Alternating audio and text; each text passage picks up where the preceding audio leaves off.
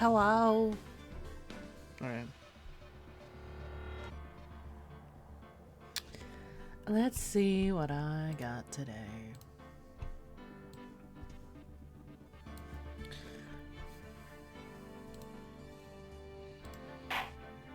Investigation! That's where we are. That's where we left off. Investigation.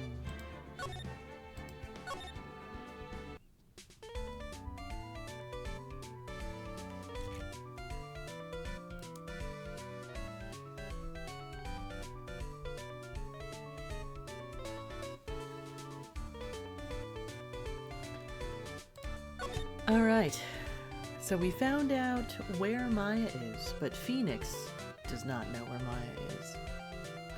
Hi, Carl. You're watching someone start the witness right now? She's on the first level and is trying her best. Oh boy. Oh boy. I don't know if I'll get to it before my trip, but... oh boy.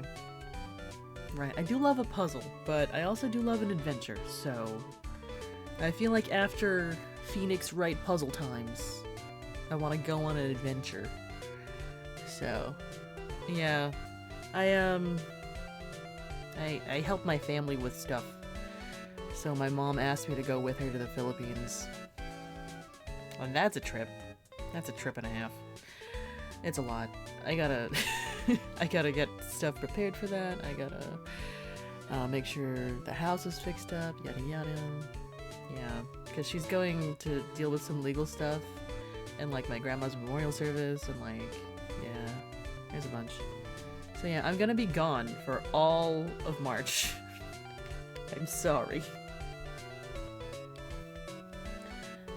I did tell her that I didn't want to go, but then she asked me specifically, earnestly, to go with her, to help her with stuff, and I was like, okay. Okay. I do. I mean, I was able to finesse a trip to Japan while I'm there, so... doing what I can with what I got, right? Yeah, I'll only be going for a couple days in Japan, but... adventures. As far as games, though, after this I would like to go on an adventure? I don't know yet. We'll see. Hi, Wolf. Hello. How are you? I just started up. We're in the middle of, investigations. Right. We found out where Maya is, from being kidnapped. We know what happened and who the murderer is. Could do a puzzle and an adventure with Mist? I don't know about that. Do I want you to make a costume for me? I mean, do you want to make a costume for me? I don't know. I mean, if that's what your heart tells you, I mean, knock yourself out. You want the space outfit? No, I don't want an old bag outfit. It is not very complicated, I can see, but like this is not a very complex composition for sure. No, I'm good. No, thanks. I wouldn't use it, to be honest. I would not be using the old bag space security outfit. I would not. Alright, let's ask Old Bag what she remembers from the night of the murder.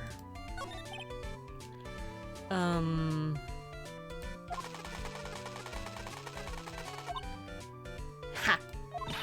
You're a million light years too early to be asking me questions, whippersnapper. Looks like the only way I'm gonna get any investigating done is to first do something about this kooky alien.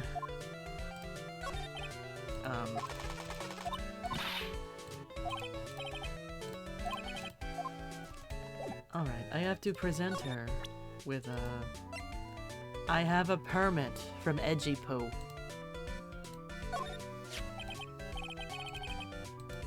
Maybe if I show her this letter I got from Edgeworth. Miss Oldbag, if you would look at... What? You want me to look at this worthless piece of... Oh, the music. Ajipo. Is that her perfume? Pheromone d'amour I smell? Why do you know the name of it? Wait. Phoenix, why do you know things? Where did you learn these things? Let's see here. Would you please allow this unsophisticated young person to conduct his investigation? Yours truly, Miles Edgeworth. Yours truly? That man's good at flattery. Fine, but only because Edgypoo said so, you understand? Letter of introduction given to Miss Oldbag. I just thought of something I have to do. Remember, no messing around. You do anything bad and I won't let you off the hook. It looks like she has strong feelings for Mr. Edgeworth. Girl. So does Phoenix. That may be, but you know nothing's going to come of it. That's so mean, Mr. Nick. Feelings are meant to be told and shared. Ow. Every time we talk about love, I always end up with a handprint on my face somehow. Hi, Fox. Hello. Thanks for head pats. So anyway, let's continue our investigation. Okay. Ma'am. What? What now? One little thing before I forget. Can't go into On Guard's room today. Why? The police's main investigation team is going to be in there all day, you hear? I wonder if they're the team in charge of investigating the killer. So don't go in there. Set one foot in there and you'll face the wrath of Wendy Oldbag.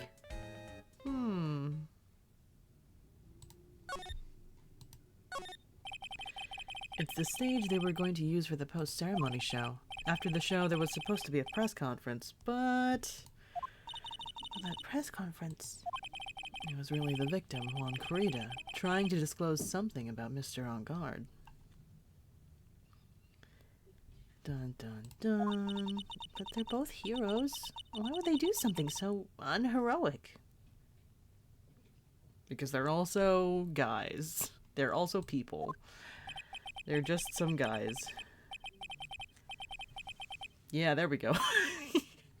They may look like heroes on the outside, but on the inside, they're only human.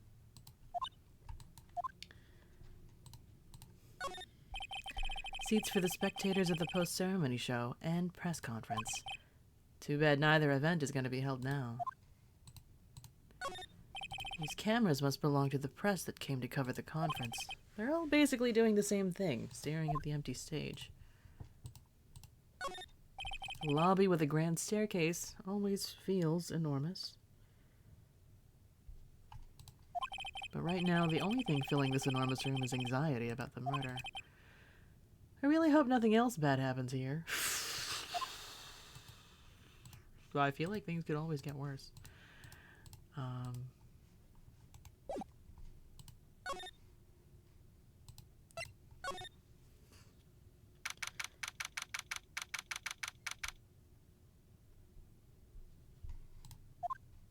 Looks like we're the only ones here. And yet, the hotel seems so busy somehow. Probably because the police team is scouring for clues about the killer.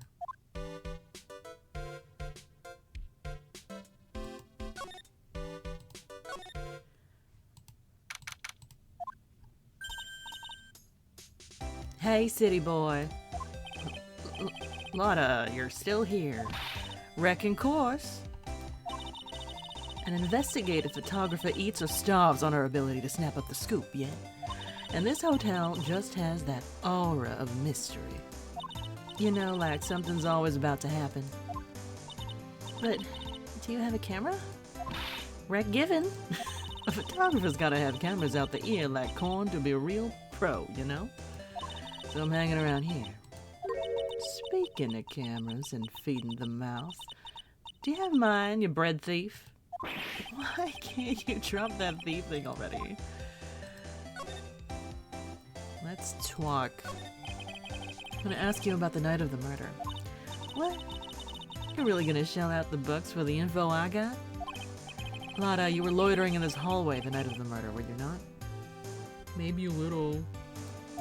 Well, kinda, but... Brace yourself, Phoenix. Here it comes. I didn't exactly hang around here the entire time, you know? Followed a few stars around. Got a few autographs. Shook a few hands. Had a soda pop with a few of them, too. Looks like she wasn't here the entire time that night. The security lady also wasn't in this hallway the whole time, either. I guess that means there's no one who can tell us who came and went that night. So, about the note that was inside your camera case. Oh, that ditty I wrote? Yeah, can I believe what you've written? You mean the stuff about On Guard shoving his manager lady into Aunt Corita? Yeah. Ah, well, I reckon you best not be believing that. What? Look, I sort of wrote that on a whim, you know, writing whatever came to mind. Whatever came to mind? Yeah. When you get down to it, it's just a lot of random bull-dooders. Hey, what's with you? Why are you staring at me like my grandpa used to? Hey, why do you look like you suddenly got older too? Or am I just shrinking here? My baby. My $1,600 baby. What's with that red-coated prosecutor anyhow? That guy told me it was evidence and refused to give it back to me. Well, that's kind of how it is. Hey, you're that redcoat's friend, ain't you? So put in a few good words for me and get me back my camera. You want me to do what? Listen, nag the guy real good for about 5 hours, and I guarantee he'll give it back. Why don't you do your own dirty work? Well, I reckon it's time for me to get going. A tabloid photographer without a camera is just a tabloid, huh? Yeah, I guess so. Keep yourself together out there, you hear? I'm coming to see you in court tomorrow. Okay, I'll see you then. And you too there, little one. Keep up the good work, okay? Okay. Don't be picky about your food now. Okay, and make sure you do all your homework, you hear? Okay. And if you happen to find yourself a camera, make sure you bring it to me, right? Would you please just leave already? I'm so bad at that.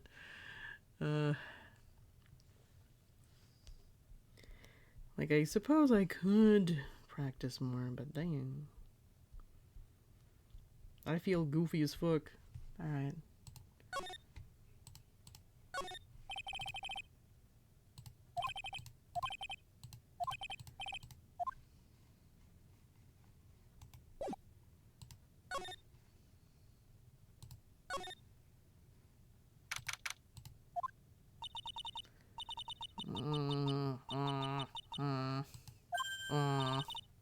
Mr. Nick, what is that otherworldly ghastly moaning?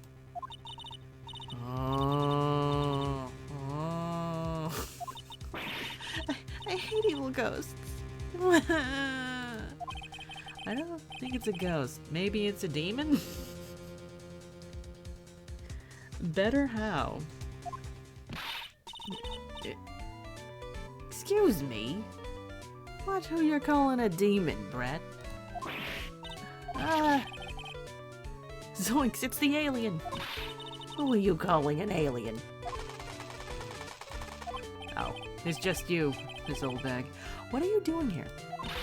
What is wrong with youngins today? I came down here to pay my respects to my poor Juan, and you're disturbing me. What are you doing? Please talk to me about the night of the murder. Just one more time. I talked about it plenty at the trial. I was fooled, tricked, deceived by that fraud of a photographer and her note. She was loitering around here with that imbecilic look on her face. With that imbecilic look on her face. Okay, got it. Now hold on a second there, you little pipsqueak. If you're gonna take notes, at least make me sound better than that. Oh, alright. Now I've seen everything. But you know, I was working that night too, doing my job, minding my own business. So it's not like I had time to waste standing around here the whole night. I was wondering if you could tell me a bit more about Mr. Corrida. He was the most popular star, you know, especially where it counts, in my book. But I heard that he was lagging behind in the polls against Mr. Engard. Well, that's just the recent thing. Bad luck and all that, you know. But he was going to become an even bigger star than he used to be. Look, just look at this mountain of presents. It's a show of the mountain of feelings all his fans had for him. Yeah, the mountain is pretty big. It's certainly nothing to shake a stick at. Mr. Nick? What is it, Pearls? The presents. They're all bears, right?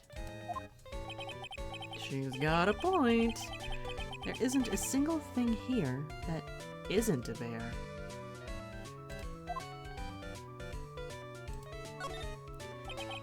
All of Mr. Corrida's presents from his fans seem to be bears? Ah, that's because you can't think of Juan without thinking about bears. Bears? Why bears? You don't know? When my dear Juan was training, he fought bare-handed with a bear. He refused to give in and let the bear win, but after the fight, they became friends. Wow. What a heartwarming story. Look, it's just like in those young people's dramas. I can see those two tuckered out, down by a river going, you sure can fight. You too, bub, you too. Did all that really happen? It's in his biography, bub. What a load of crock. So ever since then, fans have been giving him bears as presents. Yeah, nice. Bears. I'm Uncle Bear, and I say it's barely 8 o'clock. What is that infernal racket? It's one of the presents going off. Sounds like it's already 8 p.m. Way past your bedtime. Ugh. That startled me. I thought I was gonna die for a second. 8 p.m. That's the time when the awards ceremony ended that night, remember? Time sure flies. Hard to believe it's been 2 days since the ceremony. The transceiver. Hello? Hello? This is not a phone. Maya, how is Maya? You haven't heard her, have you? It seems you were not able to fulfill your end of the bargain, Mr. Attorney. I have heard the news, so it would seem my present did you no good. No! Mystic Maya! Mystic Maya! One more day, please. All I ask is for one more day. I'll get a not guilty verdict for sure this time, please. I suppose if I must. I need that acquittal more than anything else, after all. Please, please let Maya say something. I want to hear she's all right. All right, then. A little. What is with the static all of a sudden? Hello? Hello? It seems bad. Connect. Damn it. Did the transceiver just suddenly break? Excuse me. What happened? I don't know. All of a sudden it became nothing but static.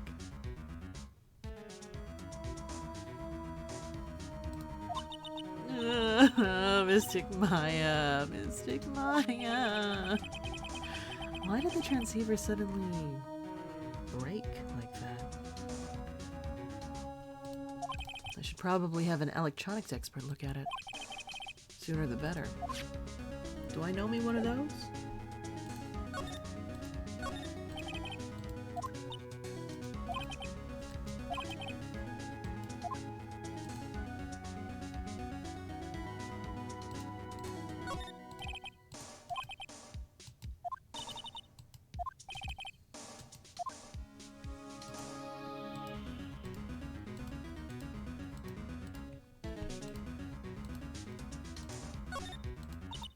So that's a bed. Yep.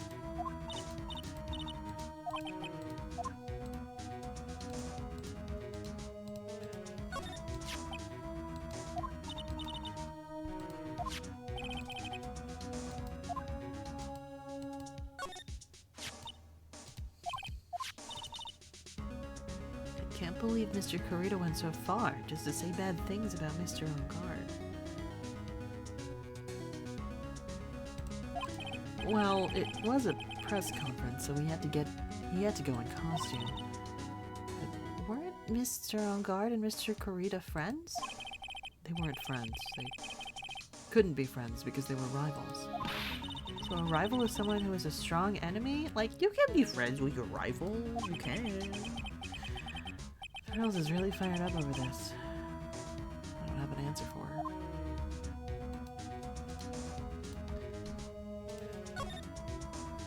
This bear that tells time. Wow, there are a lot of bears. Alarm clock ones, collector's editions, stuffed teddies, plastic models. It's pretty overwhelming. There are kind of bear he doesn't have. There's even a few in the trash can. Yeah. I get the feeling maybe the guy didn't really like bears. Poor teddies. It's hard to bear with all these problems. I don't think I want to bear with the trauma the last case caused me. What's wrong, Mr. Nick? No. It's a lot of bears.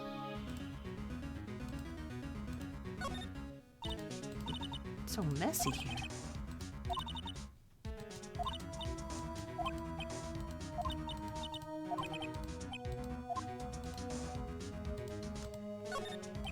Suitcase. So many things in it that I bet it barely closes.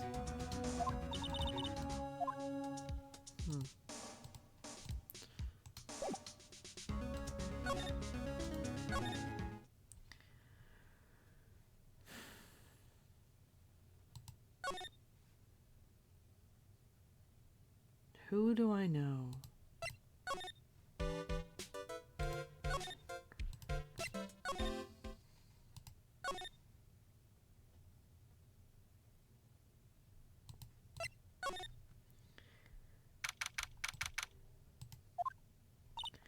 Wow, everybody looks really busy with something or another. They're probably strengthening the evidence for tomorrow's trial. Hey, hurry up with that, will you? Pass the victims list around. You gotta be kidding. There's over 100 people on here. Mr. Nick? Is Mr. On Guard really that big and bad of a criminal? Actually, Pearls, never mind. It sounds like they're working on a different case.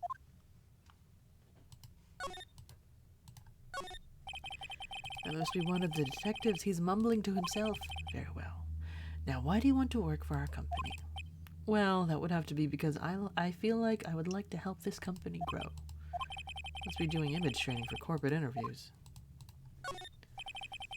The chief of the detectives here. He's glued to his computer screen. What? Prosecutor Von Karma was shot in front of the courthouse? Who did it? Who shot her? I have a sneaking suspicion that even Gumshoe could do this guy's job.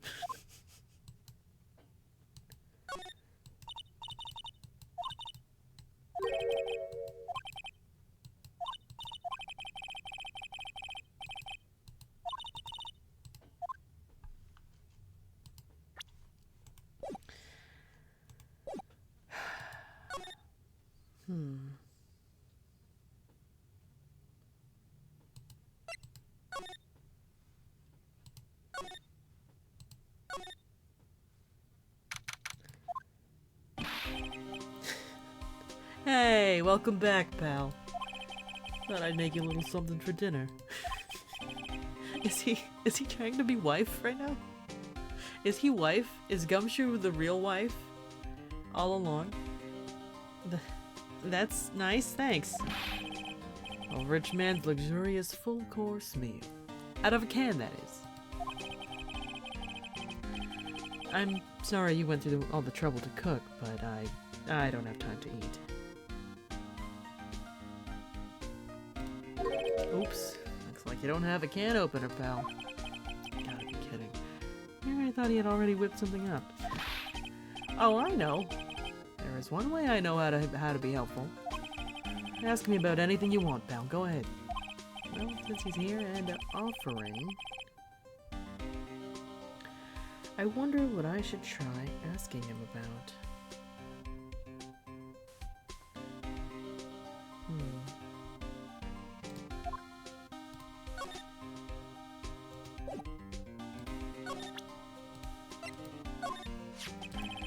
The transceiver? Oh, Mr. Nick. You should ask Mr. Scruffy Detective about that thing. What thing? Oh yeah, this thing just up and broke all of a sudden. It broke, pal? When I was talking to the kidnapper, it just suddenly broke into static. Dun dun dun. Look, it sounded like this.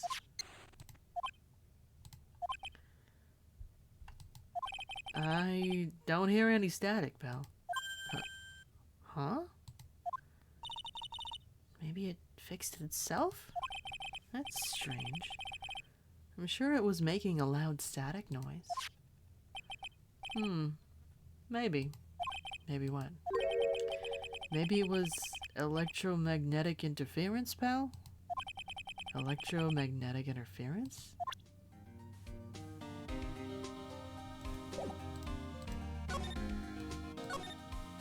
So what is electromagnetic interference? It's something that happens when a radio wave gets mixed up with another signal, pal. Oh, when you put it that way, I don't understand what you're talking about. Like, for example, when a cell phone goes off next to a computer screen, the stuff on the screen gets kind of fuzzy and starts acting funny, right? Huh? Computer?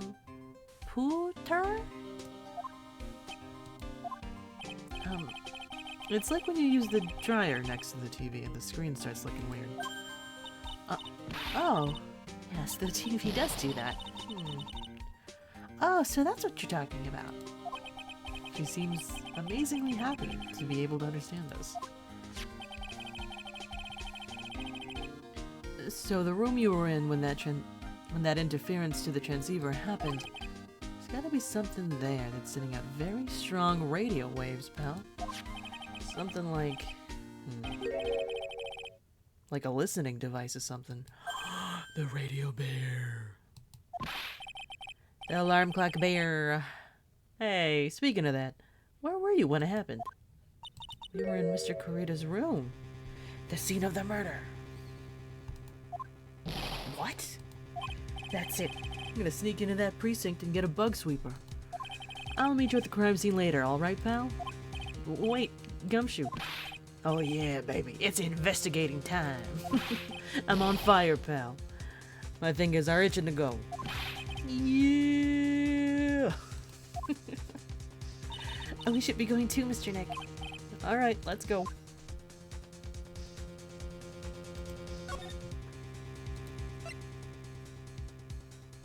Oh, the clinic.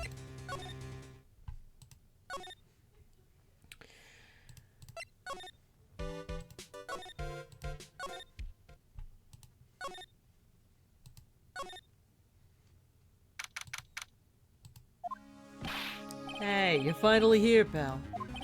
Sorry to keep you waiting. Do you have the, bug sweeper?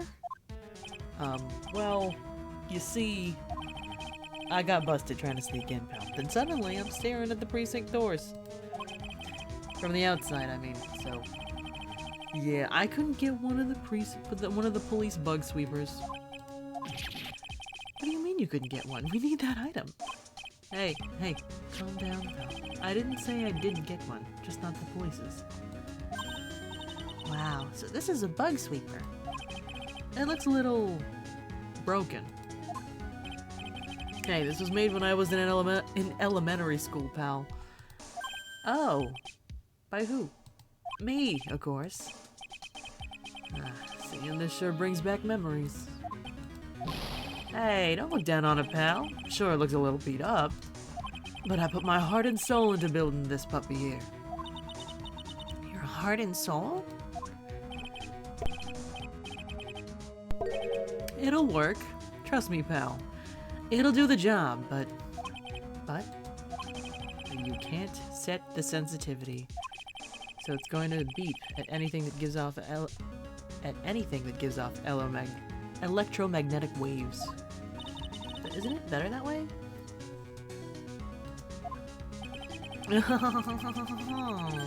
Well, anyway, since I brought it all this way, might as well give it a whirl, right, pal?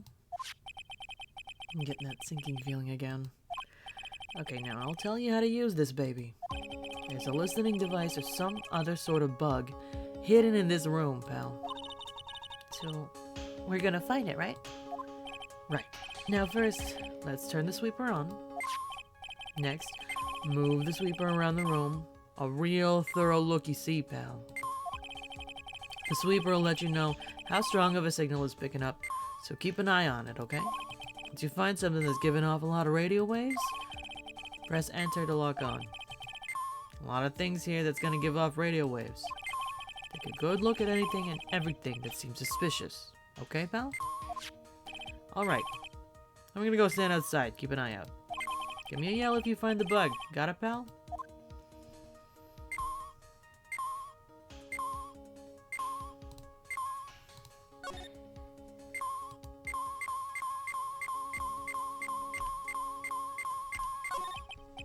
Well, certainly looks like an alarm clock. What's wrong?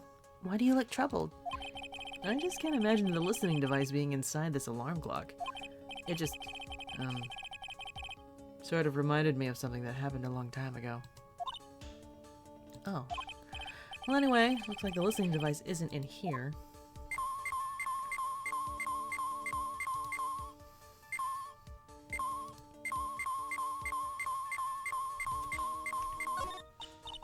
Oh, the water in this hot water pot has run out. I'll go get more water for it. Okay, sounds good. Looks like she's forgotten all about looking for the listening device.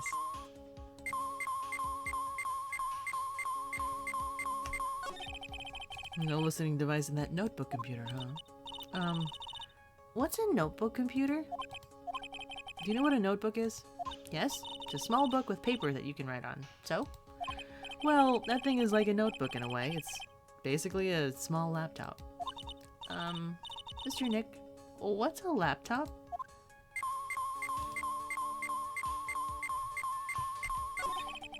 And here we have a dryer. Nothing unusual here, I think.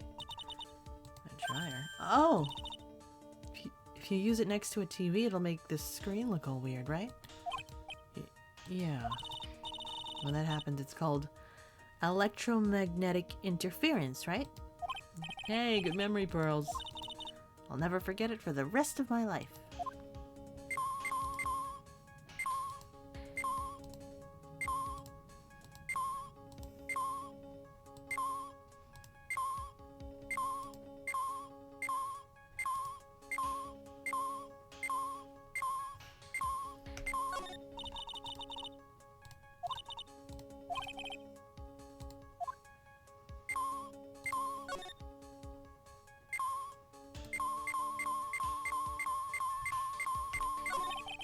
A cell phone. Nope, no bugs in here. A cell phone? What? Don't tell me you don't know what a cell phone is. I'm sorry. I've never seen one before. Now that she mentions it, my cell phone couldn't get any reception while I was staying in Karain Village. And Pearls has never lived outside of that village, so... Well, I guess I can't say it's impossible to live without one.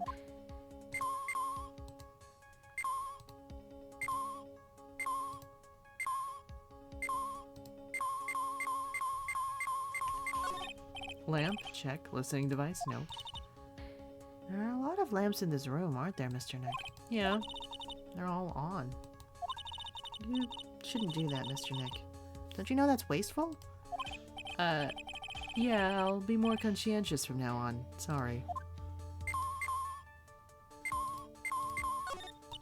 The radio is on and playing something. Oh, it's Kids Question Corner. Professor, why is the Earth round? Yes. Why is it, Mr. Nick? Why don't you listen to the radio program a little more, Pearls? Robot dog? Robot bear. Ah, what a lovely bear. Ah, this must be one of those fancy bear-shaped toy robots. It's a robot? It's a real robot? Yeah, it's a real one. Mr. Nick. Yes? How many horsepowers is it? How many horsies? Horsies? Well, look, it's a bear, so, well,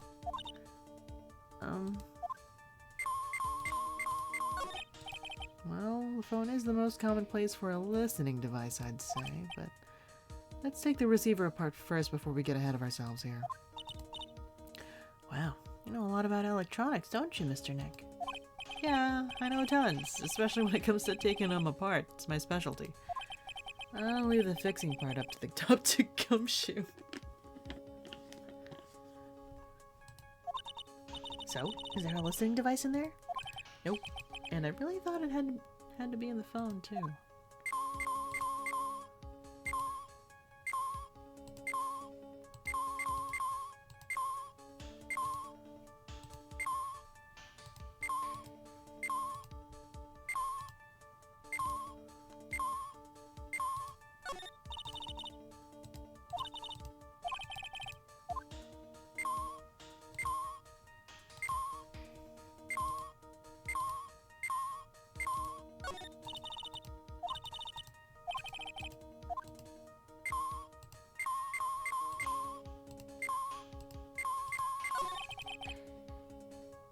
I don't think it's in the TV of all places. Looks like the TV was left on.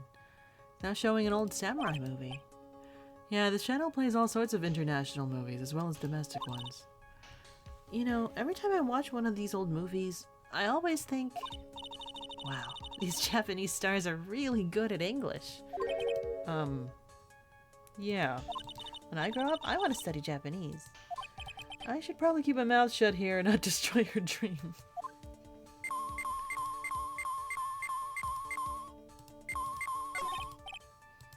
Not in the AC. Yeah, this air filter's covered in dust and dirt. Yeah. Come on, Mr. Nick, let's wash it. I wonder if being a neat freak makes even the tiniest dust bunny look colossal. What? Nothing.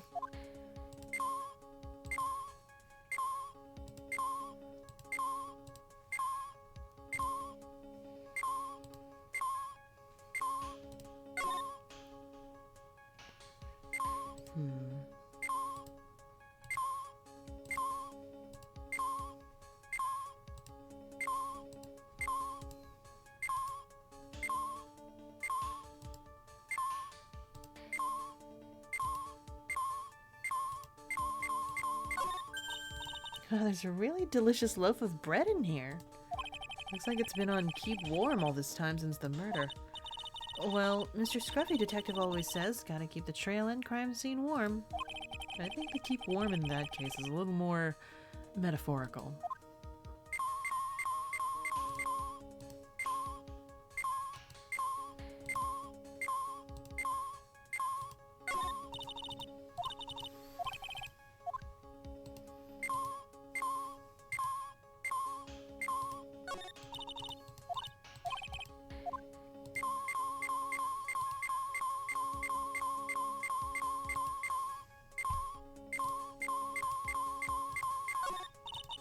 What's this? It sort of looks like a hot water pot, but... Oh, well, it's kind of like a hot water pot, I guess. But instead of hot water, coffee comes out. Really? This pot can do that? Is there a pot that orange juice comes out of? I don't think there's anything like that, Pearls. Sorry.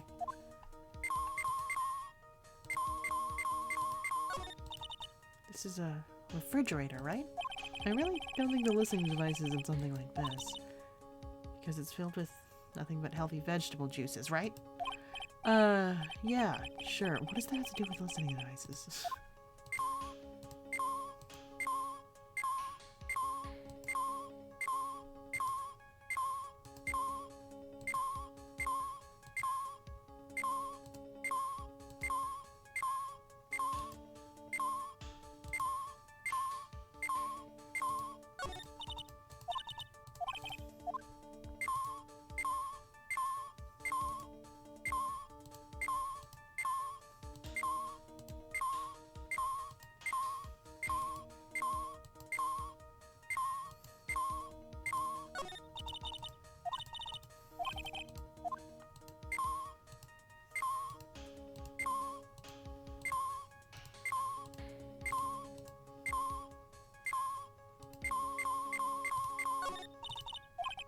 It's a small video camera.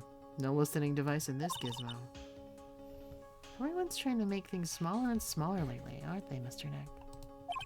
That's what it seems like. But I want to grow bigger and bigger. Well, eating only vegetables isn't going to help you there. You have to eat meat too.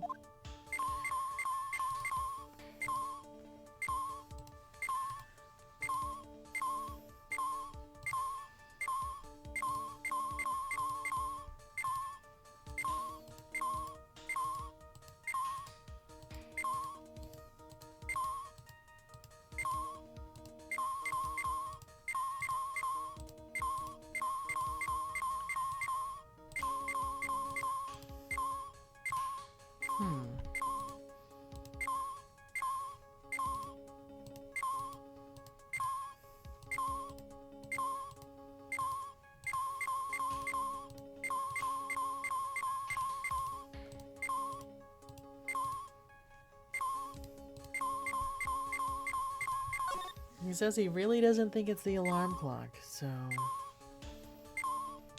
Not the radio, not the robot, not the phone, not the TV or the AC, not the lamp. Different lamp?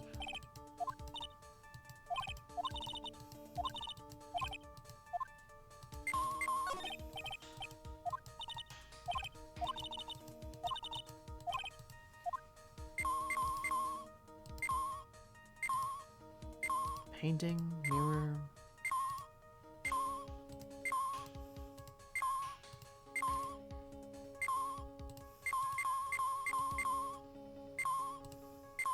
I did check the cell phone.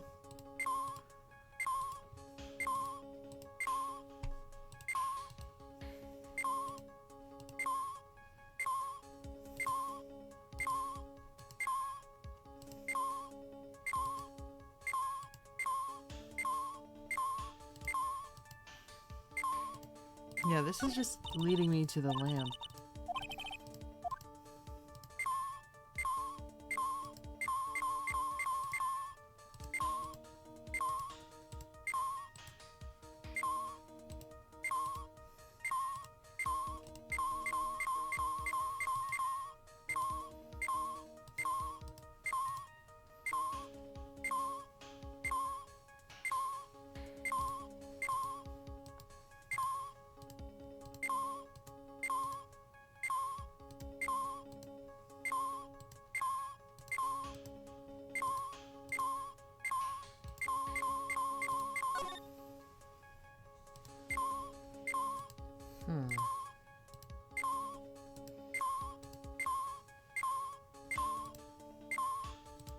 This is suspicious.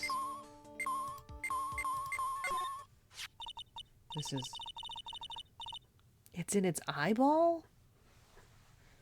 This is just a giant stuffed teddy bear, right? It's the biggest one I've ever seen. Hey, so did you guys find it yet? The listening device, I mean? No, not yet, but this bear's eye is... Let's see. A perfectly normal stuffed bear with some really strong radio waves. Sounds like you found the device to meet, pal. Let's dig this big fella's eye out and see what we got. No, you can't. It's such a violent act. Oof. No! Mm-hmm. It's your miniature camera. Looks like there's more. There's a transmitter and a timer. A what mitter? A transmitter, pal. Oh, is this more of that high-tech stuff?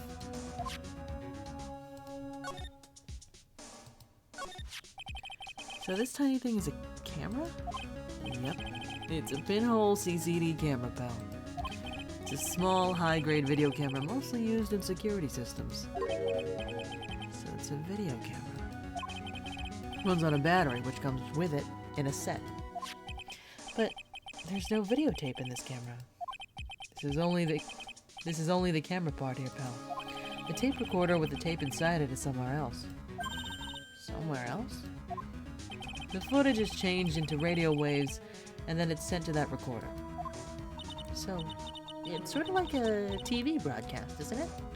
Hey, you know, you're right.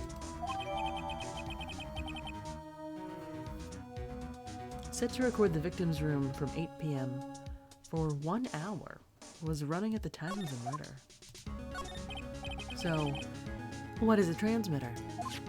It's a device that sends the footage the camera took to a specific destination. Like a video version of a listening device, pal. It looks like it's attached to a small clock-like thing. Oh, that's a timer, pal. You can set it to turn the camera on and record at a certain time with it. You can set it for a certain time? Yep. Let's see. This looks like it was set to start at 8 p.m. and go for 1 hour. 8 p.m. That was the time the award ceremony ended. There's no date set, so it's been recording every night, I'd guess. Mr. Detective, how long has this bear been here? I'm pretty sure it's been here since the night of the murder. Then maybe... Maybe this camera caught the murder on tape. What? And if you think about the angle the bear is at, it's bound to have a clear shot of the whole crime, pal. So there was a camera in this bear's eye. And it was disguised as a present. I'm sure it was here on the night of the murder, pal. It's pretty big, so it stands out pretty well in my mind. But who gave Mr. Kurita this present? I don't know, pal. But this means that someone out there has got a video of what happened here that night. Isn't there any way we can find out who that person is? It's impossible, pal. Radio waves can be sent almost anywhere, so there's no real way to find out. Oh. Is there really no way to find out?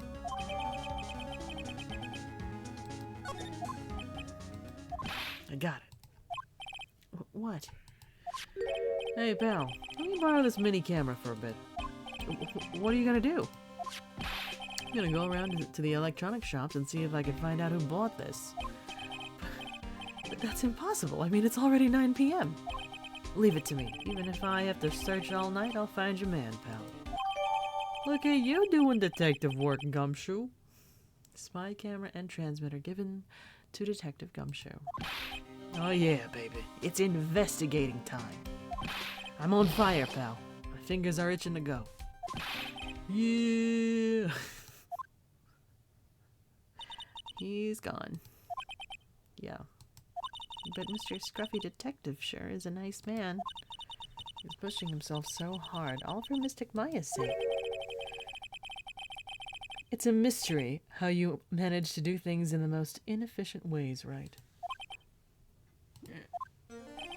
You'll have to excuse me.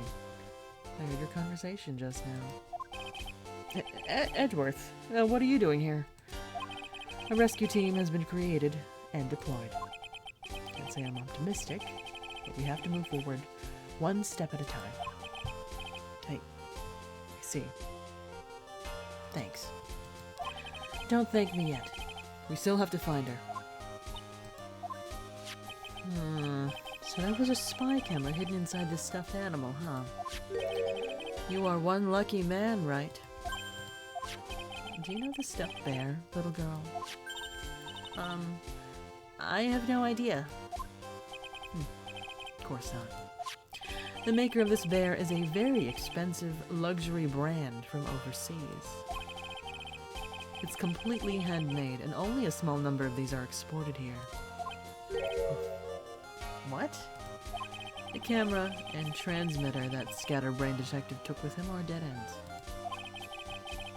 Things like those can be bought anywhere. However, this bear is different. Oh. By tracking how it got into this country, this bear can tell us who the buyer is. Can you really do that? Mr. Nick, can he really? Womp. Well, I guess so. It's 9 p.m. I think I can still make it in time. I'll be taking this for now. I'm sure you have other things you have to do. Stuffed bear snatched up by Edgeworth. I'm just like imagining him carrying it out of the room. See you soon, Wright. Wait! What? Why are you doing this? I have no interest in explaining myself to someone who cannot comprehend. But besides that, Wright, until court reconvenes tomorrow, you should concern yourself with this question. Who was the person that murdered Juan Corrida? The real killer. Do you really still think it was Adrian Andrews? To be honest, I don't know anymore. You still have a little time left. Find the truth, Wright. Everything begins with the truth. Juan Corrida's real killer, Miss Andrews' past. The kidnapper whose sole condition is an acquittal for Mr. Ongard. And this card, Shelley the Killer.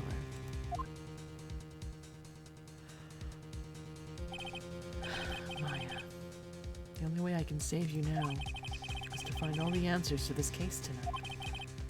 I don't understand what your real intentions are, Edgeworth. But as you said, all I can do for now is find the truth. Bum, bum, bum. I think the killer is the guy named the Killer. I think it's that guy that'd be killing people.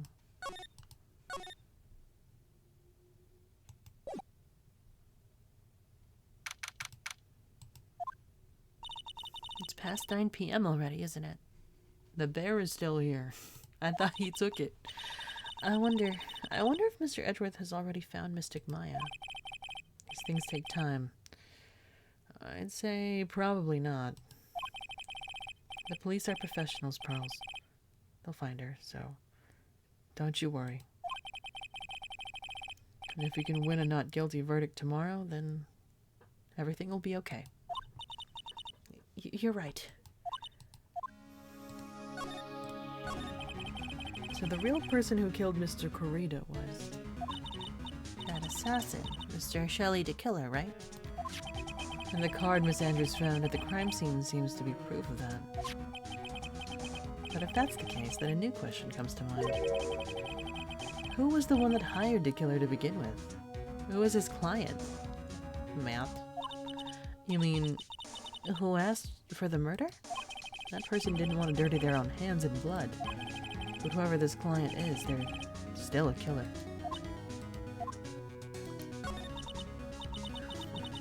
Who could have hired the assassin? Do you think it was Miss Andrews? I wonder. But if she was the client, then why go through the effort to stab the knife into the corpse herself? Or set up the press conference, or do any of those steps? But if Miss Andrews wasn't the client, then... No, it can't be Matt Ongard himself. If Mr. On Guard really did hire the assassin, then he is not innocent at all. Far from it. He would be guilty of the crime. But it can't be Mr. On Guard, right? I mean, when we first talked with him. Mr. On Guard, I'd like to ask you one more question. Did you kill Mr. Juan Corrida? Alright, just so we're clear, dude. I didn't kill anyone. That includes Juan Corrida, okay? I didn't see any psyche locks at that time. Actually, that reminds me. Did you remember something, Mr. Nick? Yeah, something Miss Andrews said at the trial today. She said something interesting. So what is this interesting thing? Oh, that's right. You didn't hear it, did you, Pearls? Juan had bet everything on the Jammin' Ninja this year. And if he lost the Grand Prix, he was going to make sure Matt was going down with him. That's what he thought, anyway. It looked like somehow Juan had in his hands a secret so powerful that it would destroy Matt's acting career had it been revealed. I would like to know what the secret is. Mr. On Guard's secret? What is the secret? I don't know yet. But for now, let's think about it this way. Mr. Corrida was going to reveal this secret. That means Mr. On Guard had plenty of motive to have Mr. Corrida silenced. Which means we have to meet with Mr. On Guard. No way around it now.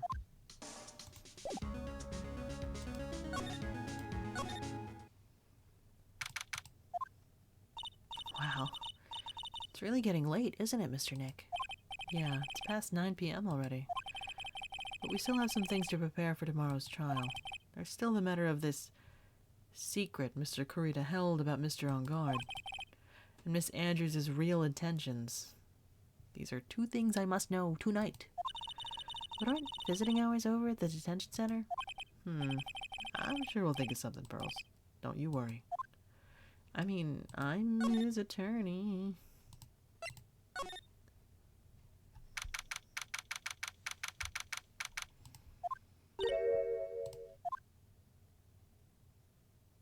Hey, wait. What is it, whippersnapper? All I know is nothing that has anything to do with you was ever good. Just like now, I was handed this strange device for who knows what reason. I was told to use it to search the whole hotel. That's the bug sweeper, isn't it? The one Gumshoe made? I don't know, and frankly, I don't care. But the request came from Edgy Poo, so...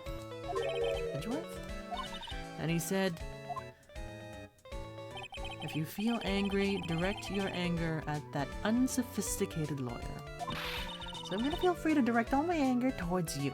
Ugh. Gee, thanks a bundle, Edgeworth. What a pal you are.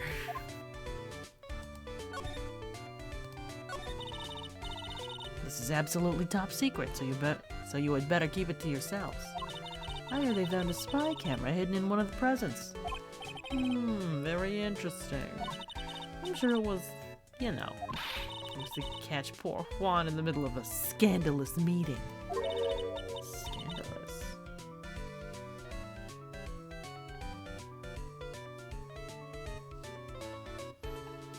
What's that? It means, well, you know, that gossip that's been going around about my dear Juan. Oh, you mean the thing about Miss Andrews? I'm sure she must have had some reason for getting close to Mr. Corrida. I'll let you in on another secret, young'un. I know who planted that spy camera. It was that obnoxious, puffy-haired photographer girl. The nerve of some people. Spying on people by herself, as if I wouldn't want to see it for myself, too. Wow. The alien actually admitted her true intentions for a change. I don't know what you're thinking exactly, but I can bet that it's nothing good. But I didn't say anything.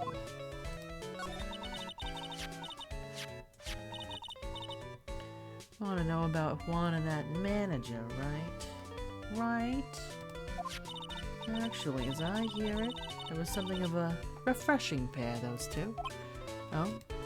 I tell you, Juan really welcomed that manager with open arms, I heard. That manager? Who are you talking about?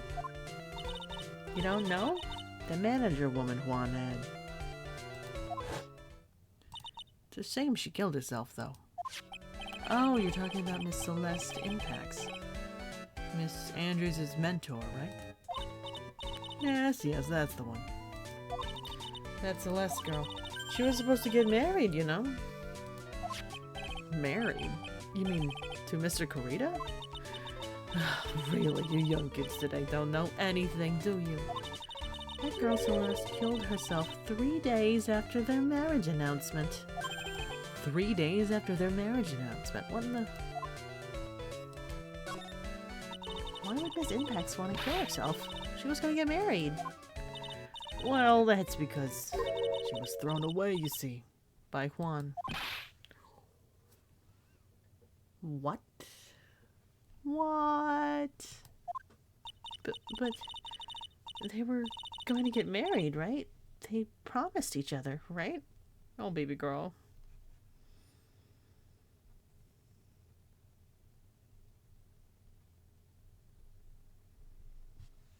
Oh, why is my dad messaging me?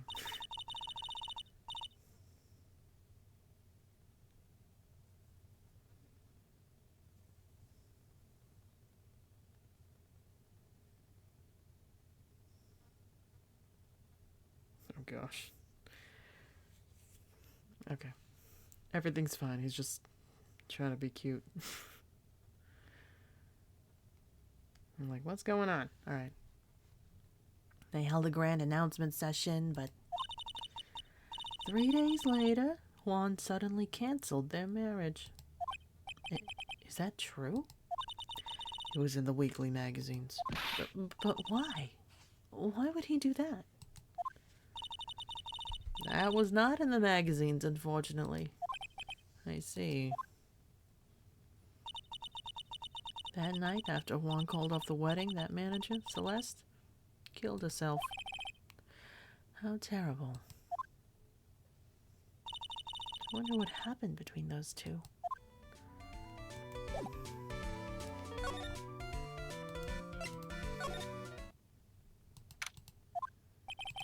On that night, there must have been at least a few hundred people here. Guess the police are done with their questioning and investigating. Like things here in the lobby have finally calmed down.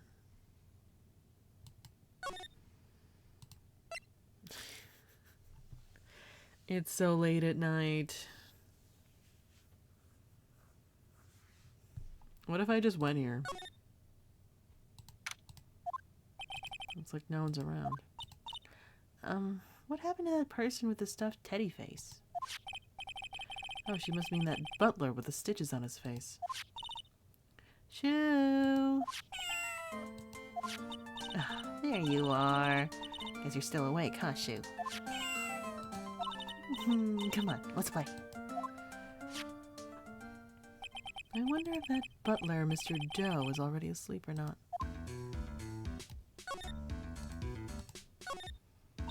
There's a small door at the bottom of this bigger door, Mr. Nick. I bet it's for Mr. On Guard's cat to use. Oh, you mean Shoo? The door. It's locked tight. Oh, I guess that's to keep nosy people like me from entering it.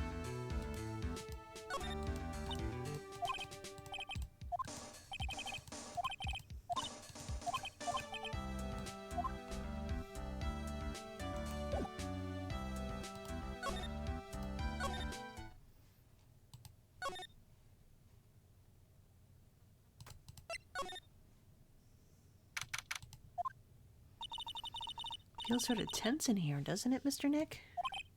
Yeah, it does. I wonder if something happened. You're Mr. On Guard's lawyer, right? Yes, sir. Well, we finally found just the person we've been looking for. A real decisive witness. Decisive witness? You mean for the On Guard case? We're taking the witness's statement right now. Gotta hand it to Mr. Edgeworth. What's Edgeworth up to now? Who's the witness? I think you know this person quite well, Mr. Lawyer. Mr. Nick? Between the kidnapper's demand and now this, I can't see any way to win here. Oh, yeah. Mr. Edgeworth wanted me to tell you something. He did? Even though visiting hours are long over at the detention center, he wanted me to grant you special permission, so there you go. What? I already called them, so they know. Go on. Go talk to your heart's content. Thank you very much. This is such good news, Mr. Nick. Go talk to your heart's content. Sounds like the police are pretty sure they have tomorrow's trial in the bag.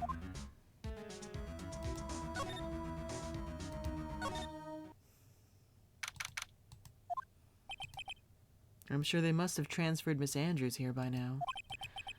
So that means that both Mr. Ungard and Miss Andrews are in this detention center. Now then, whose story do I want to hear?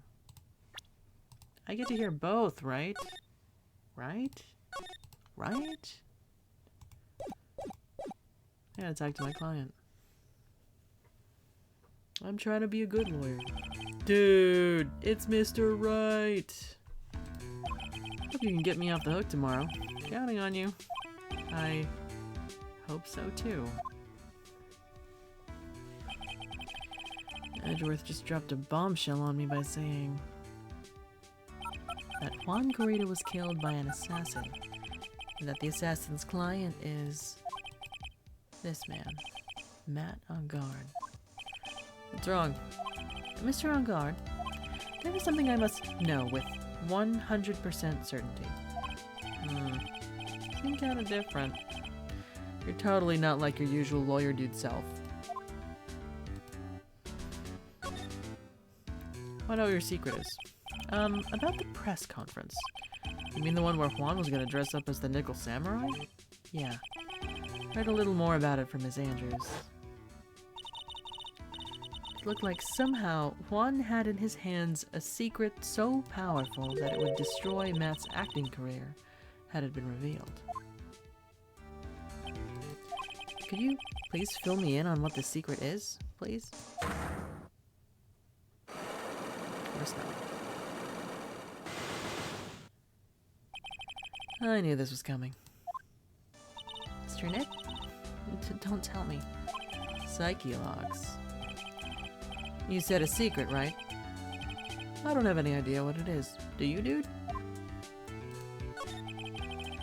Do you know about Mr. Corrida and Miss Andrews' relationship?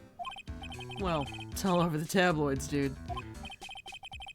But I don't know any of the details, if that's what you mean.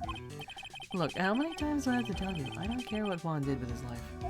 Miss Andrews, she had a purpose in mind when she started seeing Mr. Corrida. Her mentor was Mr. Corrida's manager, and Miss Andrews was going to get Miss Celeste impact suicide from him. Celeste. Does that jog any memories? Dude, I suddenly just got totally hungry. Go for some pizza? My treat. Mr. Nick? What's a pizza? Is it a kind of pea, like green peas? Well, let's go eat one later, okay? Ugh, I got cut off by the pizza dude at the shop. That's too bad. Well, how about we get our minds off this topic and talk about something else, okay? Mr. On Guard. Are you connected to Miss Impact's suicide in some way?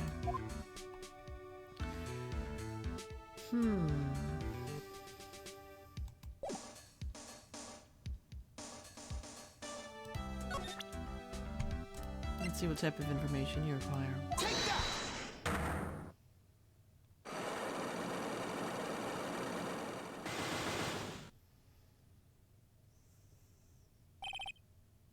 Matt's secret.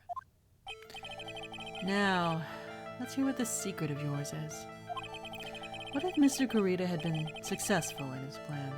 What would he have disclosed? I told you before, dude, I don't know. I don't know anything about Juan, okay? Look, Mr. Wright, I could keep on saying it until I'm blue in the face, but I I totally didn't pay Juan any attention the whole time that night. I mean, come on, I was in the middle of a nap. Don't lie to me. Huh? I know you paid close attention to Mr. Kurita, especially on that night. Girl?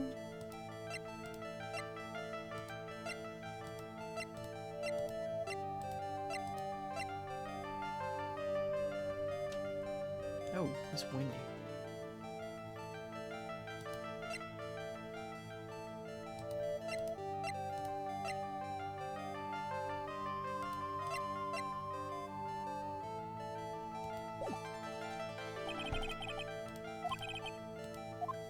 I don't have enough evidence. Fine.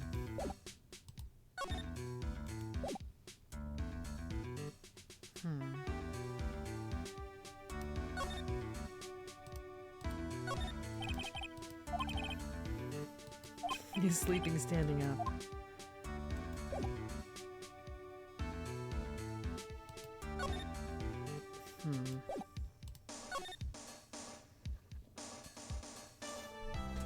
Did I fuck up?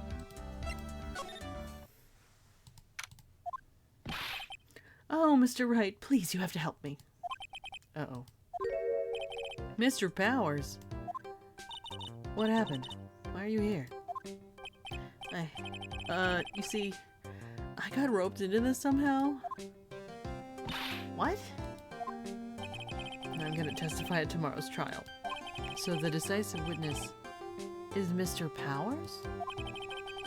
I was talking with a detective until a little while ago, and I was on my way home.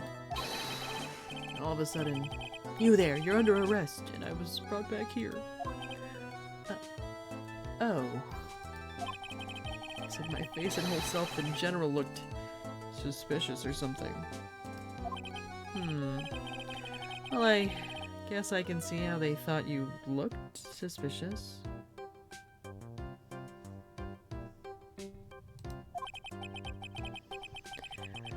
I'm just a normal guy on an exercise show for kids. Is that a crime?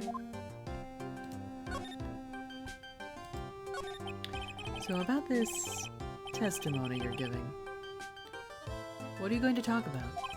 I really don't know yet. But it sounds like I saw something pretty important from what they tell me. You saw something important? What was it? Oh, well, the detective told me not to talk about it. Can't tell anyone, and especially not that lawyer, he said.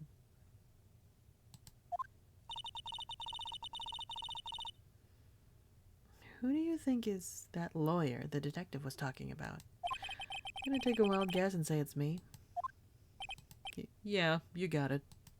Mr. Nick, Mr. Maya and myself are your only two allies in this whole world. But it's alright. Ouch. I don't really have a lot of friends, do I? This is gonna do a lot of damage to Matt, you know. Because he's got that refreshing like a spring breeze image going. But what is he really like? Well, let's see.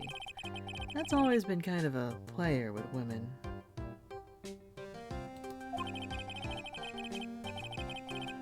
He would never really turn a pretty face anyway. He would never really turn a pretty face away, if you know what I mean. He'd always say, it's just a game to justify himself.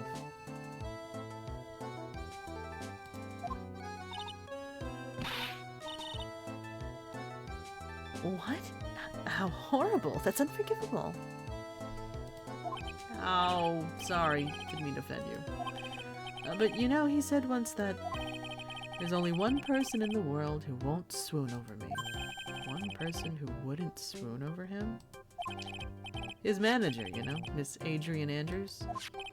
Why is Mr. Powers suddenly looking kind of energetic?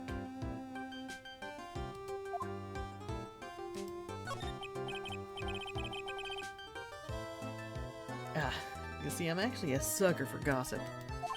I mean, celebrities in the world have this dazzling sort of image, right? A dazzling sort of image? But aren't you part of that dazzle, Mr. Powers? No, I'm more of a hairy, sweaty, smelly, brutish kind of guy, you see. And it's okay, really. hear plenty of gossip about a lot of the other stars around me as things happen. Well, that's true. Oh, hey, did you hear about this yet? About Miss Andrews' mentor and her suicide? You mean Miss Impax? I heard something about how her wedding was cancelled. Yeah, that's what I'm talking about. Thought about it a little the other day, about that mysterious death.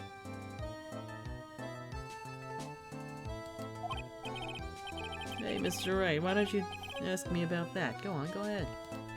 Mr. Powers is so charged up, his skin is practically glowing with electricity.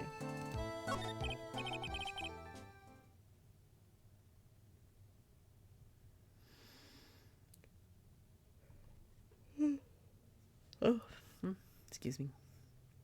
Hey, so have you heard this? Celeste left a suicide note. They say that Juan went and hid it. We heard about that in court today. There wasn't any actual proof that she had left a note. Well, this is what I think. I think that something bad was written on that note. Something bad for Juan, that is. Something bad for Mr. Kurita? Why do you figure so? Well, before she died, Celeste talked with a few of her friends. And she said, looks like I got caught up with a truly insidious man. A truly insidious man? Did she mean Mr. Kurita by that? Well, there's no one else that fits the bill, right? Would be reason enough for him to hide the suicide note. Let's see. Well, that's some good info, thank you. You're welcome. Mr. Ungard and Miss Andrews. They're both at the detention center right now. Still things I don't understand or know about, I'm sure. I have to get the two of them to tell me everything.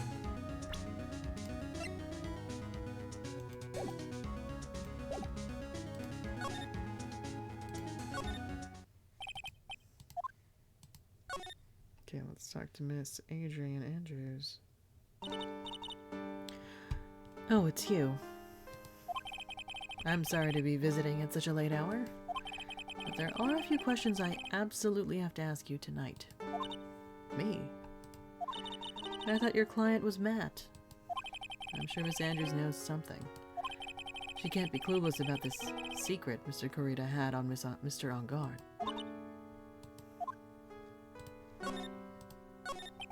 I'd like to ask you about Matt Ungard, if you don't mind. Mr. Wright. You still don't know, do you? The real him, I mean. You seem to bear a lot of resentment towards Mr. Ungard. If that's the case, then why did you become his manager? And why would you become intimate with his rival?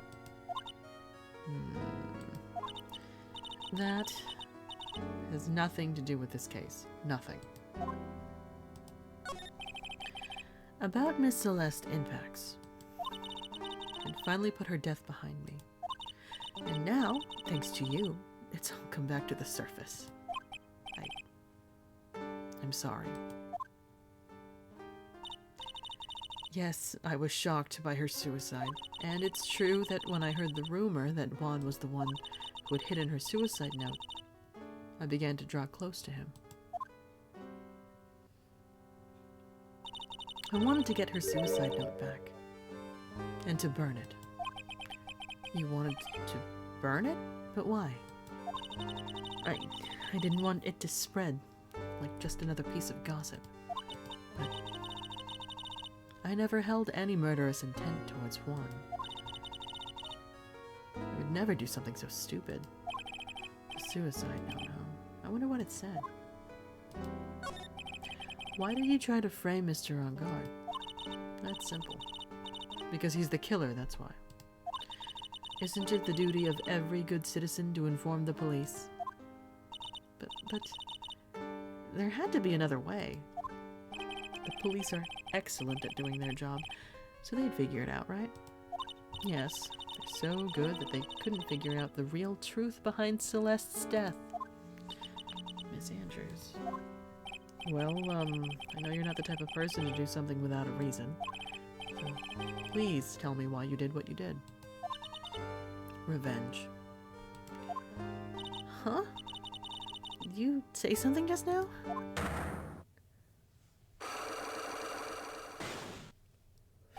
A psyche log, huh? Don't you understand yet? You're not my lawyer. To be honest, you're more like my enemy. But... Sure, I just heard Miss Andrews say, revenge.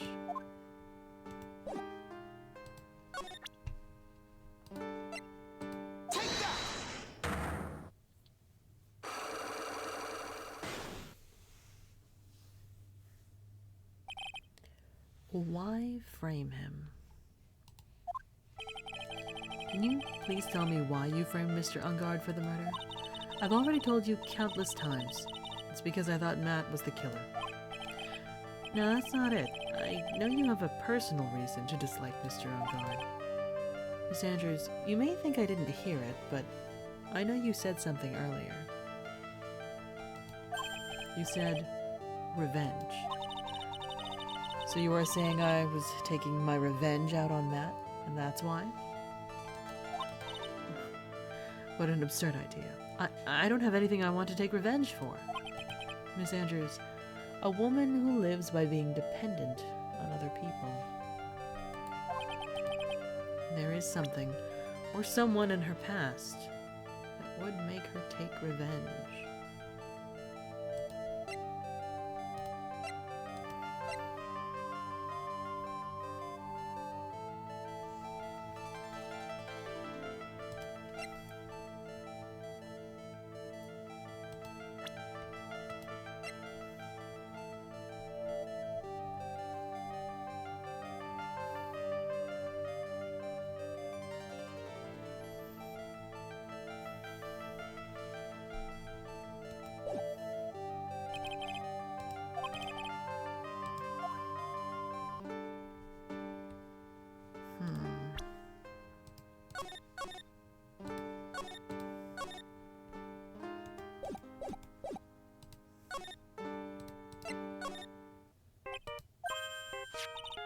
Mr. Nick, your phone. Hey, this is the Steel Samurai theme song, isn't it? I like the sound of this ringtone right now. It sounds kind of ominous. Yeah, I know. Hello? We're in trouble now, pal. Oh, I'll be back at the office really soon. What's wrong? Something really unexpected just happened. Mr. Edgeworth, Edgeworth? Anyway, hurry up and get back to the office, pal. I don't know what's going on anymore. It's no good. In the end, Hello? Oh, he got cut off. What's going on, Mr. Nick? Doctor said we need to go back to the office right away. And we should hurry back. I'm scared to go back. What are you talking about, Mr. Nick? Pull yourself together. Maybe it'll be good news. Somehow I doubt that.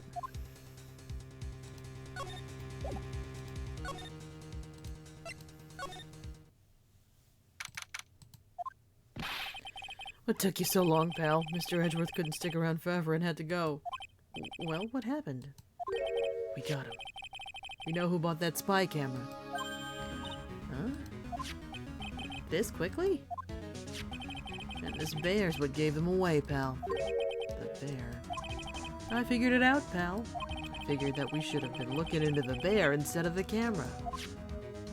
But wasn't it Mr. Edgeworth that figured... Shh, Pearls.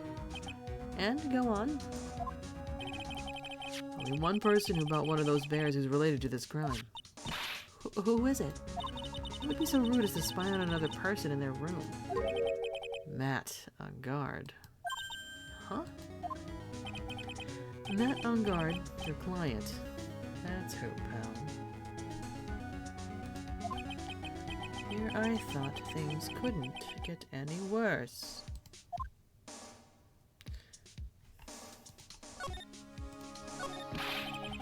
You sure you heard right? That the person who bought this bear was... I heard it from the department store clerk, pal. This is the credit card receipt for the purchase. It's for $3,800, pal. It's an exact match to the price of that stuffed bear. A receipt? That's all you have? Nah, it's not just a receipt, pal. The store clerk said so himself.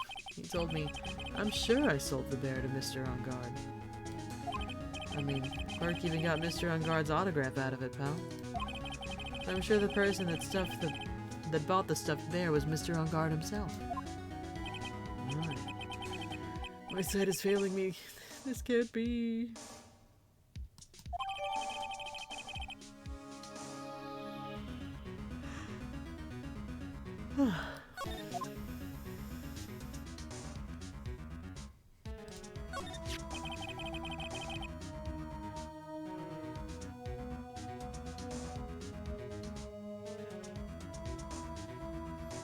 So what about the spy camera we found?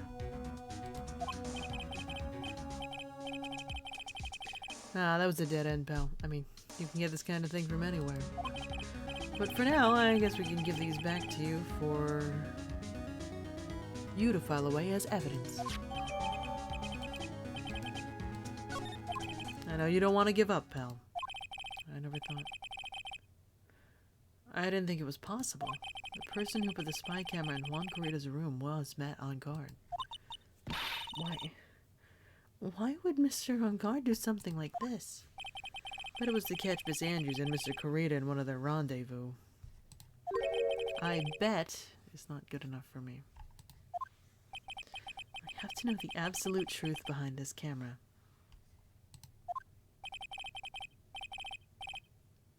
Are you gonna see him?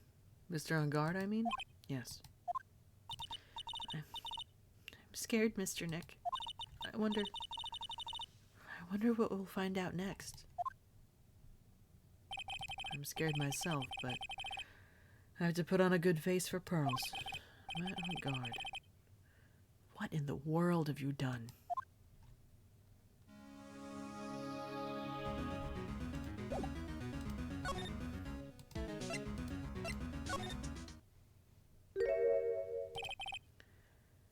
You're working really late, you know. It's already past 10 p.m., dude. I think it's time you told me the truth. Relax. Don't you know that ignorance is bliss? But if you really want to know, let's talk.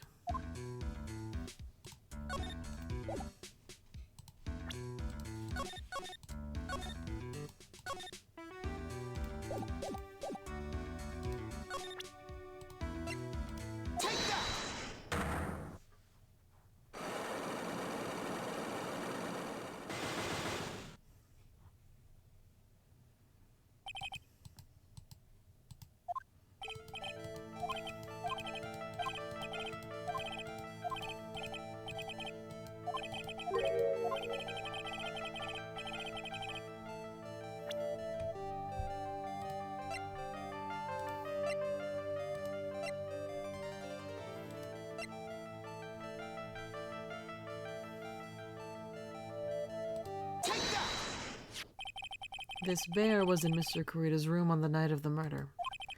A bear that was supposed to be a present from a fan. So, it's a present, dude. Actually looks kind of classy, if you know what I mean. Yes, I hear it's quite expensive. Which is why it is very odd that this gadget was found inside this bear.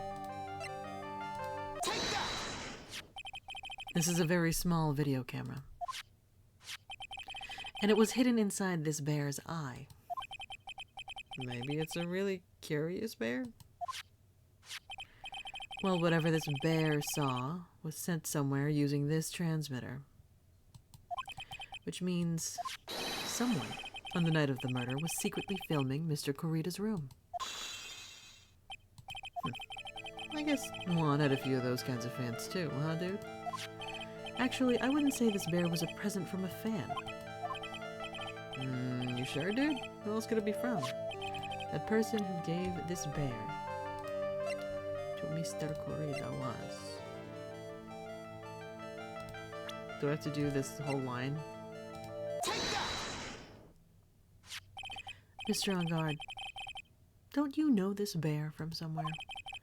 I don't think I've ever met Mr. Bear before, dude. Oh, but he says he knows you. How could you forget such a great friend? What else did the bear tell you? He says that the one who put the camera in his eye was you, Mr. On Guard. If I didn't know how you work in court, I'd think I was in some serious trouble. Come on. This is all a joke, right, dude? You're just pulling my leg? Looks like you're not ready to give up your secret yet. Well, do you have any proof you want to show me first?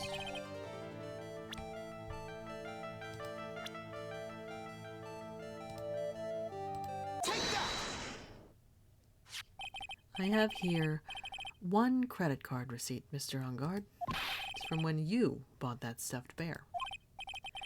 Dude, all you can tell from this is that I spent $3,800. I go to that department store all the time, okay? This $3,800, this could be the toothbrush I bought that one time. A $3,800 toothbrush. It's ivory, and it's got elephant hair for bristles. Ew, elephant hair? Is that what rich people use nowadays? Anyway, the store clerk clearly remembers you and your purchase. After all, you even gave him an autograph, did you not? Dude, you should have said that earlier. So can I ask you one thing? Yes? You're my lawyer, right, dude? So, if you are, then why are you looking into stuff like that? Because if I don't know the truth, I can't help you. Sounds more like stupid lawyer talk to me. Hey, let's stop talking about this, okay? No, not yet. Haven't asked why you set up the camera up yet. And what your secret is. Of course, it would be strictly confidential. So, what are you gonna do now? I'm going to find out what I want to know, because I must. The reason you hid this camera in Mr. Kurita's room and filmed it in secret is...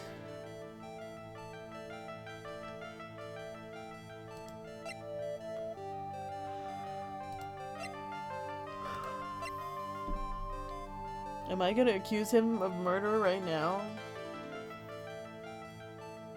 Big stretch. Meow. Hi, Day.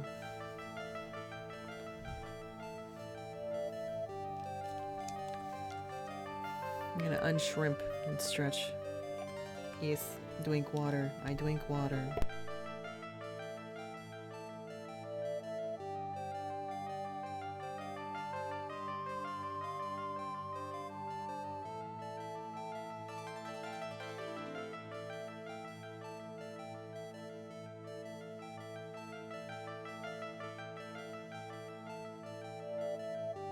Are we still in the same case of the guy who got strangled in his hotel room? Of like the rival robot ninjas? Yes. Maya is still kidnapped. Edgeworth is trying to find her.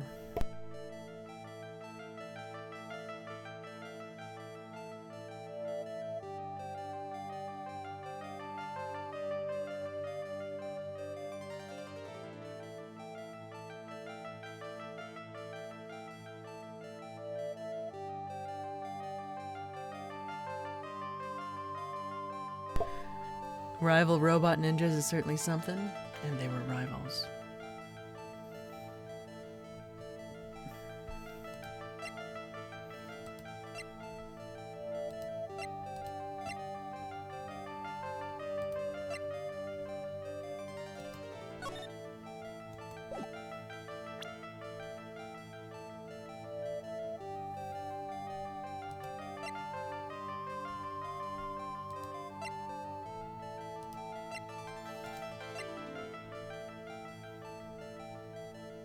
Like, do I want to accuse him of murder off the bat? Kinda do, but...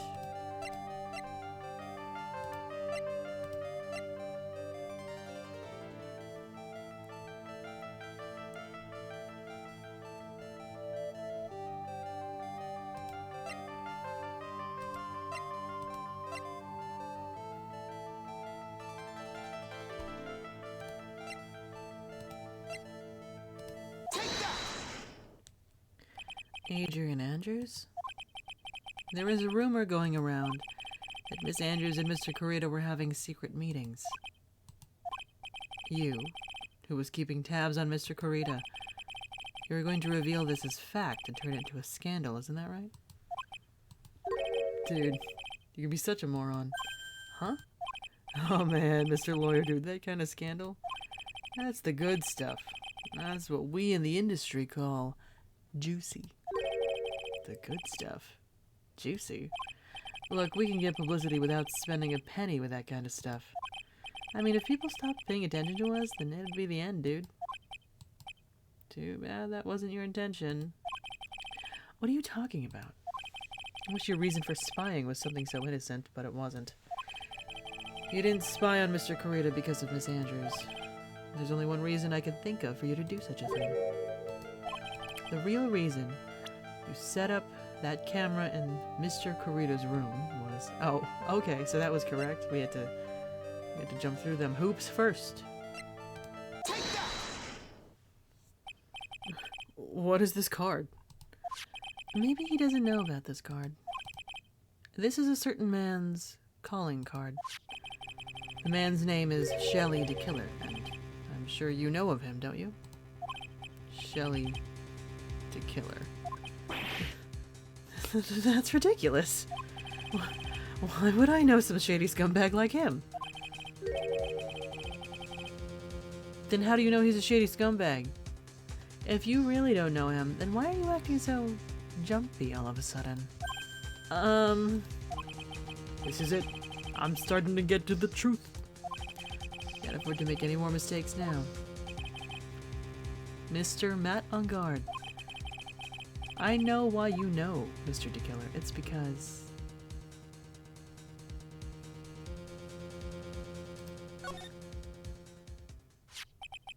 since you're the one who set up that camera, that means you knew. You knew exactly what was going to happen in that room. So, how? How would you know something like that? Because you're his client. That's why. You hired Shelly DeKiller to assassinate Mr. Juan Corrida. The real mastermind behind this whole murder is you, Matt on guard.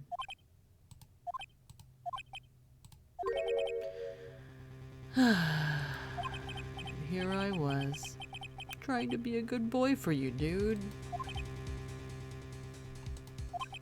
I thought if you didn't know, you'd be able to do your job without feeling bad. Well, that's what I thought, anyway. Mr. On guard, you really did hire... Hold on a sec. I'm gonna consult myself, okay? Consult... myself? Well, I guess it's probably about time anyway. About time for what? I think it's time for you to meet him now, Mr. Lawyer Dude.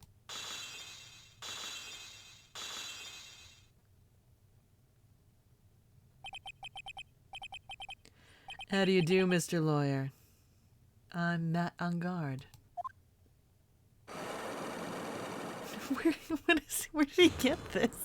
What's going on? What? Well done, Mr. Wright. I bet it wasn't easy to gather as much information as you have. You really... So you are Shelly DeKiller's client? You didn't really think I would dirty my own hands in this, did you? What do you mean? And that woman, Adrian, was quite brave herself, trying to stick the crime on me. I didn't think she had it in her. But all I care about is that Juan is dead. Isn't that right, Mr. Lawyer? That's... You're lying. What a terrible... It's way past your bedtime, little girl. Go on, let us grown-ups talk about more adult things. But why? Why did you hide the video camera and... A weakling soon believes the words of others. Just like that pathetic Adrian. He knew about Miss Andrews' secret. But I'm no weakling. I don't believe anyone. Least of all assassins. What? Oh, come now, Mr. Wright. Assassins aren't above blackmail. They turn their clients into cash cows by holding the sinful deed over their heads. And a superstar like me, how much do you think I'm worth? Care to guess? And that's why... Yes, that's where the video comes in. It's got his face, and the crime scene recorded on it. Preserved for all time. With that, I can keep him at bay, and even blackmail him if I want. That's right. That video is my insurance. Isn't that what they call it, Mr. Wright? Why would you do something so wrong? Because I'm a grown-up, and I can. Good enough of an answer for you, little girl? Why? Why would you kill Mr. Kurita? Because he was about to sling so much dung onto my beautiful public image. Scandals are a little annoying, aren't they? This is all because of that press conference, isn't it? If Mr. Kurita had been able to give it, then Mr. Engarde's secret would have... Well, that's what we call taking advantage of the situation, you know? I had no interest in doing it, really, but bit by bit, it crept up on me. And then the situation just presented itself perfectly. How beautiful, I thought. And that's how Mr. Kurita ended up dead. Let me tell you something. I'm not like Adrian. I don't depend on anyone. People are simply things to be used and thrown away. Put a sweet, innocent face, and people will swallow anything you feed them. Adrian fell for it. The assassin, too. Oh, and how could I forget? Even you fell for it, Mr. Lawyer. Everyone, all working their butts off for me, Matt Engarde. Aw, didn't that leave you speechless? What a shame. What's wrong, Mr. Lawyer? You've grown awfully quiet. How could I have been so deceived by you all this time? When we first met, I asked if you had killed Juan Kurita. You answered very clearly that you hadn't killed anyone. Hey now, I never told you any lies. The person who did the killing was that killer guy, right? All I'm guilty of is taking a catnap in my room. You killed Mr. Kurita. I dare you to say that in court tomorrow. Aw, but too bad. You can't. You're my lawyer after all, aren't you? You could always drop my case and refuse to represent me. How does that sound? Aw, but you can't, can you? That would be the one thing you absolutely can't do. Mystic Maya. You wouldn't want to test a killer. He's a man of his word. Or so I hear. You could end up getting a certain friend of yours rubbed out if you lose. You scoundrel. So if I were you, Mr. Wright, Esquire, I think I would give it my all tomorrow. Remember, everyone likes a happy win-win resolution. I'll get you for this. That's such a cliche phrase. Juan said something just like that, if memory serves. Of course. Well, we all know how well things turned out for him, don't we? Good night, Mr. Lawyer. Maya, what am I supposed to do? And now you've finally found it. The starting line of this case. Edgeworth. I don't care for the horrid atmosphere here. Let's return to the precinct. I didn't get all my information out of Adrian. Well, Wright? What are you gonna do? If you plan on changing your strategy... No. We can't do that. That's right. He's holding Maya hostage. Have you checked his house? Perhaps? What should I do? That's not something I can answer for you. Mr. Edgeworth. Right. Only you can decide where to go from here. 1 year ago. At that time, I didn't truly understand what a prosecutor was. And that is why I had to leave the prosecutor's office. I felt that I couldn't stand in a court of law until I knew what a prosecutor really was. Now, right? It's your turn. My turn? What is this thing called a lawyer? What can you do as one? You must find the answer, and you must find it on your own.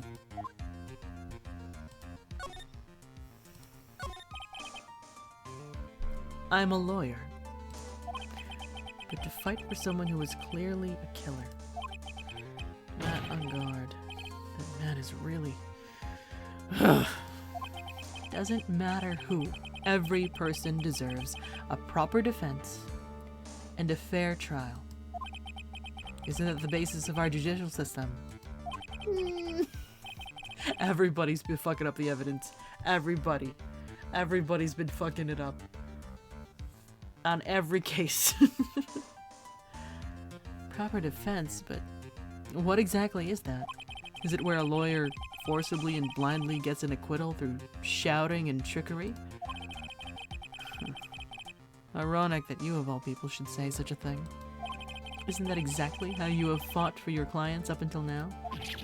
Oh, well, that may be true, but that's because I believe my clients to be innocent from the bottom of my heart. But if I were to get on guard an acquittal, that isn't a proper defense at all. I became a lawyer because I thought I could save people who were suffering and in pain.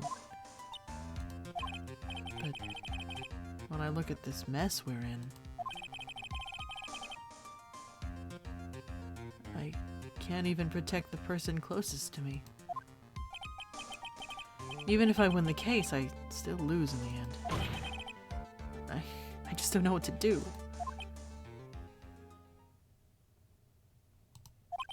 Right. But you get a hold of yourself. You have it all wrong. Huh? We aren't some sort of heroes. We're only human, you and I. You want to save someone? It's something easier said than done, wouldn't you say? That's... You are a defense attorney. You can't run away from that. You can only fight. That's all you can do. Why fight? People like you and Francisca von Karma are always using all you have to pin me down.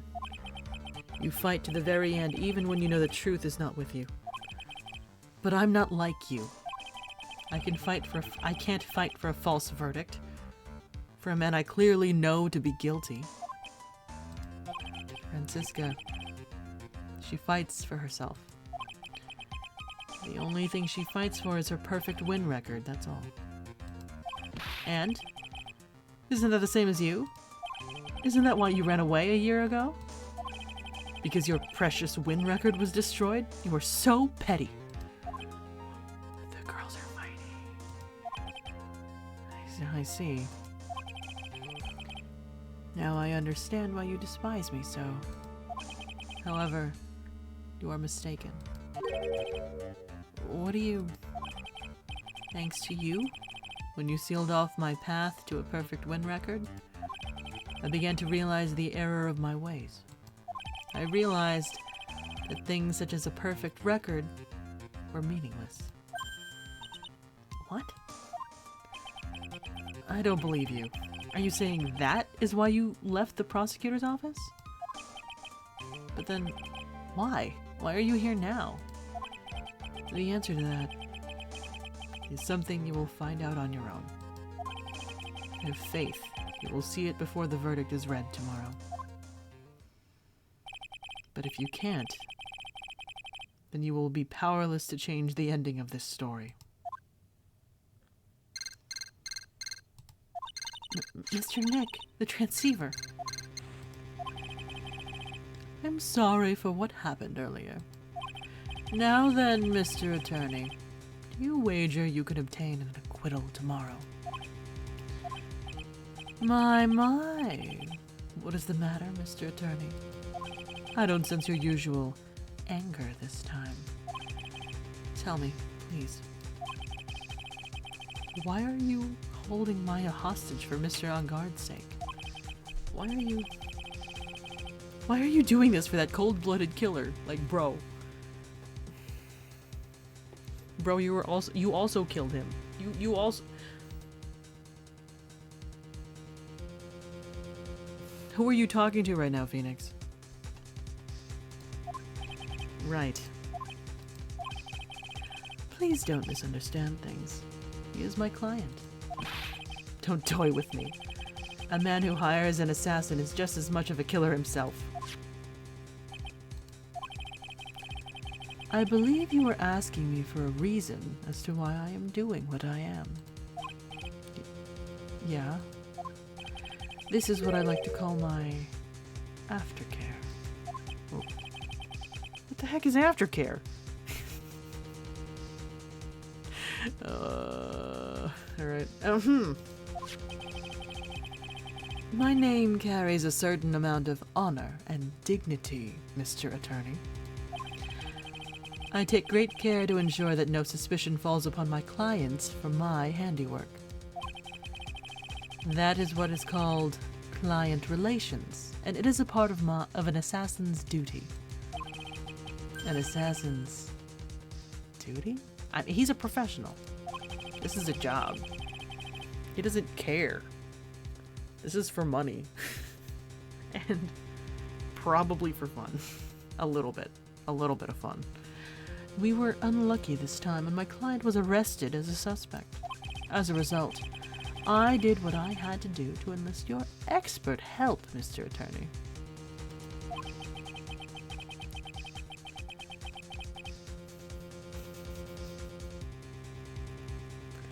And to ensure that you would do everything in your power to the very end.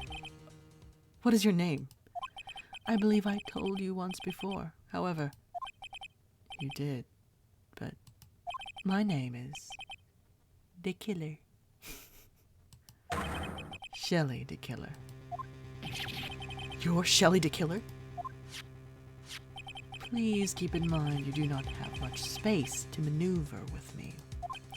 As a Killer, I always finish what I set out to do. If you fail to keep up your end of the bargain, it would be my duty as an assassin to see to it she receives a nice long nap. No. Now then, if you'll excuse me, if someone were to trace the signal back to me, it would be quite troublesome. Hi, Shu. Mystic Maya. Mystic Maya. I don't know what to say. Edgeworth. Did you hear that at the end of that transmission? Huh? Oh, it sounded like a cat. A cat? Can't be. A cat. Can it? Yeah, this whole conversation in the middle of the precinct. Everyone's busy doing their own things. Also, just because Phoenix doesn't know what aftercare is, doesn't mean that Edgeworth doesn't know what aftercare is. To be fair. Alright. What is it? I think I know where Shelly the Killer is holding Maya hostage. Edgeworth, have all police units head for Engarde Mansion immediately. Alright. You hurry over as well, then. Don't lose hope yet, Pearls. The fight has only just begun. Yeah. Sinsin can't admit his feelings and runs away for a year? Really now? Hey! Anything is possible with fanfiction. But,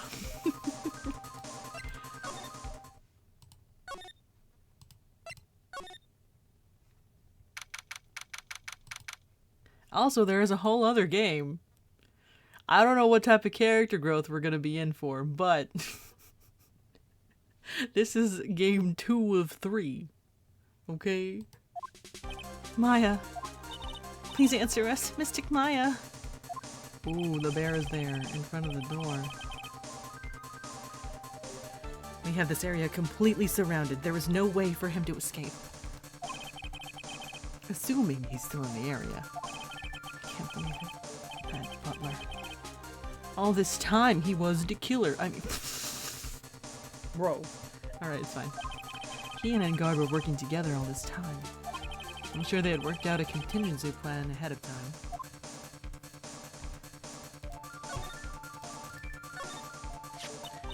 Oh, it's a figurine of a bear. But there are a lot of cuts in it for some reason. A bear? Isn't that more of a thing for Mr. Kurita? Why would something like this be here? Right, look down. There's a little pet door installed here. I'm sure that's for Shu. Do you think that this came through that little door? This door, it's locked. Well, I'm pretty used to breaking doors down by now. Let's go, Edgeworth.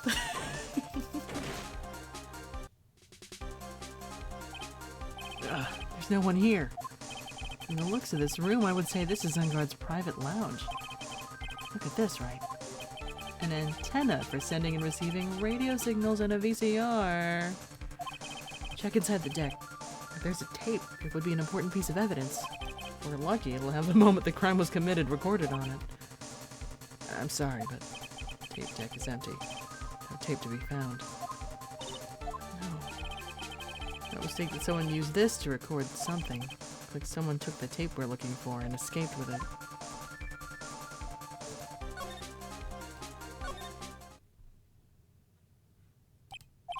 We've searched all over, but it looks like he got away. I'm sorry. Looks like he slipped out of our grasp this time.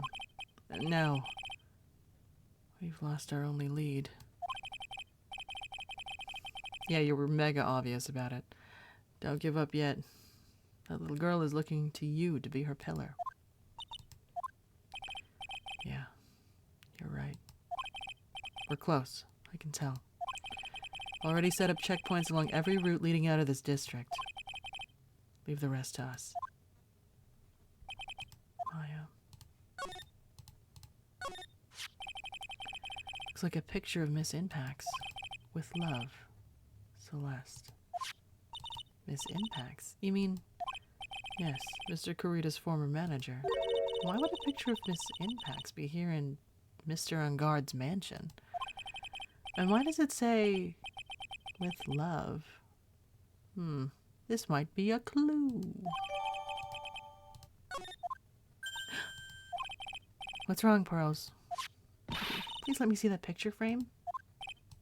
What's so special about the frame? On the back, there's something written on the back of the frame. Maya. It's Mystic Maya. She left us a message. What?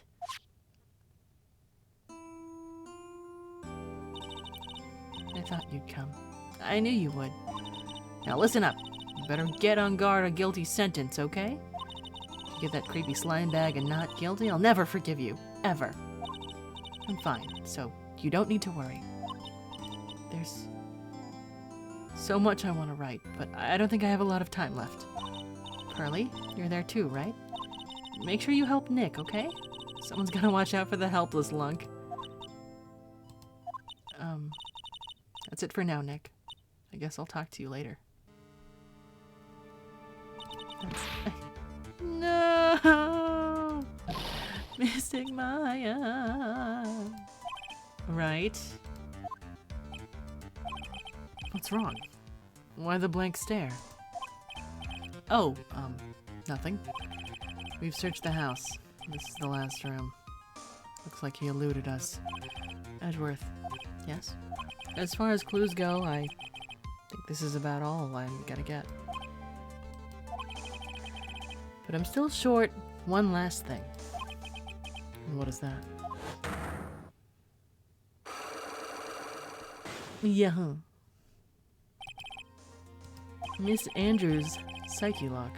If I can just find out what secret she's holding, I think I could stand a chance in court tomorrow to blow this case wide open and expose the truth. I think I know what you're thinking. I'll contact the detention center. Thanks, Edgeworth. Well, let's go, Pearls. It's time to open that last lock. Good evening, Mr. Wright. What's wrong? You look ill. Miss Andrews, I have come to remove your psyche lock. Psyche lock? I want to know, and you will tell me your secret. Fine. Go ahead. Try to break me, if you can.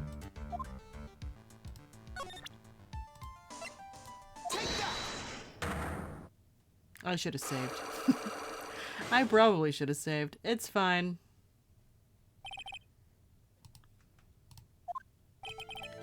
Can you please tell me why you framed Mr. Ungard for the murder? I've already told you countless times. It's because I thought Matt was the killer. No, that's not it. I know you have a personal reason to dislike Mr. Ungard. Miss Andrews, you may think I didn't hear it, but I know you said something earlier. You said revenge. Also, can I, like, actually read that thing? No.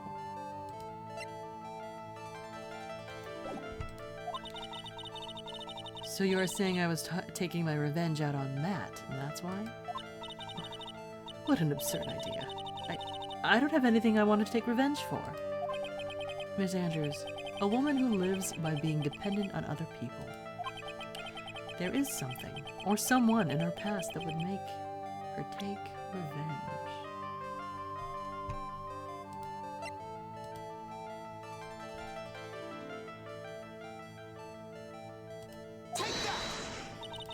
Nope. I have to straight up use her portrait? Okay.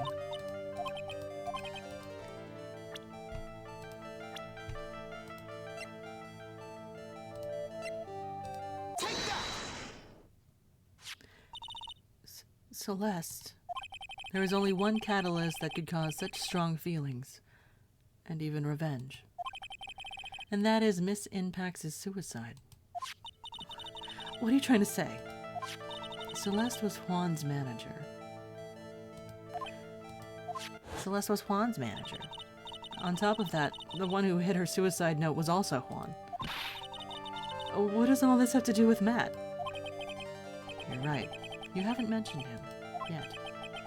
But for you to hate Mr. Ungard, it would mean that he must have had some relation to Miss Inpax and her suicide. Can you explain to me this relation between Celeste and Matt? Okay, now it's this thing. This is a photo of Miss Inpax, correct? She looks younger than when she passed away, though. What? With love, Celeste. This is Miss Inpax's handwriting, isn't it? Where did you find this? No, that's all right. It was a rhetorical question. Yeah, it is. I found this at Mr. Ungard's mansion. And after all this time, my last remaining secret has been revealed.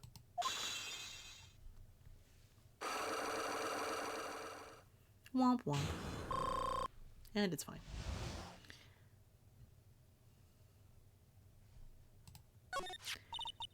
Celeste, she was supposed to get married to Juan. Yes, but I heard that it didn't work out. Because Mr. Kurita didn't want to get married to her anymore, right? Yes. Because of Matt. Because of Mr. On Guard? What do you mean? I think I can see where this is going. Celeste. She was Matt's manager a long time ago. She was the happiest woman in the world at the time.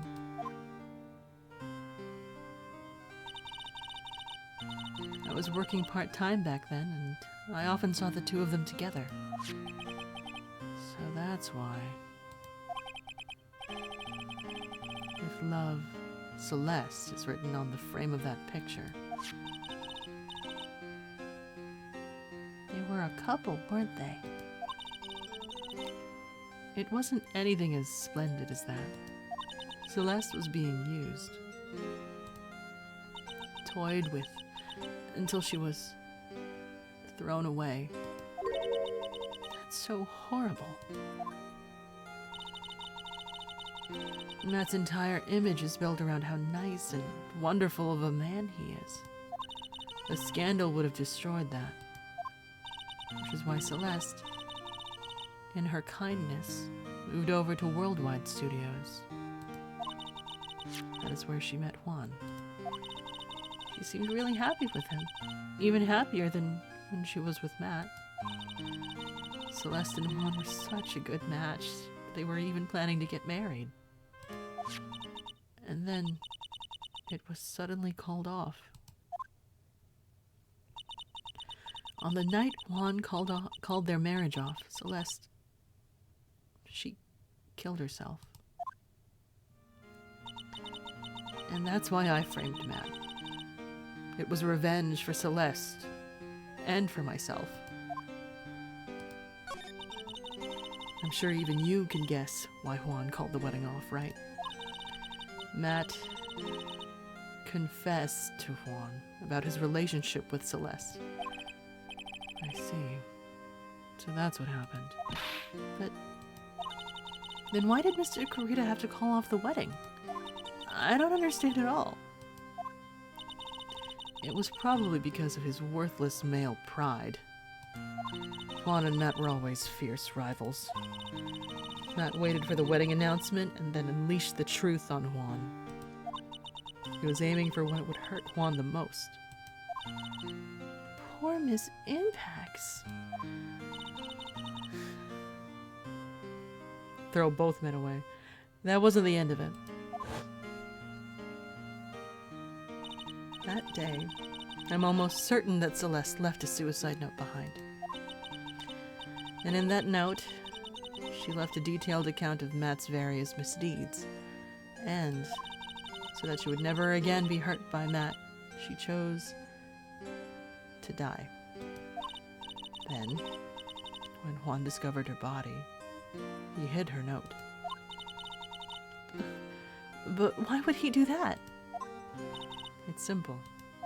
Juan realized that note was a powerful weapon against Matt, and it would be especially damaging to his refreshing like a spring breeze image. In any case, with his pride hurt, Juan sought revenge. Revenge.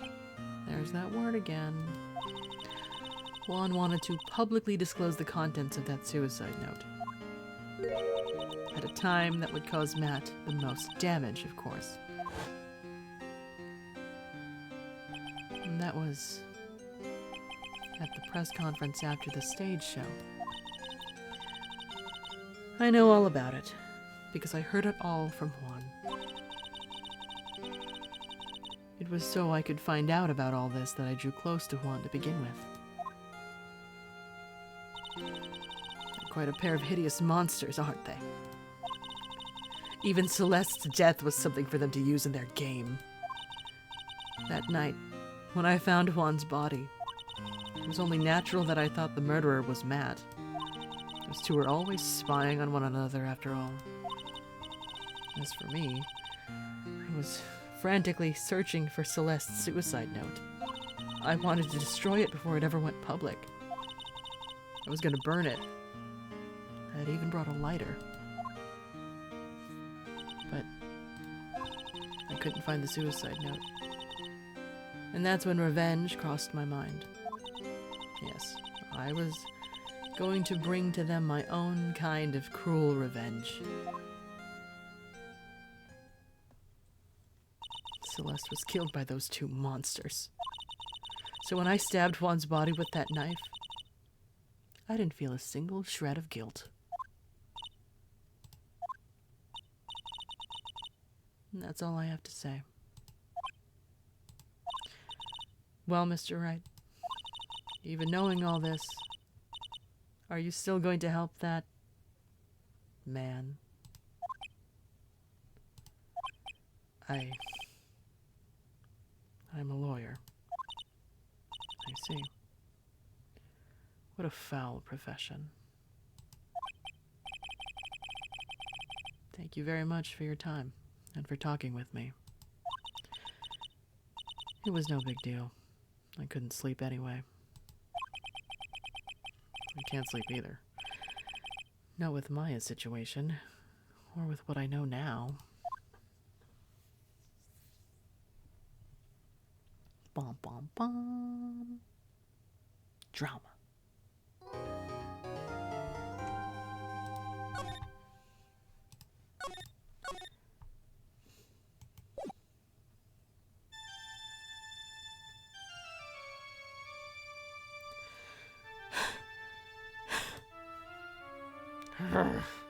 How did I get into this mess?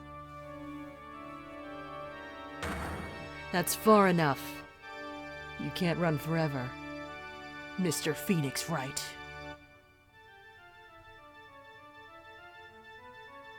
What? What have I done wrong? I cannot allow you to go on like this.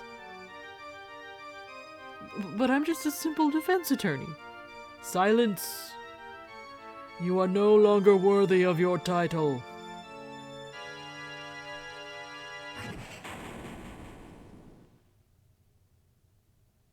Dweem. Bad dweem. I've had this dream before, someplace, some time ago. As if this day was written into my destiny. Today I'll stand in court as a lawyer. To prove a killer innocent.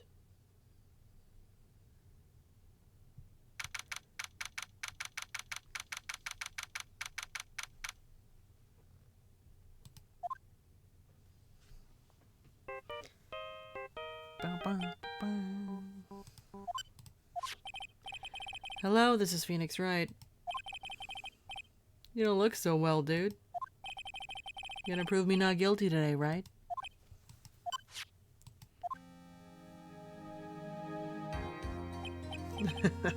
If you please, Mr. Lawyer. Remember, it's not just me. Your precious friend's life is riding on today's verdict, too. Now listen up. You'd better get on guard a guilty sentence, okay? If you get that creepy slime bag and not guilty, I'll never forgive you. Ever. Maya. Phoenix. Phoenix. Mia! Maya. How's Maya? I don't know. You don't know? She hasn't tried to channel me since yesterday. Yeah. What am I supposed to do? Well, like I said, for a lawyer, the worst of times are when you have to force your biggest smiles. But you can't give up. There's still some hope left. Stop it, please. There's nothing left.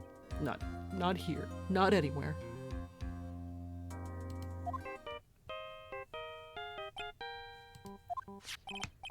It's that accursed on guard again. Well, you leave me alone. Look, don't call me anymore. I mean it. You're really mean, pal.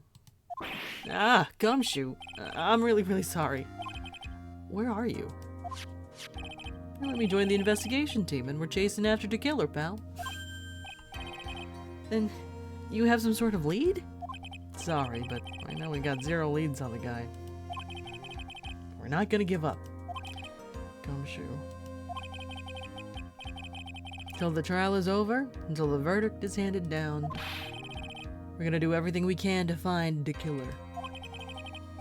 If we can get Maya out, then you can get on guard the guilty verdict he deserves, pal. That's true. Could do that if they found Maya first. You got that? So you have to do whatever you can to make the trial last longer. You have to make the trial last longer. You go at Mr. Edgeworth with everything you've got, then you two can draw it out. Oh. Now I get it. I believe in you, pal. You and Mr. Edgeworth can do it. So, believe in us. We're gonna give it all we've got, just like you. Got it. Thanks, Gumshoe. Hey, Phoenix. You understand now, don't you? You have something money will never be able to buy. Friendship.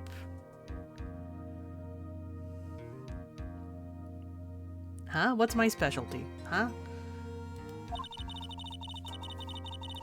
It's the strongest weapon weapon in the world, and you have it in abundance. I was just reading Breasting Boobly, and I was thinking, it's fine. Yeah. Yeah. Looks like we're coming to the end. I have to make the trial last as long as I can. Gumshoe will come through. I know it. Will he? Will he, though? Well, he has to. Maya's not allowed to die. She's not allowed. Trying out the case by exploring every option? Yeah. I mean, I just like pressing on everything. Court is now in session for the trial of Matt on guard. The defense is ready, Your Honor. The prosecution has been ready for a while, Your Honor. Yeah, because Mia is possessing like an 8-year-old with small clothes. So, yeah, that's what's happening. Now, as I recall, we concluded yesterday's session with a big mystery on our hands. The mystery being what exactly was Miss Adrian Andrews' role in this murder? That is to say, is she really connected to the crime itself? Mr. Edgeworth, if you would please inform the court of today's proceedings. Adrian Andrews. She forged evidence that threw suspicion onto Mr. Ongard, and then proceeded to escape the crime scene by wearing a nickel samurai costume. The guilt of these actions are those from which she cannot escape. So then you're saying she's guilty after all? I'm not finished, Your Honor. Miss Andrews has nothing to do with committing the actual murder. I would like to direct the court's attention to this card. What is that? Looks like a shell. This is the calling card of a certain assassin. Assassin, you say? Yes, Juan Corrida was killed by a professional assassin. And the person who hired the assassin, his client, so to speak, is Matt Ongard. What a surprising turn of events. I would think it's become commonplace by now, Your Honor. I know what's going on this time. So I know that everything Edgeworth has said is true. But we still have to hold out as long as we can. At least, until Maya's safe and sound. I wonder how the trial will turn out today. Now then, please call your first witness, Mr. Edgeworth. The prosecution calls the defendant's mentor, Mr. Will Powers, to the stand. Now then, witness, your name and occupation, please. Okay. I'm, Will Powers. I'm a poor, underpaid action star. And what is your relation to the defendant? Well, I guess I'm sort of a lousy mentor to him in a way. Yeah. Mr. Powers, please, you don't need to put yourself down so much. Oh, sorry. Well, but I'm just kind of a nothing sort of guy. On the night of the murder, you visited the defendant's room. Is this correct? Yes. I didn't know that. But, you know, I didn't actually get to see Matt when I went. All you need to do is answer what you're asked. Now then, I would like you to please testify about when you went to Mr. Ungard's room. Okay, sure.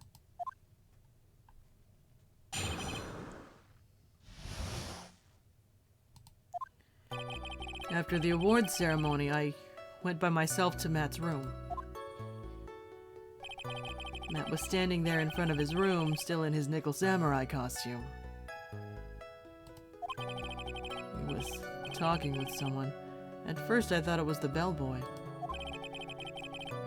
I watched the two of them for a while, but then I gave up and went back.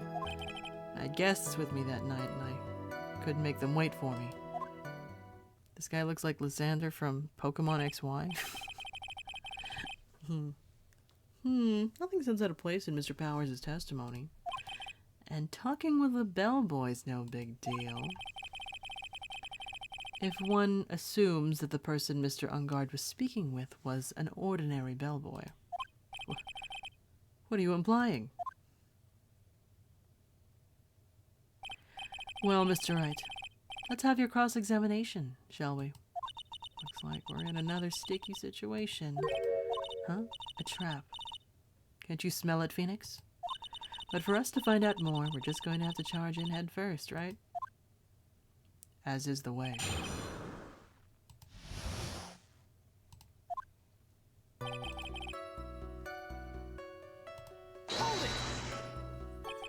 The defendant's room? Why did you go there?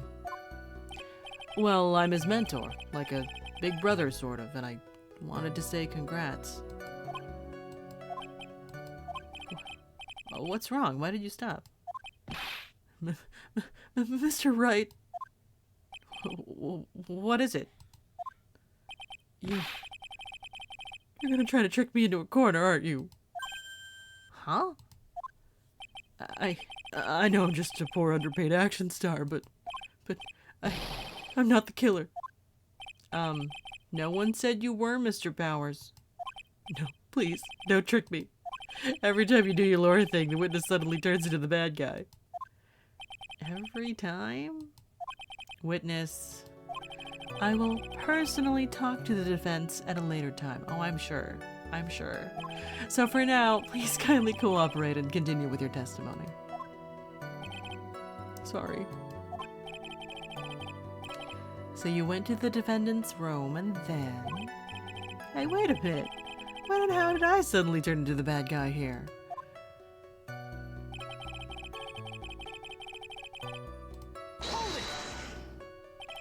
Are you sure that was Matt Ungard?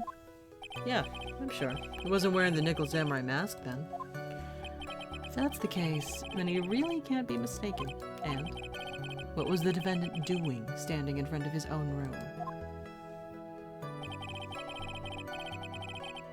What do you mean you thought it was a bellboy? At first? What do you mean by that?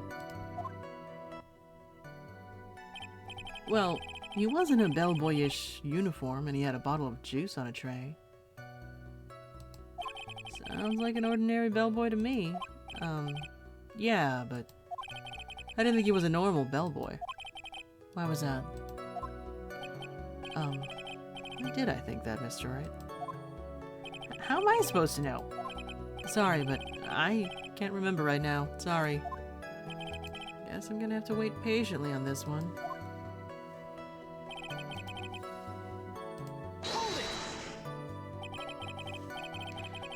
You saw the two of them, the bellboy and the defendant, together, correct? Yeah, the bellboy just wanted to say congrats. Now, while you were watching the two of them, did you notice anything strange? You know, I did feel something weird.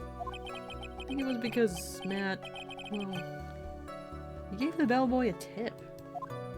A tip? That's a perfectly normal thing to do.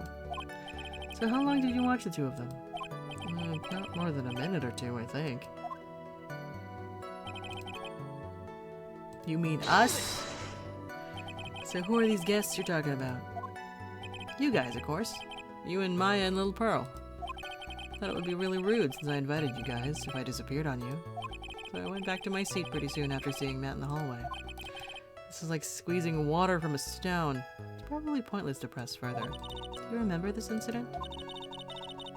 Did Mr. Powers leave his seat that night?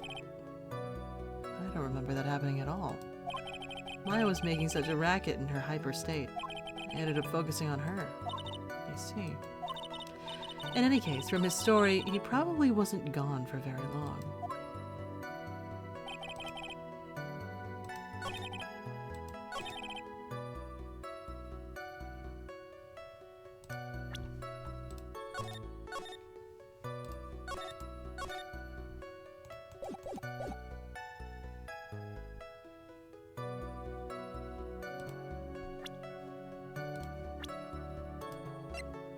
Is this the guy?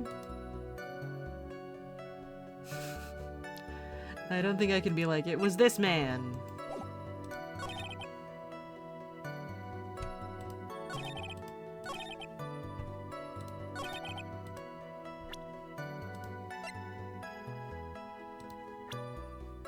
What if I did though? I don't think it's gonna work, but... yeah, he hasn't made the connection that this is who he is. Or that we met him before. When Maya got kidnapped at the hotel. He doesn't remember.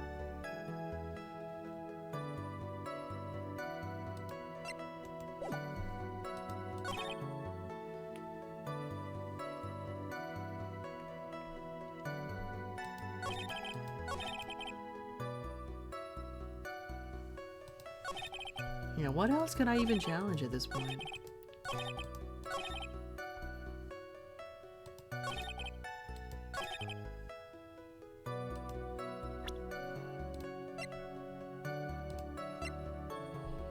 I mean, the tomato juice?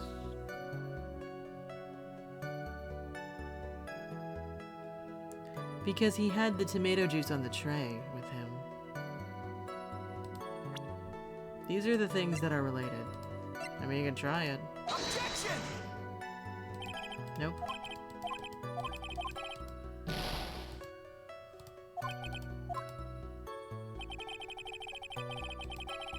Yeah, it's too much of a reach. Objection! Yeah.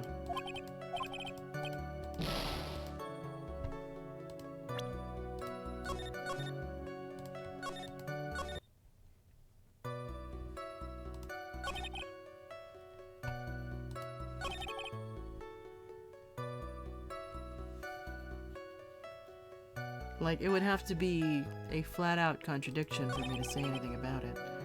Matt was standing there in front of his room, still in his nickel samurai costume. If I press, he says he's sure that it's him, and he's not wearing the mask. Talking with someone. What do you mean you thought it was the bellboy? There was something off about him, he doesn't remember what. He was holding tomato juice.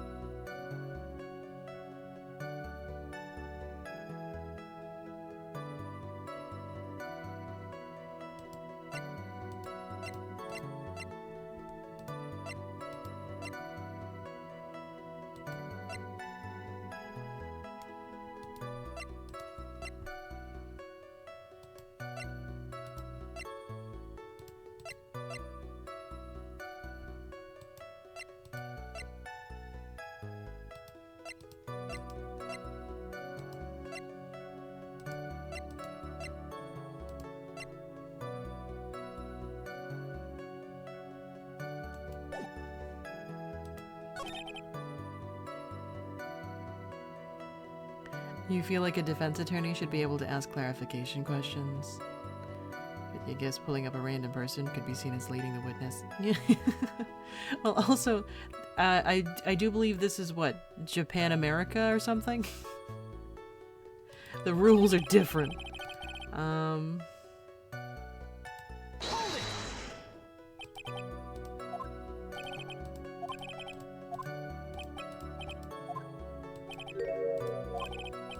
Actually, Mr. Powers, only a few minutes ago you stated... you know, I did feel something weird. I think it was because Matt, well, he gave the bellboy a tip. It's fucked is what it is? Yeah it is. That all cases need to be resolved within 3 days. And that if someone is guilty of murder, they are immediately met with the death penalty? Question mark? Could it be that you felt something strange about the tip-giving incident itself? Ah, yeah, that's it. You really know your job. I have to press him on it twice. Mr. Edgeworth. Yes, Your Honor. This bellboy, he wasn't an ordinary one, was he?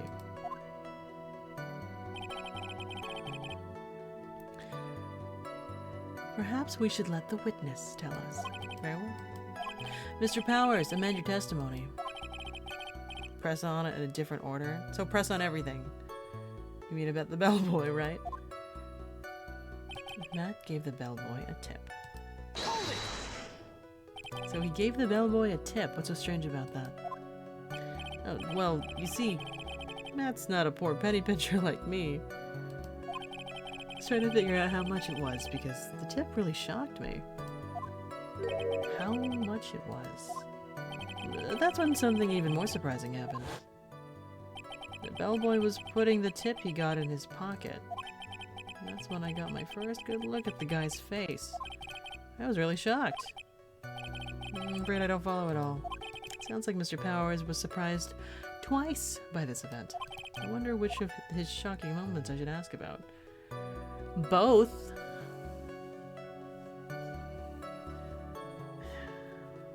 Alright, let's focus.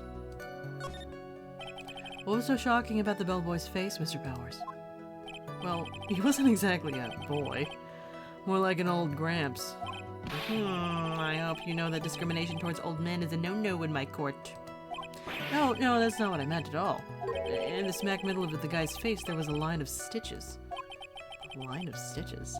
Yeah, that went straight from the tippy top of his head to the bottom of his chin. Almost like if that thread snapped, all the stuff in his head would come spilling out.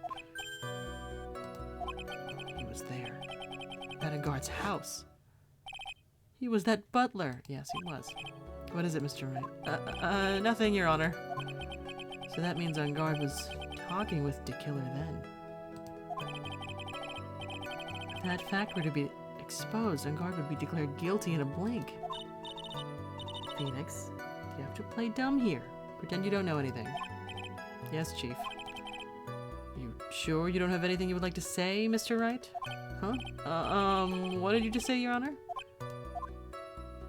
Nothing, Mr. Wright, nothing. We're just going around in circles. Now then, Mr. Powers, continue your testimony. Watched the two of them for a while. Then I gave up and went back. I want to ask about the amount of the tip.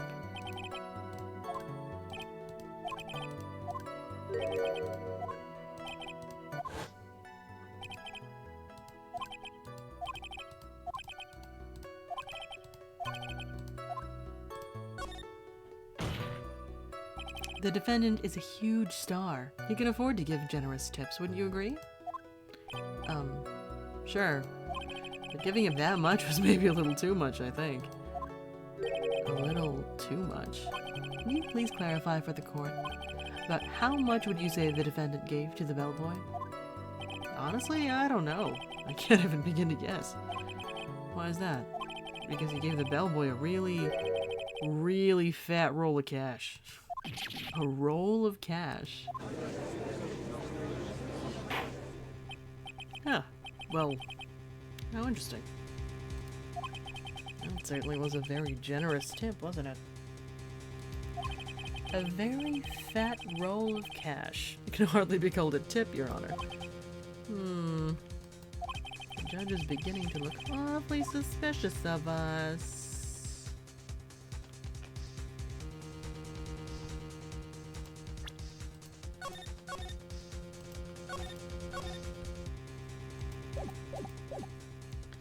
I have to be difficult. Objection! The defendant is a superstar. That kind of tip is typical fare for people like him. Is it? What is it, though? Objection! Are you saying that all superstars are super spenders? If I could receive large rolls of cash by simply bringing people things on trays, then why on earth would I stand around here prosecuting? This game is funny. He's got a point. I don't even get paid, let alone rolls of cash for all my hard work. So supposing that roll of cash was not a tip, then what was it? Payment, Your Honor. Payment? Isn't it obvious? For the murder of Mr. Juan Corrida. The bellboy the witness saw. Yes, he was the assassin.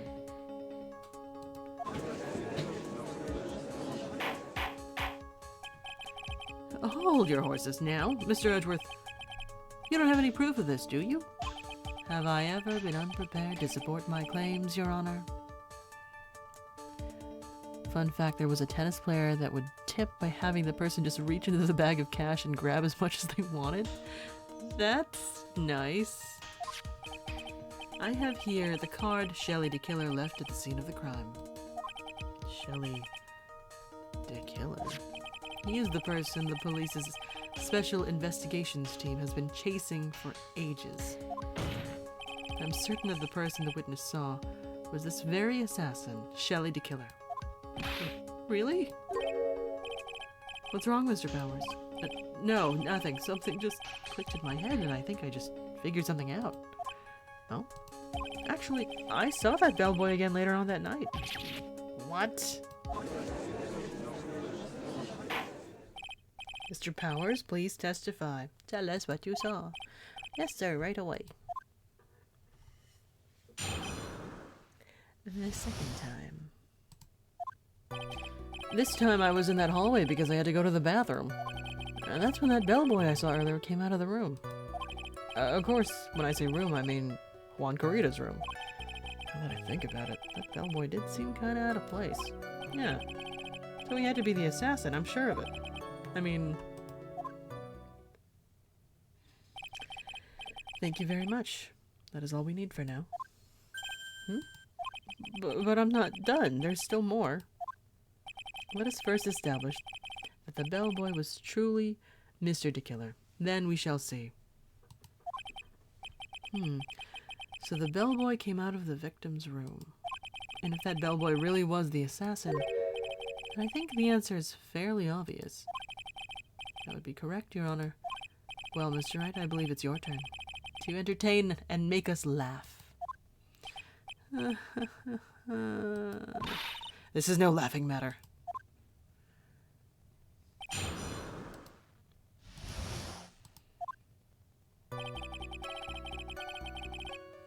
This time I was in that hallway because I had to go to the bathroom. He said, dance, clown boy, dance for me. Kind of. And what time was it? Oh, well, yeah, I don't remember. The award ceremony ended around 8 p.m., right?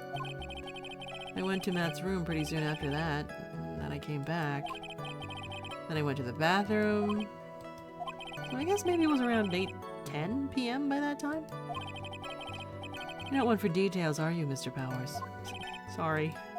I thought I could maybe catch Matt and say my congrats.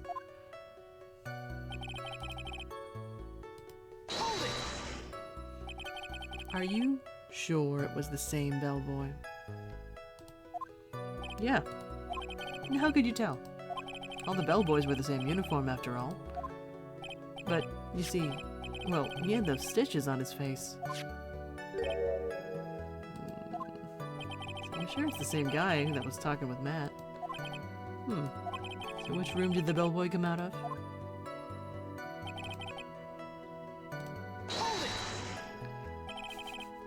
The victim's room, huh? Yeah, the one with all the really pretty flowers and teddy bears. It was Juan's room, alright. Words cannot describe how screwed I am. Let's continue with the testimony, shall we? Edgeworth is so nice about me being annoying, because he's like, yeah, stalling for time. So what exactly was so out of place about him? Right. Why the insipid grin? Maybe because I have no idea what damaging thing he's gonna say next. Well, the bellboy was empty-handed. Empty-handed? That bellboy was one of those room service people, right? But he wasn't pushing a cart and he wasn't holding a tray either. You call that a little strange too, wouldn't you? I agree that it is a bit strange, Mr. Powers. But is it really not unusual for a bellboy to be empty-handed? What should I do? Should I let Mr. Powers' testimony slide or try and pull a fast one? I gotta see the comedy.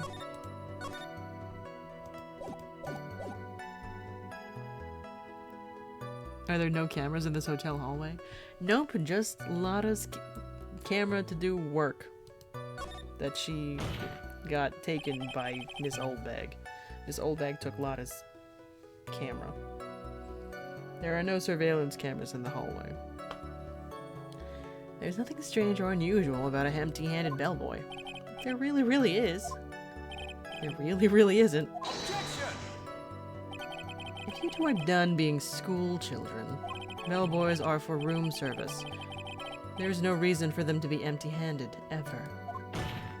Your Honor, I ask that the witness's previous statement be supplanted with this new one. Edgeworth. You gonna do whatever you can to make the bellboy look suspicious? I see. Very well. This court recognizes and grants the prosecution's request. Mr. Powers, amend your testimony, please. Yes, sir.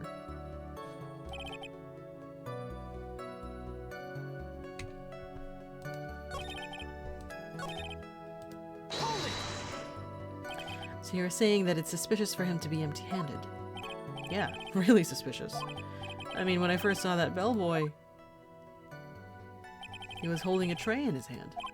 There was a bottle of juice and a wine glass on it. Juice. What kind of juice was it? I'm pretty sure it was tomato juice. We could come up with some sort of reason as to why he would come out empty-handed, some sort of proof. And I think we can dodge the bullet on this one for now. Proof, huh? Yeah, it's because he delivered the juice.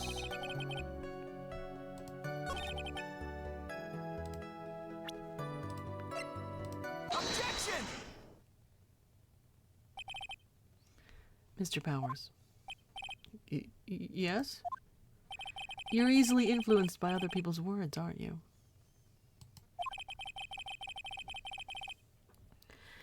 As soon as you heard that the bellboy might have been the killer, you got caught up in believing it must be true.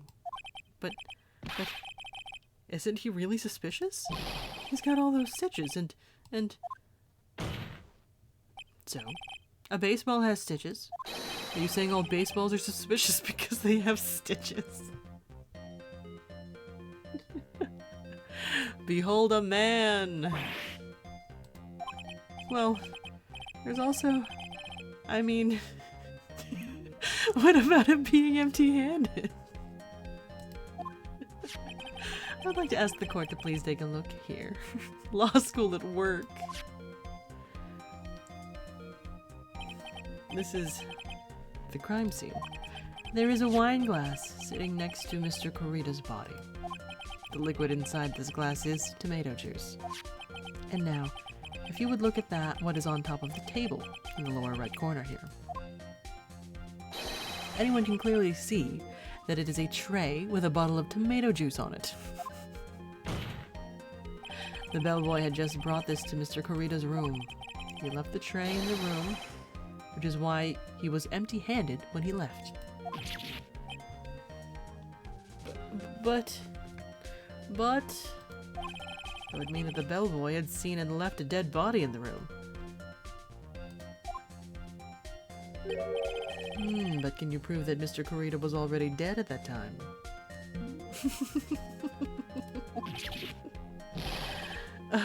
Mr. Edgeworth. Yes? I blame you for leading me down this route. I'm terribly sorry. What is with him? Why is he laughing? Witness, isn't there one more thing you would like to share with us? Is there? The bellboy was empty-handed. Or should I say empty-handed? I recall you had something interesting to say about his hands. Oh yeah, I almost forgot. Huh? What? What? That bellboy. He was wearing gloves. Right, okay. Gloves? Yeah, pitch black leather ones. That's so suspicious. Bellboys wear white gloves, bro. All the other bellboys don't wear gloves like that, right? Nope. Black leather gloves. Why didn't you mention them earlier? That's so suspicious, bro. Sorry, slipped my mind. Boy, does this make the bellboy look really suspicious. Also, what a professional. So many witnesses. So many. Alright, gotta focus. Can't get lax here. So what if he had gloves? A lot of bellboys wear gloves. It's a fashion statement or something. Come on, Mr. Wright. That bellboy was wearing black leather ones. So, a football's made of leather. Are you saying all footballs are suspicious because they're made of leather? Oh man. Oh gosh. But that man, he received a large roll of cash from the defendant. And then he was seen leaving the crime scene wearing black leather gloves. I don't think that even someone like myself can believe he was just another bellboy. Seems that we have finally come to an understanding. Now then, witness, please continue with the rest of your testimony. The rest? Oh yes, please tell us more. Okay. Their second meeting. After leaving Juan's room, the bellboy went and knocked on Matt's door just like that.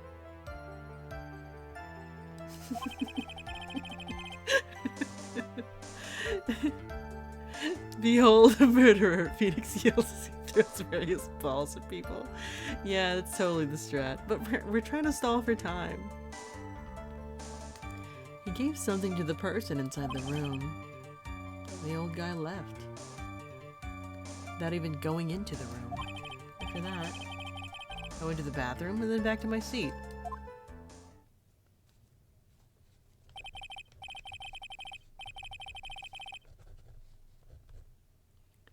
So the bellboy, after leaving the crime scene, next went to the defendant's room? Yeah, kinda saw all that by accident. Some accident? I'd say you saw too much. Well, it was suspicious to high heaven. I think it's safe to say that we can no longer consider this bellboy to be normal. Now then, let's get started, shall we? Mr. Wright, cross-examination. Yes, Your Honor.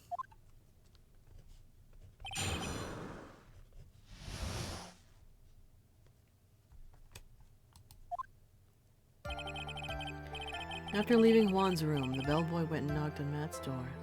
Hold it! Is that what you saw while you were busy spying? Excuse me? Just bullying poor Will Powers is like his whole life is just getting bullied. I may be a poor underpaid action star, but even I wouldn't stoop to spying. Well, I think the point is, where did you watch all this from, Mr. Powers? Oh, the door of the bathroom with my left eye. in a sort of sneaky, spy-like... I knew he was spying. Please, does it really matter if he was doing it over or underhandedly? What did the bellboy do next? That's all I care to know.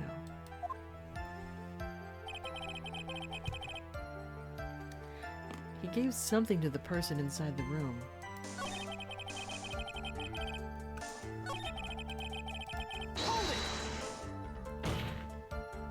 I said, hold it. Okay. That's better. What kind of statement is that? Please elaborate and give us a few more details. Oh, okay. Should probably ask him only one question at a time.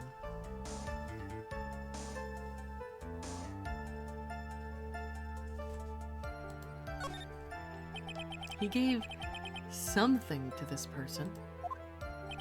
Yeah. Now what was this something? If I remembered what it was, I wouldn't be calling it a something, would I? But this implies that something was removed from the scene of the crime. You sure you really can't remember, Mr. Powers? I think it was something kind of small. This is an incredibly crucial piece of information. Please try to remember what it was. I'll try. In the meantime, let's talk of another point, namely, what the bellboy did next. Oh, so after he gave the person inside the room the thing...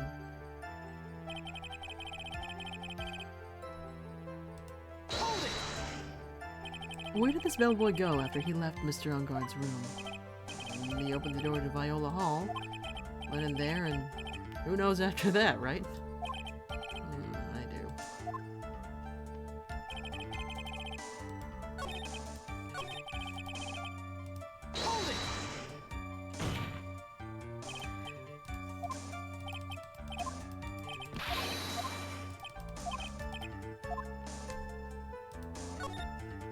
So who took this something the bellboy handed off?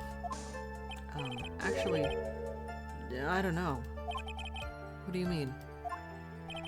I'm sorry, but I only saw the person's arm. Only an arm? Then you're saying you didn't see the person's face? Yeah. I'd like to summarize the testimony up to this point, if you don't mind.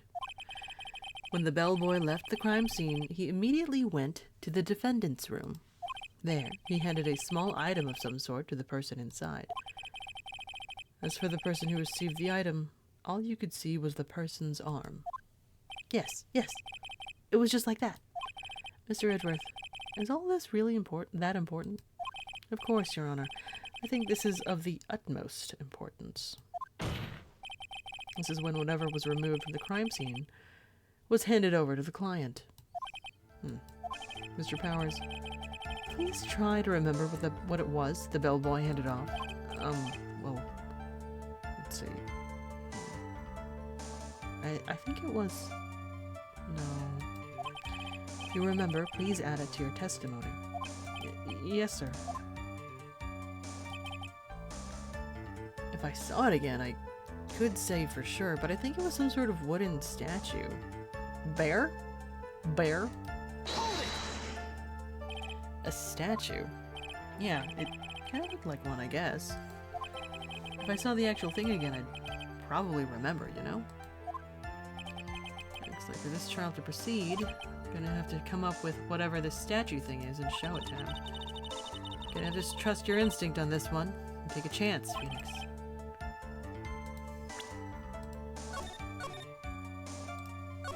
Not necessarily a contradiction, though.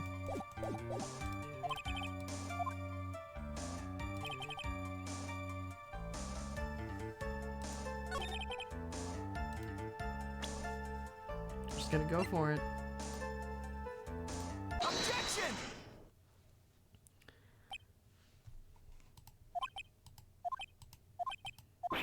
What was the point of that pregnant pause?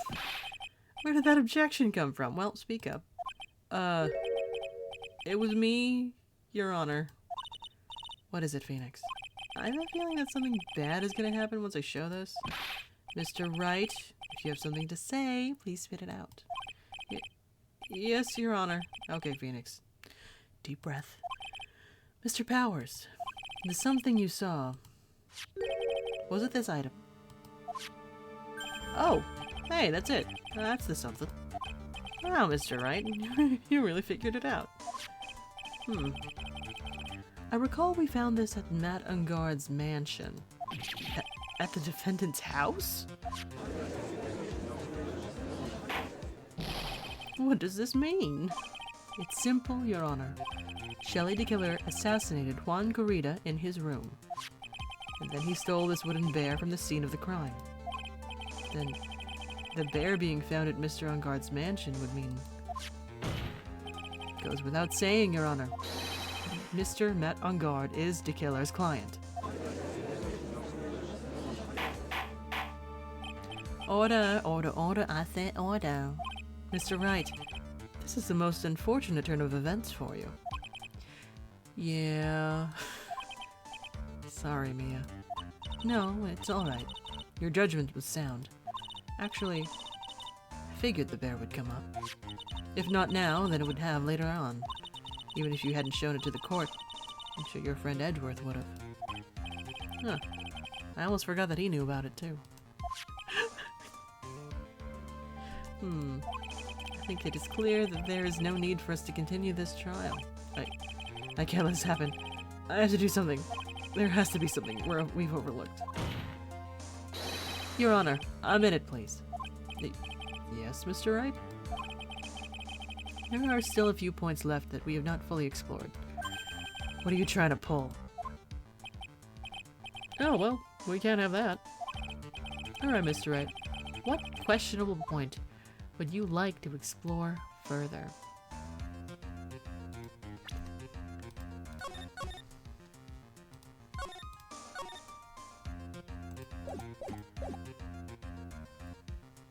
I mean...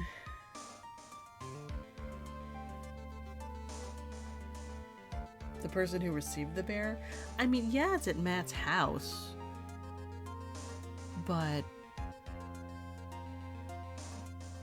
like, Adrian also has access to Matt's house, you know? Like... how am I gonna logic my way through this? There was one thing in Mr. Power's testimony that was very unclear. That is the identity of the person who received the bear. He gave something to the person inside the room. I'm sorry, but I only saw the person's arm. As long as we don't know who it was that took the bear. Maybe sure.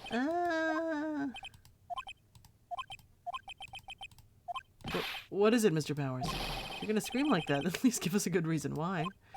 Oh, yeah, sorry. Actually, so, I remembered who took the bear. What, really? I mean, I only saw his arm, but the arm... it was the Nickel Samurai's arm, I swear it. You've gotta be kidding. Are you sure of that, Mr. Powers? Yeah, I'm sure it was the Nickel Samurai. Yeah, but Adrian was also in the Nickel Samurai costume. Looks like you've dug your own grave yet again. How many times is that today? I've lost count. So the person who took in this little bear was the Nickel Samurai. As we all know, Matt Ungard is the Nickel Samurai. Thanks to the defense, we've made all the clearer. What am I supposed to do now, Mia? Help! I don't have time to act lost. Gotta find another angle to attack this from. Hurry. Now. Your Honor, again, Mr. Wright? We've already removed any and all questionable areas of this testimony. By the time you were removed from this court, Mr. Wright, I have to find something. Even one more little point will do. There are still questions left unanswered. What are you trying to pull? Oh, well, can't have that.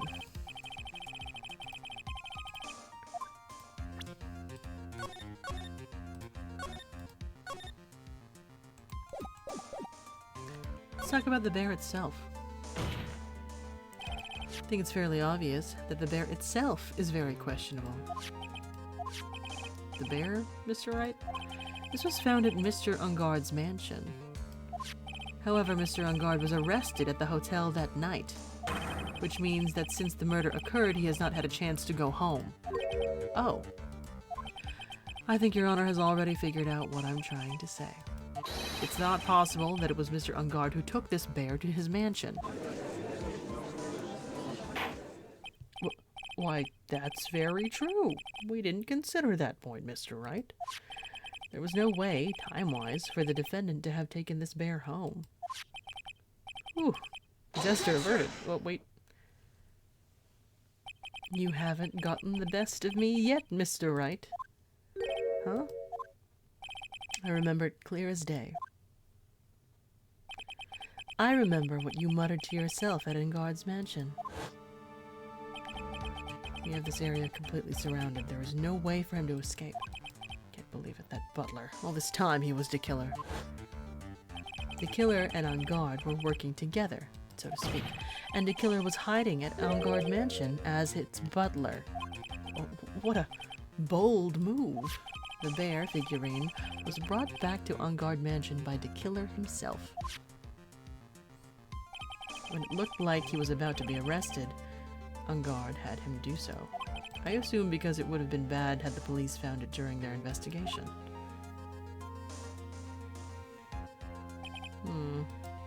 Well, Mr. Wright, you've been quiet for a while now. This is too much. Isn't there anything I can attack at all? I think we've heard enough. We now know why this bear figurine was at the defendant's mansion, as well as who it was that received the bear from the assassin in his room. Everything has become very clear. The client, who hired the assassin to commit the murder, was Mr. Matt Engard. I see no reason for this trial to continue. Therefore, I will now hand down my verdict. Thank you, Your Honor, for your understanding. You see, Mr. Wright, you could not win against the truth, could you? I knew it would turn out this way. After all, what Edgeworth has stated is the truth. Any last objections, Mr. Wright? Well, do I? What should I do?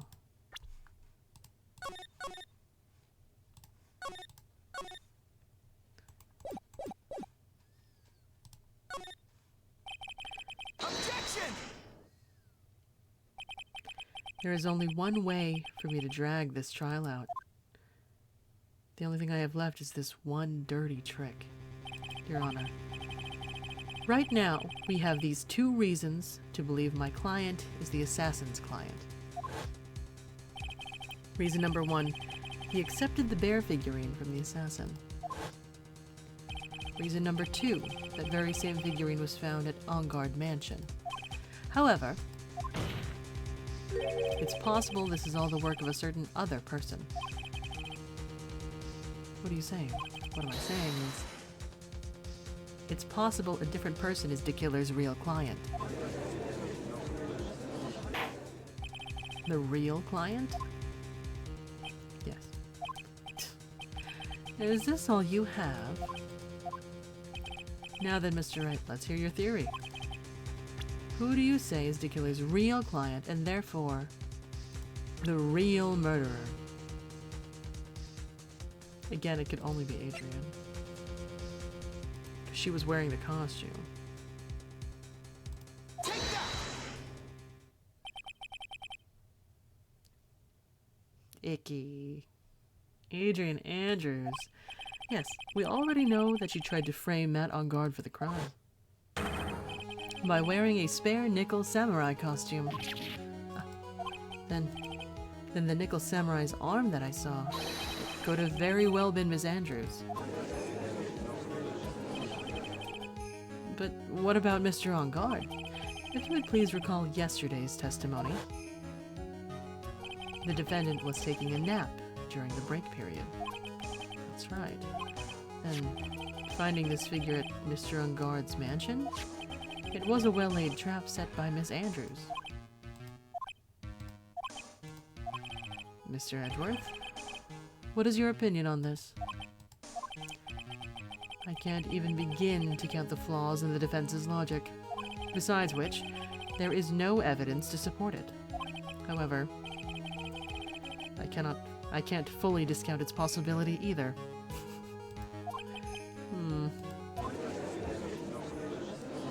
What is with this trial? Come on, anyone can tell Engard did it. Can't believe the defense would go so far as to pin the guilt onto someone else. Yeah, unbelievable. It's not something petty. It's murder of all things. This is to save Maya. This is to save Maya. Even if the whole world turns against me, this is one fight I can't give up on. Order, order, order. All disruptive parties will be forced to leave the courtroom. Right. I mean, there's no evidence to dispute it. I guess. Your Honor, for the benefit of the defense, I'm willing to play along with his what-if game. His what-if game, Mr. Edgeworth. The prosecution is prepared to challenge the defense's theory. Mr. Wright, even you must have thought it strange and wondered, why would this criminal want this little wooden bear? He's right. The killer did specially bring that bear to the on guard right away. Why do you ask?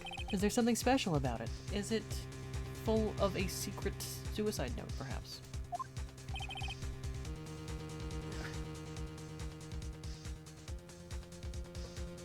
I needed to stretch for a minute. Okay. Absolutely. I'm sure that once the court knows its significance, the true killer's identity will become crystal clear. Your Honor, the prosecution calls upon a witness who will clear all doubts against Miss Andrews. Who would that be? It's quite simple, Your Honor.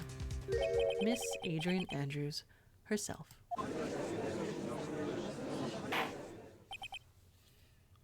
I see. Well then, the court will take a short 10-minute recess. Prosecution will prepare its witness in that time. Yes, Your Honor.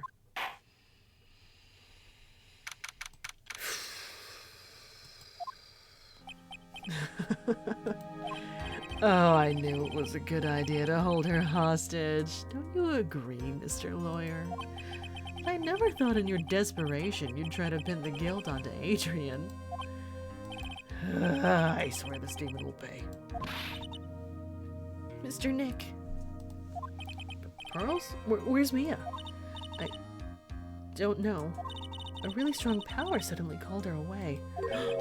A really strong power? Oh, Mr. Nick, your phone is... It's from Gumshoe. How's it going? Have you been hanging in there, pal? Yeah, sort of. I just barely found something to latch onto. Whew, that's good, pal. What about you? Anything yet? Have you figured out where the killer and Maya are? Yeah. We still don't have any leads, but... What? We don't have any more time. If we just had one, even a single clue would be really helpful.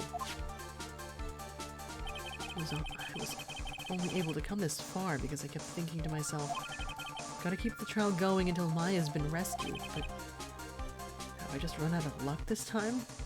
Is all our hope for naught? A tent. Huh?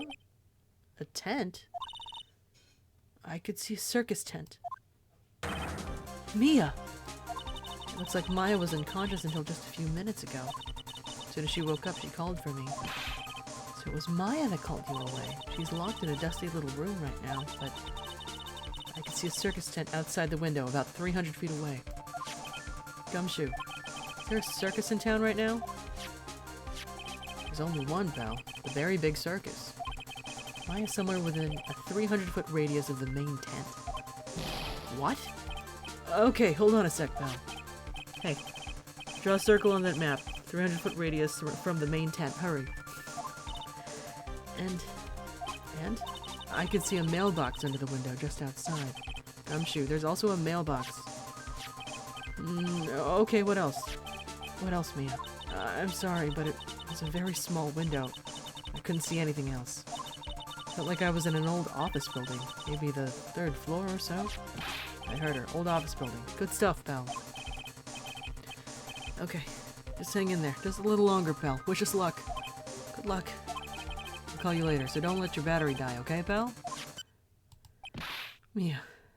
Maya's not hurt, right? She's in a pretty bad state, Phoenix. She's being starved. Gumshoe, please hurry. Looks like we're out of time. Are you alright, Phoenix? It's only a matter of time before Maya's rescued. I can do this.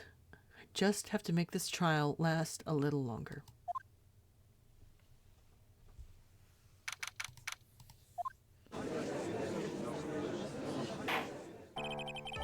Court will now reconvene. The killer, the man who murdered the victim, handed this to his client. From this, one obvious question arises. Why this particular item? I believe the answer to that question will provide us with the name of the real culprit. Now then, the prosecution calls the defendant's manager, Adrian Andrews, to the stand. Currently, the witness is accused of tampering and obstruction of justice. However, you have been called to the witness stand today to ascertain who exactly is guilty of murder. I understand. Very good. Now, have you ever seen this bear before, Miss Andrews? Of course I have. You have seen it before? That's right. It's only natural that the witness has. Miss Andrews, could you please enlighten the court to this bear's secrets? All right. Why does she...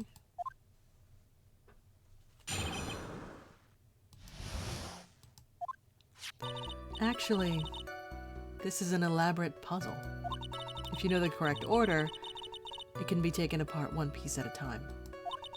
At its center is a small cavity, with just enough room to store a small item. Because of its complexity, if you don't know the order, you can't open the bear. You really can't tell that it's a small jewelry box just by looking at it.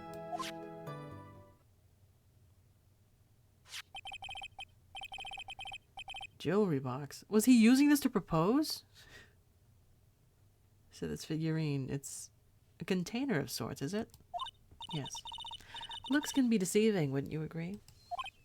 Yes, that is superb craftsmanship. Oh, yes, I nearly forgot. You may begin your cross-examination, Mr. Wright. Looks like there really was something to that bear after all.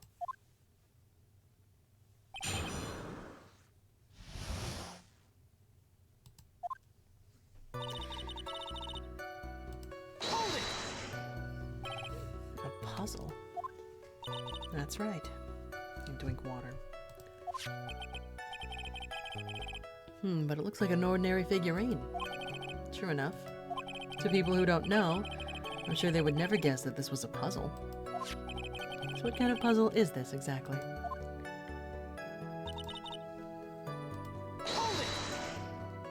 So you can take it apart? How would one go about doing that? Well, you first turn its tail to the right, then push it in. Oh, yes, I see. After that, the arms and legs are free to move and can be removed. Oh. This is most interesting. A boy and his new toy. It's like he's 5 all over again.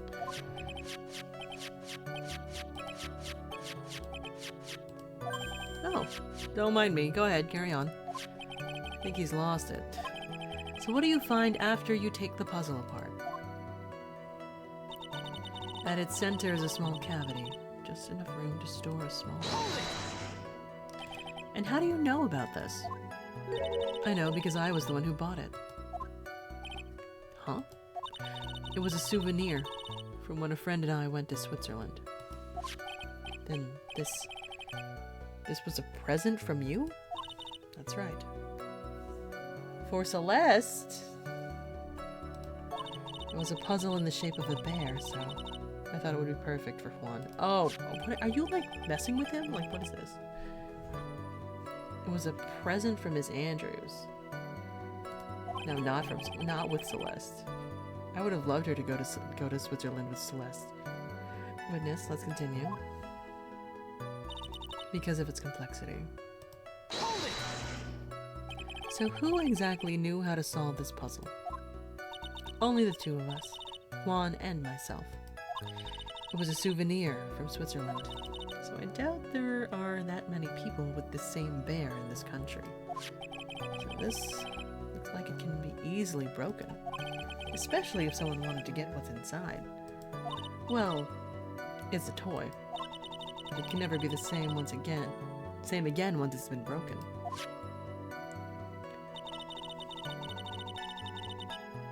Hold it! Who else knows that this bear is actually a small container or jewelry box? I never told anyone. And as long as Swan never told anyone either, then only the two of us knew. The two of you, huh? Then of course that means Mr. Ungard didn't know, right? I think this is about all I'm gonna get for now.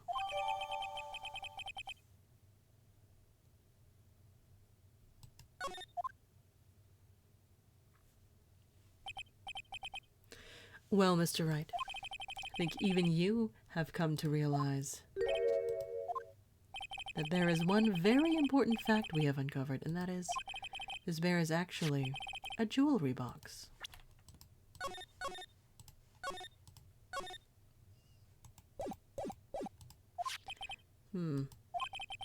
Now that we've agreed to this point, there is only one logical question that can come next. And that is this. What is inside this box? What's inside? That's right. That's what we are going to find out next. Witness. Yes. You are the only one who can open this. Please.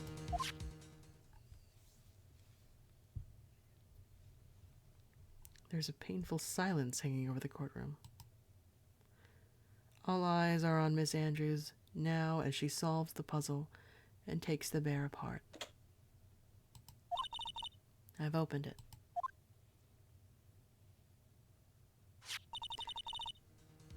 Is this what you wanted? What is that? It looks like a note. I don't think we need to guess at what that is, do we, Mr. Wright? It's the suicide note. The suicide note? The suicide note left by Juan Corrida's former manager, Celeste Impax. Until now, no one knew of its whereabouts, but just as we suspected, it was hidden. Hidden by the victim, Juan Corrida himself. It seems Celeste Impax had very beautiful handwriting, and she just as beautifully signed her own name on this document. This is most definitely the note she left right before she committed suicide. Order! Witness! Did you know about this? Yes, I did. I heard all about it from Juan. When I discovered his body, I looked for the bear. I wanted to destroy the note before it became public, but I couldn't find it anywhere. Because it had already been taken by the killer. Everything is going at Mr. Edgeworth's pace. So now that the suicide note has been found, what's the next logical question? What is written on the note? That's right. At least, that's what I would think. Now then, I believe it is only appropriate the contents of this note be made known. Can't stop you, can I? I went through so much just to get my hands on it. And I was going to burn it for her sake. I'm deeply sorry, but I can't allow you to persuade me to stop. Your Honor, if you could please read the contents of the note aloud. Very well. The judge's voice rang loud and clear through the deathly silent courtroom. In her note, Celeste Impax left to us a record of all that had happened to her, about being used, and then thrown away by Ungard, about being engaged to Corrida and Ungard's role in destroying that, and about how she decided, in her despair, to end it all.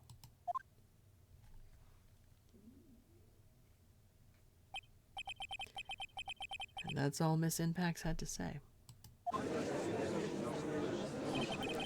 There is one thing I would like to say here. The prosecution has no interest in slandering Mr. Ungard. Then, what? Our intention, Your Honor, is to establish a motive for murder. Isn't that correct, witness? Yes. On the night of the murder, Juan was going to make the contents of the note public. After the post-ceremony show, he was going to hold a press conference. My word. That Ungard values, above all else, his refreshing like a spring breeze image, which is why he had to stop this note from being made public. At any cost.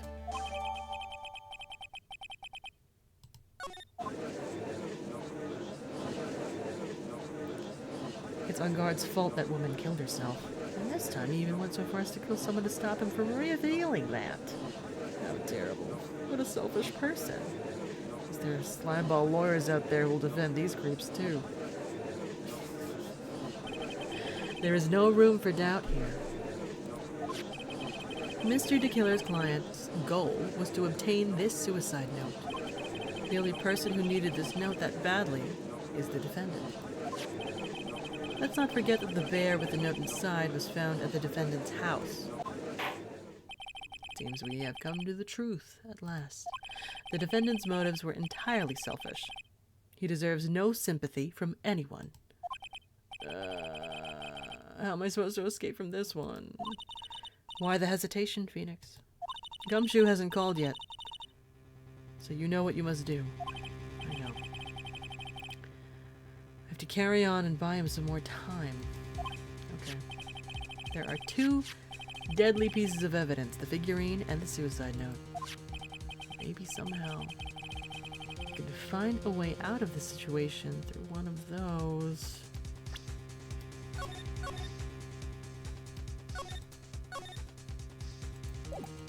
Just in case.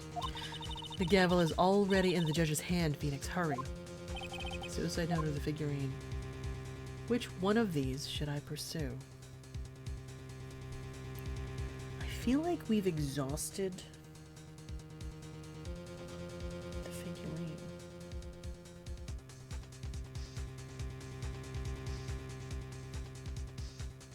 Did we?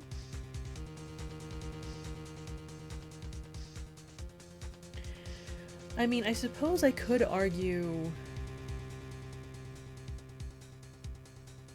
How did Matt know about the suicide note at all?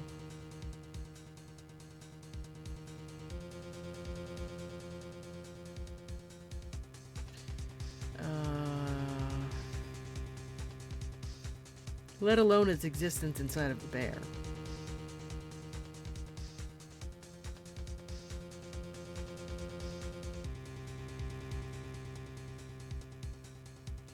Right. I mean, it was rumored that Juan had taken it and hidden it. And yeah, he would tell Adrian because they were together.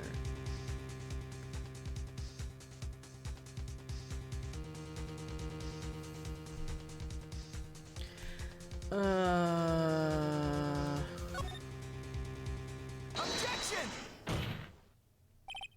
Please wait, Your Honor. Oh man, look at that lawyer. He's still going at it. It's like he doesn't care that he's trying to get a killer off the hook.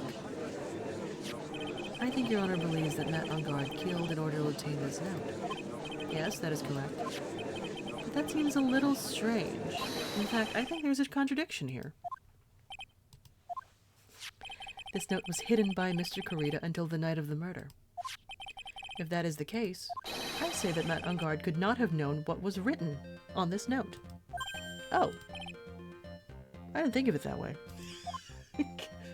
Okay, exactly. But I did think of it that way, and I thought it was rather strange. No one in their right mind would kill for a note without first knowing what it said. Order, order, order. You make a valid point, Mr. Wright. Mr. Edgeworth, what's your opinion? It was just a flash, but I think I did rather well on this one. Unfortunately, I think he believes differently. I believe a show of appreciation is in order. Huh? The defense seems to be in love with wishing more despair upon itself. Yes. Love to suffer. I would like to direct the court's attention to this. Oh, we hadn't talked about the camera. What is that? It is a very small video camera, Your Honor. This type of camera is commonly used as a means of spying. Spying? What the? I thought that spy camera was in my possession. Matt Ungard and the victim both thought of the other as their biggest rival. Even went so far as to use this type of item to find each other's weaknesses. And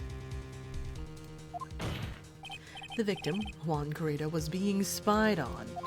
His personal life was being watched by none other than Matt Ungard. Order, order. Mr. Wright. Yes, Your Honor. You don't tell me you knew about your client's spying activities. Well, sort of. Sort of is not an acceptable answer, Mr. Wright. I see you are confused, Mr. Wright. You're probably thinking, but I have the camera that was in the stuffed bear's eye. But this camera that I have is not the same one. Last night, I searched the victim's house on a hunch using this gumshoes bug sweeper. By the way, Mr. Wright, the defendant's fingerprints were found on this camera. Matt Ungard's fingerprints were on there. Well, Phoenix, looks like those cameras were hidden all over the place, huh? What am I supposed to say to that evidence? I think this is the end. It's fairly obvious that Mr. Ungard learned of the suicide note through this. He was watching the victim all along. You got me good this time. I don't have anything to counter that. Hey, now what's that lawyer thinking? Mommy? Is that man the bad killer guy? Stop, don't look at him. He's sweating is just so, ew, nasty. Phoenix? Yes, Chief. Have you figured out what you're going to do next yet? What I'm going to do next? Does running away like a frightened child work? It seems like Mr. Edgeworth is very close to putting the lid on this case, but in his eagerness to prove his point, he forgot one very important thing. Well, what is it, Mia? There is a piece of evidence that he really should investigate. Something he should investigate. I would really hate to see the good prosecutor get scolded for not remembering to look into the item when he had the chance. Why are you speaking in riddles all of a sudden?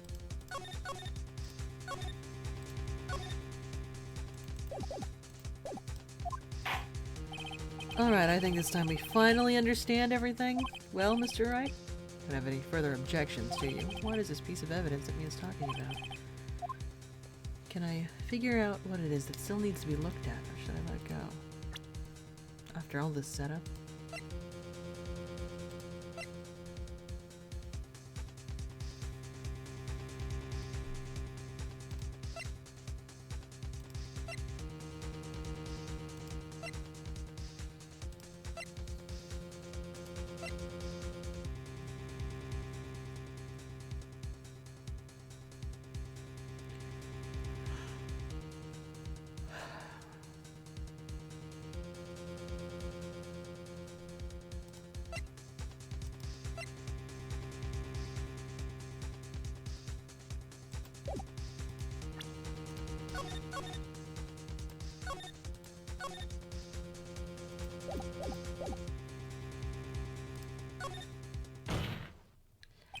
I have an objection, Your Honor.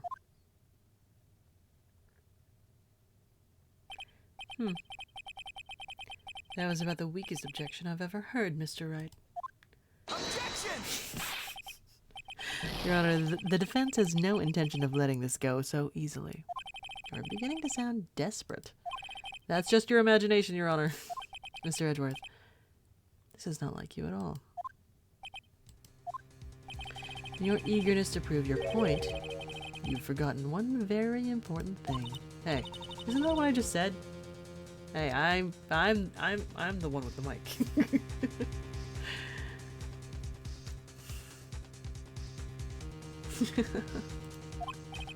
So you're telling me that I forgot something?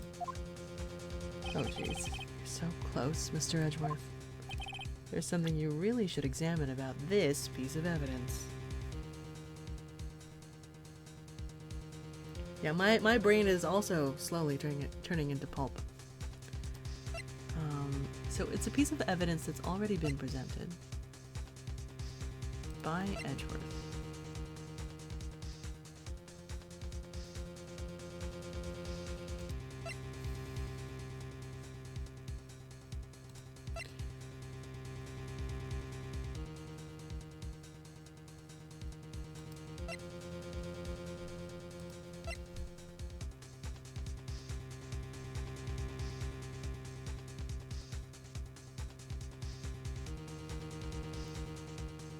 It could be...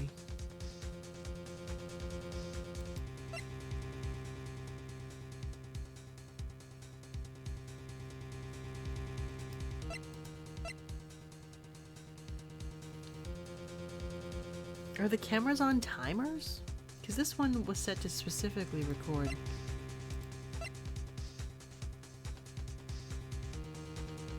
the crime.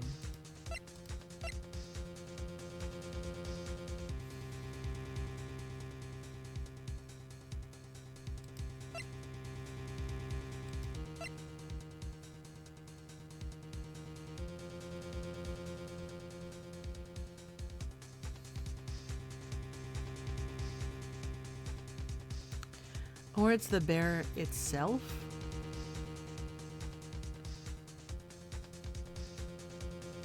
Unless it's implied through all the spying that he could open it. They've opened it and he knew how to open it.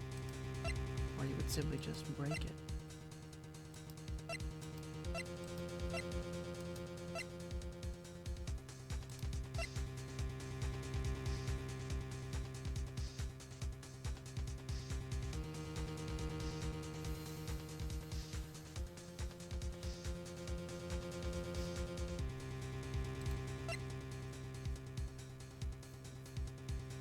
I mean, he presented a different camera.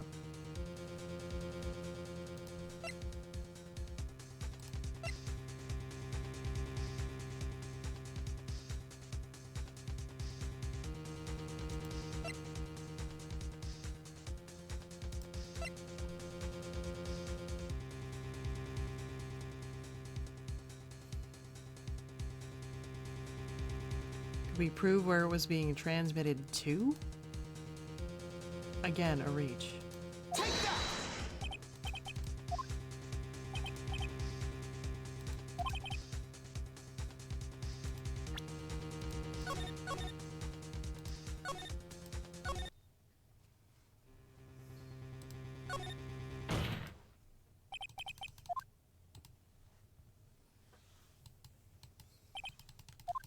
Objection!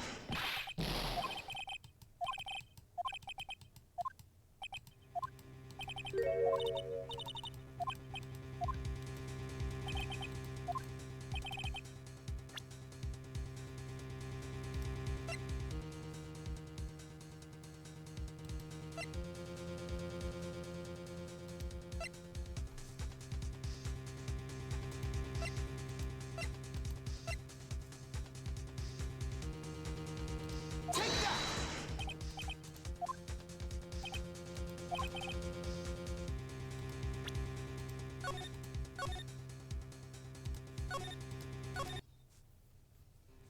Hmm.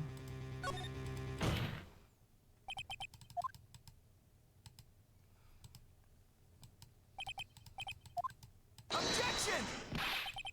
Other than that, it's the camera itself, maybe. Take that!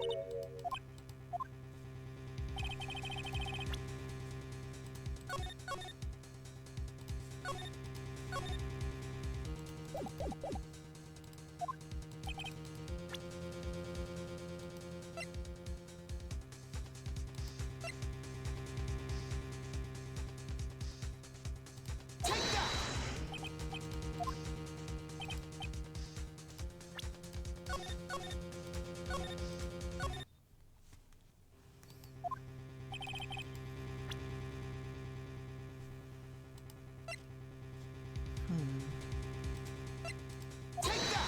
Again, a reach.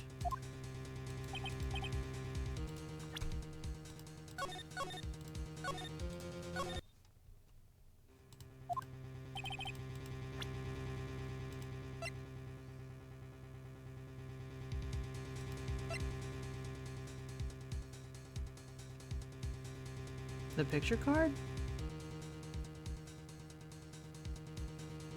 Miss Andrews did have it.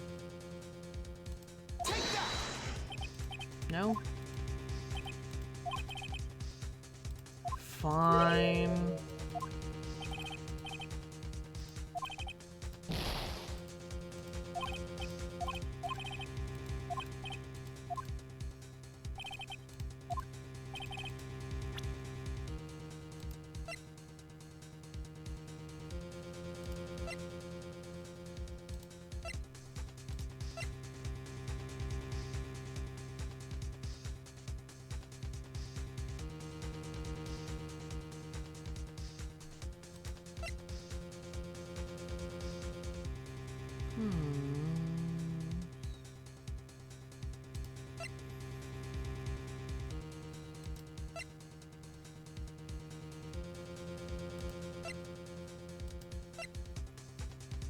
Unsure.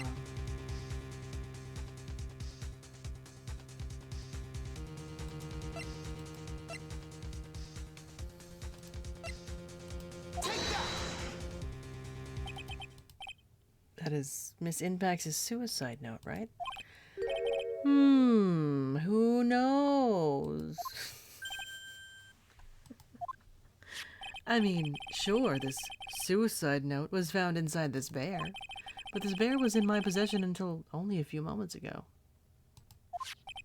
Which means the handwriting on the suicide note has yet to be analyzed. Oh. So, as to whether this pivotal piece of evidence was really written by Miss Inpax or not, that has yet to be even remotely confirmed. The reach is crazy, bro. Mr. Wright, you can't seriously be suggesting... Mr. Wright. Are you saying this suicide note is a fake? Miss Andrews, I'll apologize later. You were the one who tried to pin this murder on Mr. On Guard. Who's to say you didn't create a fake suicide note and put it into this bear?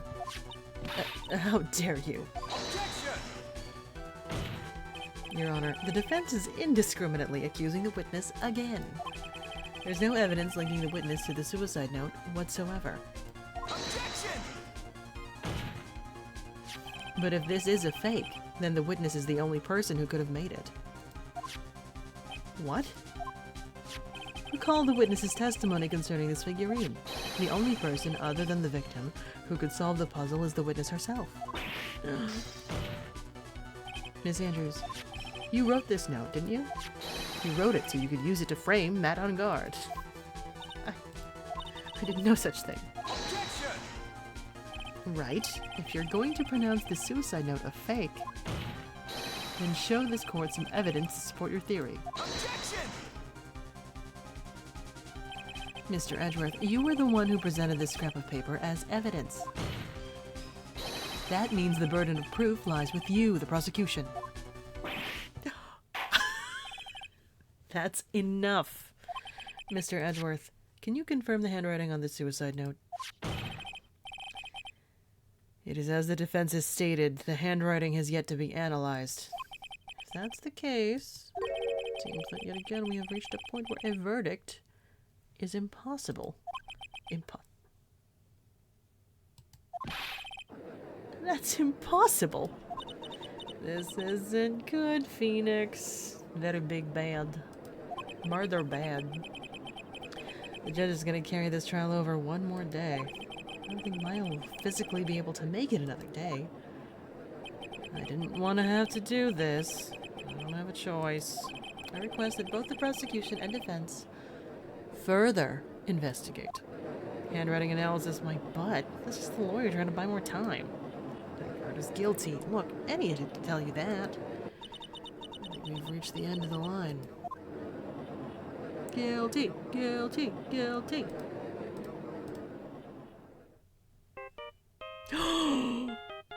Gumshoe, did you pull through? What does that sound? It's Gumshoe.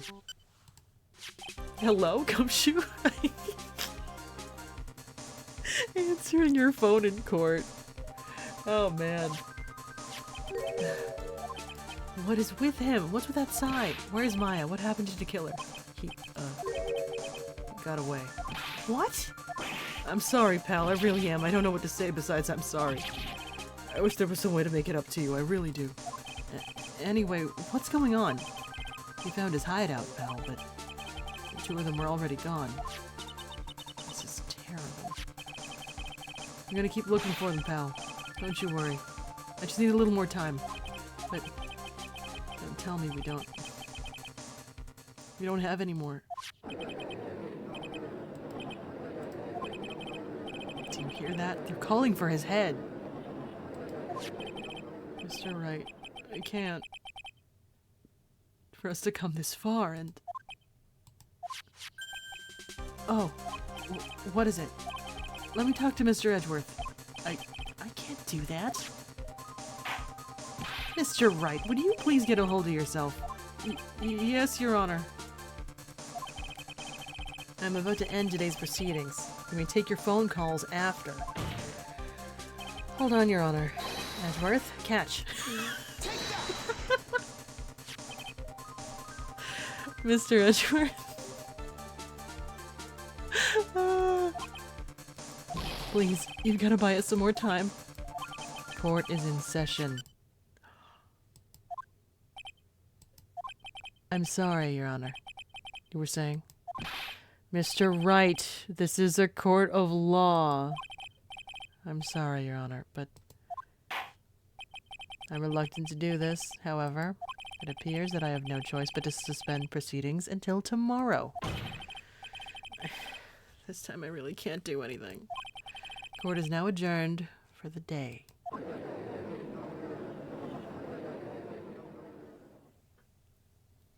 Objection! Please wait, Your Honor. Oh, the drama. How does Gumshoe fit into the Yowie?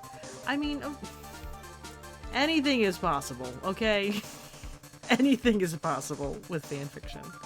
Okay? I'm sure. The three of them, I'm sure. Like, okay, please wait, Your Honor. Edgeworth? What is it, Mr. Edgeworth? I humbly request another 30 minutes of Your Honor's time. For what purpose? We can perform the necessary tests on this piece of evidence in that time. But can you really obtain your results in 30 minutes? I believe we can, Your Honor. But wouldn't it be better if we adjourn for today and then reconvene tomorrow? 30 minutes. Please, Your Honor, that's all I'm asking for. Please, Your Honor. Very well. At the prosecution's request, this court will now take a 30-minute recess. Be advised that I will not allow another recess today. I'm not sure if this is helping or hurting us. The court will now take its final recess of the day for lunch.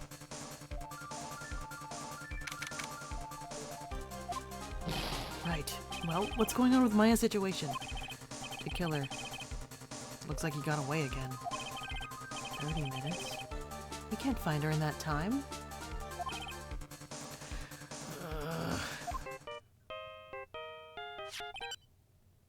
Report. No, is that Mr. Edgeworth? We don't have time. Spit it out. Right. It looks like we just missed him, sir. The killer left a few things behind by accident in his rush to get away. A few things? Can we use any of them as evidence? Not you to ask, pal. Got the things you left with me right now, and I'm on my way over. Really? That's odd. Any items like that are usually sent to the crime lab first. You don't have time to wait for those guys, sir. Those guys weren't looking. I swiped the stuff and ran. What? Well, I'm not a detective anymore, so I had to... I'm really sorry, sir. Gotta put the law on hold for now. Sounds bad. Hope he doesn't get in too much trouble over this. Since when does the crime lab matter? With my hunk of junk car, I'd say I'll be there in about 20 minutes, sir. Don't worry, I'll be there. Wait for me. Alright. Just get here in one piece. I'm on a mission and no one can stop me now, sir. No one. Pulling out all the stops and running every red light. Items left by the murderer, huh? Maybe there's something among them that'll be decisive enough to end this.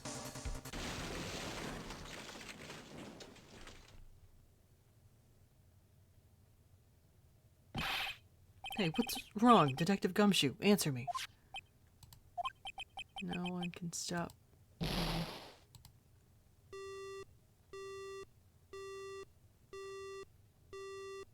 Bro, what happened? It sounded like he had an accident. Guessing his cell phone broke as well. What was he thinking? Gotta hurry and call for help. But we have no idea where he is. His cell phone is broken, and he wasn't driving a patrol car, so no radio either. Also, if you don't get to those items before they do, the police will take possession of them. No, can't let that happen. Well, if there is a way we can find out where he is, then we stand a chance. Why, oh why did Gumshoe have to get into an accident now? Is there any way to find out exactly where he is at this moment? I'm gonna lean real hard.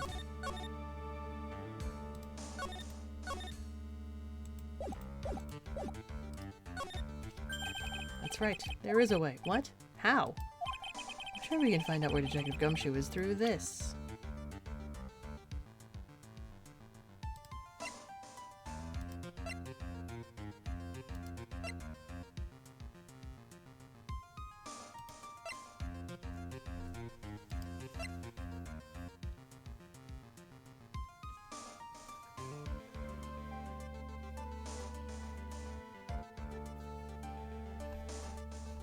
Radio transceiver?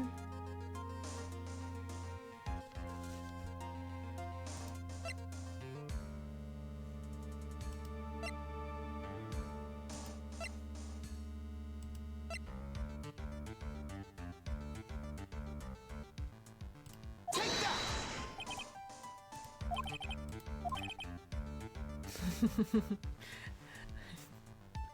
This isn't a mock trial here. I guess it's up to me. Alright, I will think of something on my end. I get your hopes up too high, but I'll try my best. Did I say something wrong? Edgeworth? Do I have anything?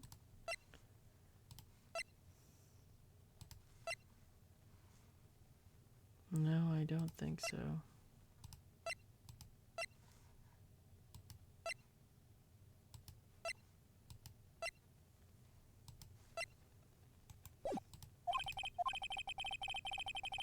I don't have any right to judge anyone ever again.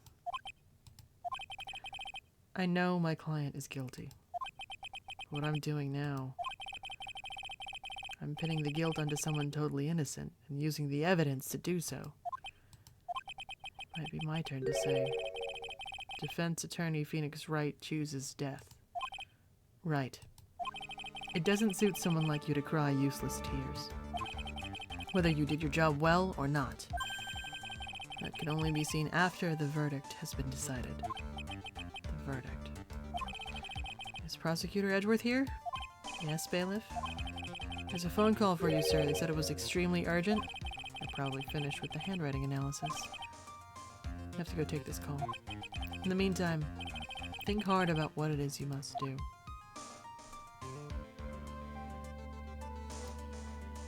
Damn.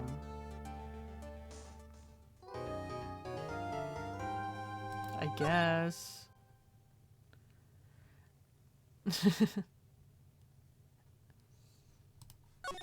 I guess there was no way to track Gumshoe. I was just pulling stuff out of my ass all the time.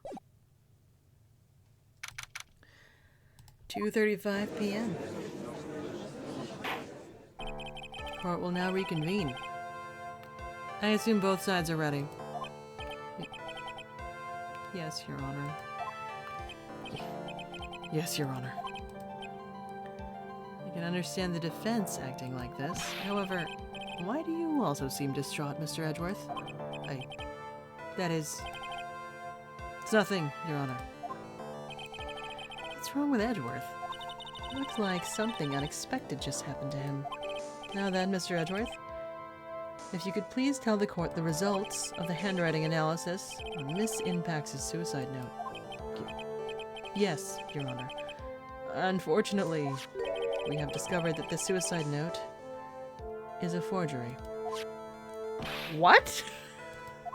What do you mean, Mr. Edgeworth? This note was not written by Miss Impax herself. It is a fake.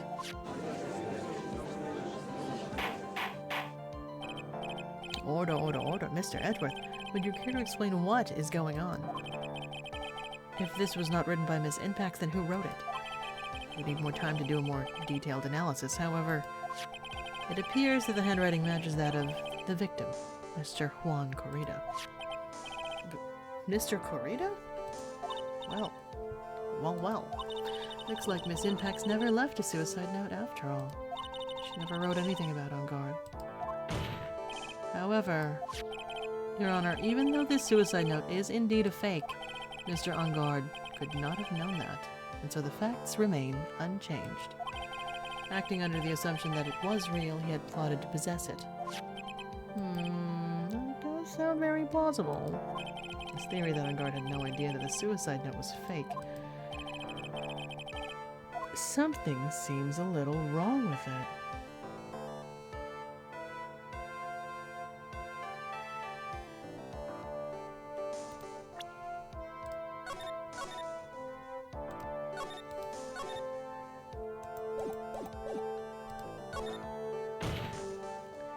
The defense believes that the theory the prosecution has stated contradicts testimony.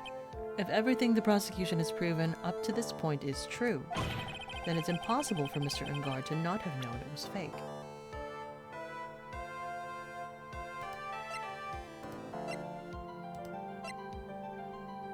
I'm saving. I was doing a little save scumming earlier, but like that's fine. Just a little bit. Well, Mr. Edgeworth, your response? I believe that even more important than finding out if this note is real or not is whether the attorney's badge pinned to that man's chest is real. That is the million-dollar question. He would have known her handwriting is my point.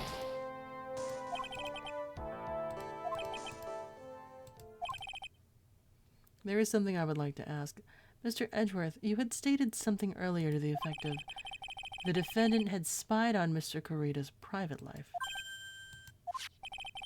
I believe this would mean that he would have known about the note as well. Wait, can I just pick that? So I can take less hits?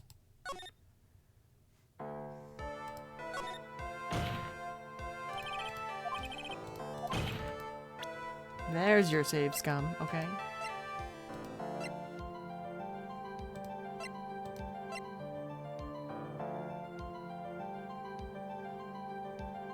Am I not supposed to bring this up? Because this is the spy camera that was specifically at the crime scene. What is this little item called again? A video camera, Your Honor. Well, a very small one, but oh, that's right, a camera. Ah, you kids and your fancy toys nowadays. Mr. Edgeworth, earlier you claimed that Mr. Ungard knew of the existence of this note because he was spying on the victim, isn't that right? If that were true... Ah! Hello, MT Skeletor, thank you for the follow. Hello. Hello, Quasi-Quote, thank you for the raid. Hi. Welcome. I am having a very spirited trial. This means Mr. Ungard would have known that the victim had forged the note. Ah. So then the defendant knew the suicide note was a fake. And if that's true, then the situation has suddenly changed in a very dramatic way. Exactly, Your Honor. The prosecution's theory as to what Mr. Ungard's motive for murder was. It had suddenly disappeared into thin air. But, Your Honor, it's not as if Mr. Ungard monitored Mr. Corrida 24 hours a day. Perhaps the victim wrote the note in a place Mr. Ungard didn't know of. Well, right back at you, Mr. Edgeworth. Why don't you show us some proof that the victim made the forgery at an unknown place? Hello, hello, hello. Welcome, Raiders. Thank you so much. Thank you. Hope you had a good stream. I'm Tofu. Nice to meet you. Today's soup flavor is, Phoenix Wright. Justice for all. That is the soup of the day. Order, Mr. Edgeworth. Looks like this time it is you who has dug his own grave. As I figured. Huh? As you figured? As I figured. It came down to this after all. Mr. Edgeworth, you're not making any sense. When I heard the results of the handwriting analysis, I thought this might happen. The question is, what next? What next? If the prosecution can't prove Mr. Engard's motive through the evidence, then we must prove it from another angle. Well, I agree with you there. Your Honor, the prosecution would like to call a witness to the stand at this time. Oh, well, that's fine. However, this witness is a little unusual. Edgeworth stuttering? That's not like him at all. Unusual? Well, what sort of witness is this person, Mr. Edgeworth? The witness is one who is perfectly fit to answer once and for all the question of who was it that hired Shelley the Killer to commit murder? That's impossible. Who in the... No such person exists who can answer that question with such certainty. Yes, Mr. Edgeworth, who was this witness?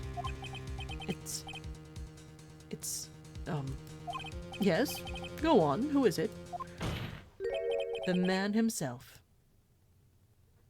Mr. Shelley the Killer. Oh, Mr. the Killer. Wait, Shelley the Killer? You mean the killer? I mean the assassin? Yes, Your Honor. He's coming here, to the witness stand. Well, yes, in a manner of speaking. I recognize that this is a very unusual circumstance, so I ask for your permission. Well, Mr. Wright? Yes? Is this alright with you? Do I have a choice here? I can't really do much else to drag this trial out. The defense has no objections, Your Honor. I wonder if it is really alright to do this. Very well then. The prosecution calls its witness to the stand. Edgeworth. Is there no other way left to us? Now then, witness. Your name and your, occupation, please.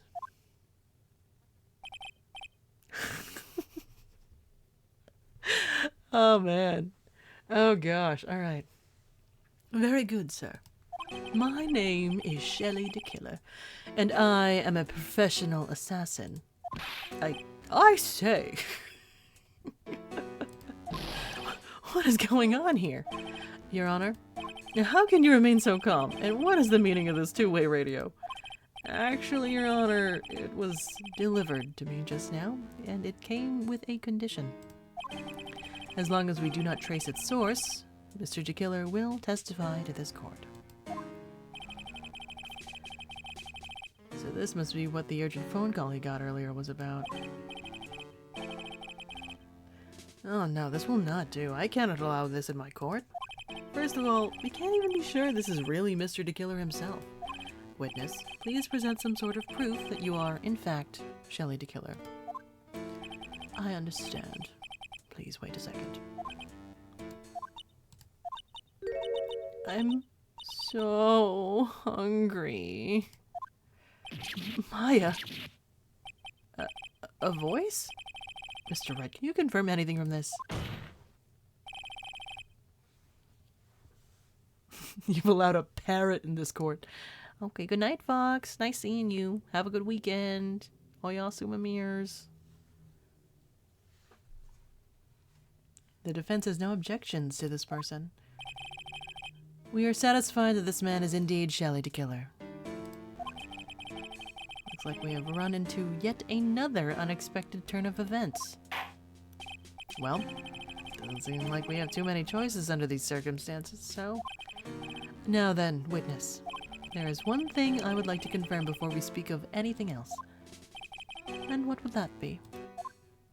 At the request of a client, you killed Mr. Juan Corrida, is this correct? It is as you say. I did indeed kill Mr. Corrida.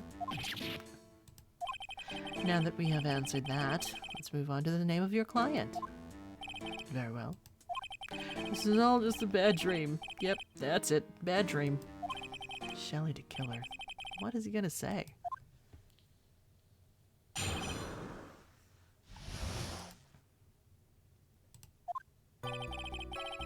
This is so funny.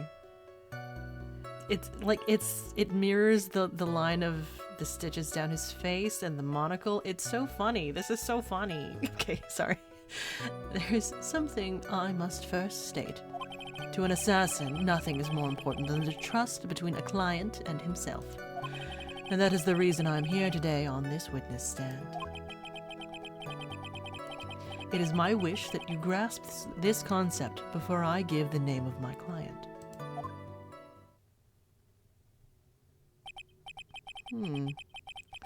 Mr. J. Killer seems to be a very clever man. I'd almost say he seems to be mocking us.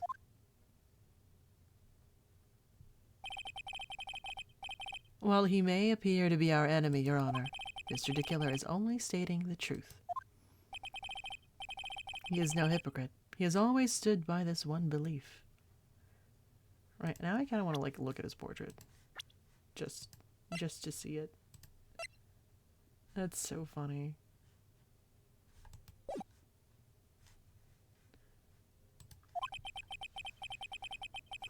You mean about this trust between his clients and himself thing?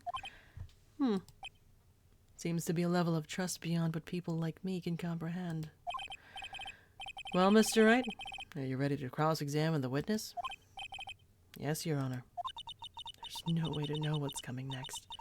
So, stay cool and collected, Phoenix.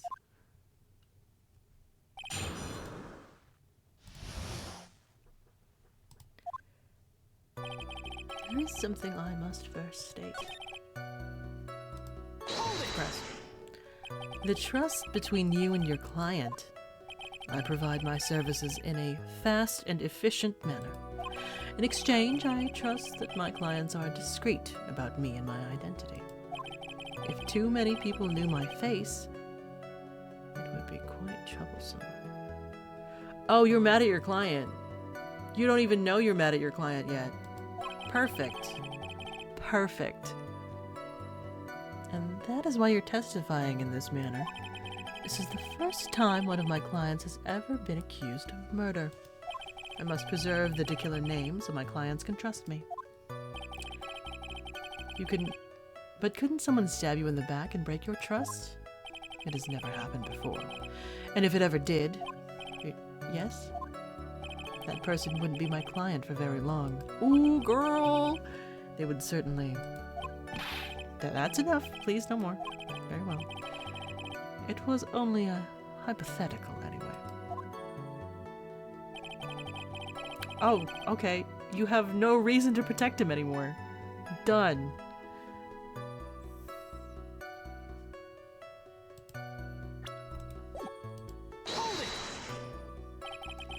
Seems a little strange to me. I mean, you're about to tell us the name of your client.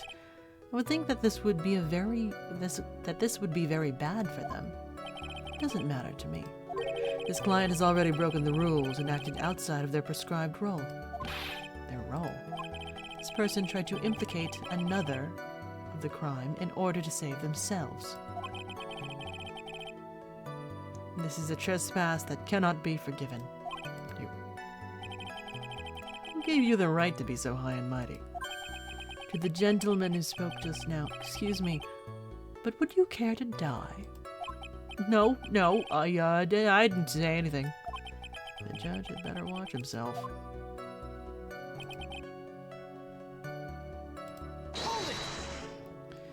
We understand, so please tell us the name of your client. I'm afraid I cannot do that. I still have a few things to say before I do. That egomaniacal. It's not good for your health to be so aggravated. You wouldn't live very long if you let everything bother you. Somehow, that coming from an assassin makes it less than comforting. I don't really care about all this extra fluff. Just wants the name already. Patience. Try to calm down a little. It's important to try and understand his mindset. He seems very steadfast and closed, so you're gonna have to work to get him to talk. Not his therapist, you know.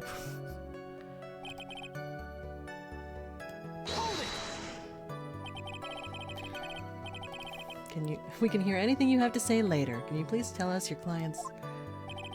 I don't think you understand your place, Mr. Attorney. I said this is something I must first state. Do you know what the word first means? Sorry. Go on. This is one witness you can't badger, Mr. Wright. That's only because you don't know about Maya's situation.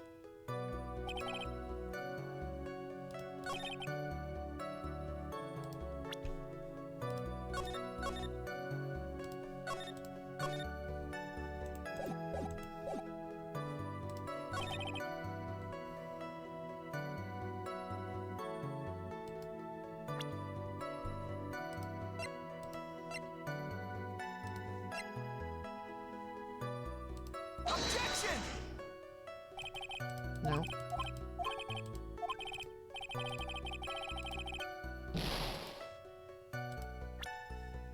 Fine.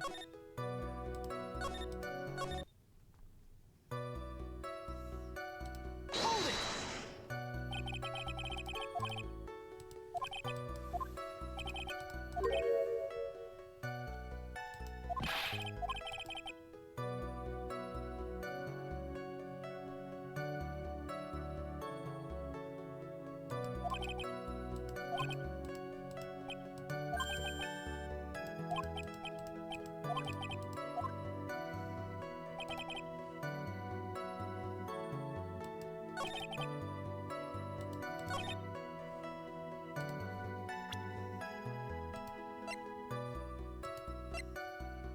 Objection! No?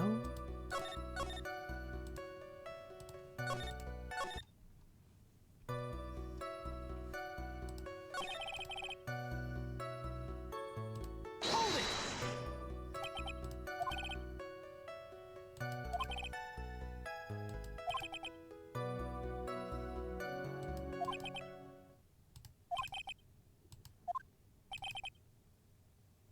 A person who frames another is the worst kind of human. And that's why you feel you can betray this person?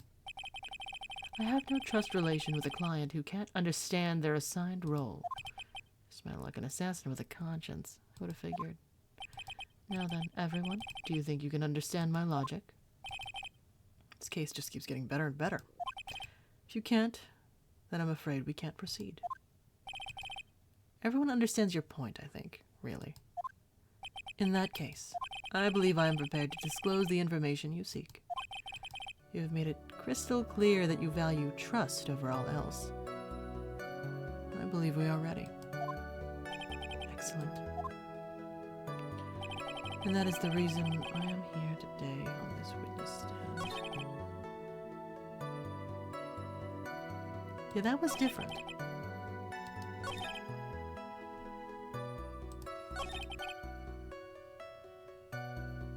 Am I ready?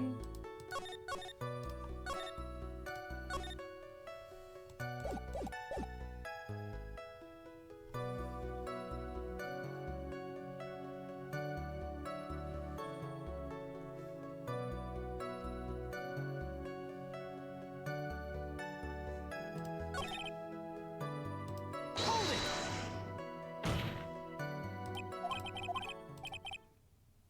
Now I can't bring myself to ask the client's name. If you can't ask it, Mr. Wright, then I will. Miss Witness, what is the name of your client who requested the murder of Mr. Juan Corrido? That person's name is...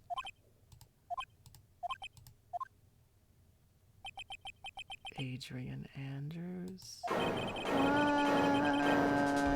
Objection! Witness. That's not who you told me it was earlier. Pray tell. What are you talking about, Mr. Prosecutor?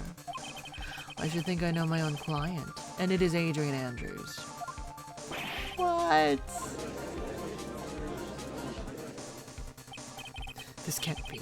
On the phone earlier. What's going on here? My guess is that Mr. DeKiller just stabbed Mr. Edgeworth in the back. Stabbed Edgeworth in the back? I'm sure in order to get an audience with this court, Mr. DeKiller told him a different name. Not on guard, perhaps. I knew it. Objection! This is outrageous. I was deceived. This witness is telling a very serious lie. But you're the one who summoned this witness.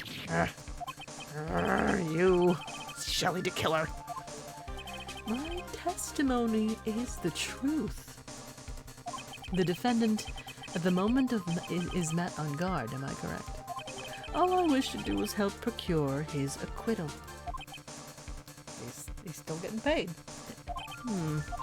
Well, all of a sudden, feels like we can actually win this. Absolutely. Yeah, for sure. Alright. Yeah, everything has to get worse before it gets better. Anime rules. The prosecution has failed to provide a motive and has instead provided this suicide note, which is a forgery created by the victim. Furthermore, there is a possibility the defendant himself knew it was a fake. But most definitive of all, we have heard from the assassin himself the name of his client. Mr. DeKiller's client who requested the murder was not the defendant at all. No. With all this evidence, it's obvious to me that this means that Mr. Met on guard is innocent. I seem to have caused you all a bit of confusion. Please continue your discussion and call me when you have reached a verdict. Bailiff, please bring Miss Adrian Andrews in immediately. But now, with the way this is going, on guard will be found innocent. This may be our last chance to save Maya. Yeah, but Edgeworth is right. The killer's lying. And on guard, my client, I know he's guilty. Can I live with myself if I win this? Who would have believed that the prosecution's own witness would absolve the defendant? Your Honor, the prosecution requests permission to further question the witness. Shelley DeKiller is certainly lying under oath. It wasn't me. Listen, everyone, please, that testimony just now. It was all one big lie. Miss Andrews' suicide note may have been a fake, but that man, Matt, he's the reason Celeste died. And Juan's death, it was all because he got pulled into Matt's twisted world. That testimony just now, you have to believe me, it was a horrible, horrible lie. But Mr. DeKiller himself has testified. He has named you as his client. No, that's not true. Also, there is quite a bit of evidence that points to you. The knife and button, donning the nickel samurai costume. That's... You even have a motive. We know that Miss Celeste impacts it. That was a large part of your life. You wanted to follow her, and you wanted revenge against the two who hurt her. I would say you have plenty of reasons to want them both dead. No, Mr. Wright. You know the truth. Tell them. Tell them the real story. Who the real killer is. Tell them. Please, help me. Yes, I know the truth. Mr. Wright? Yes, Your Honor. I believe we have reached the end of this trial.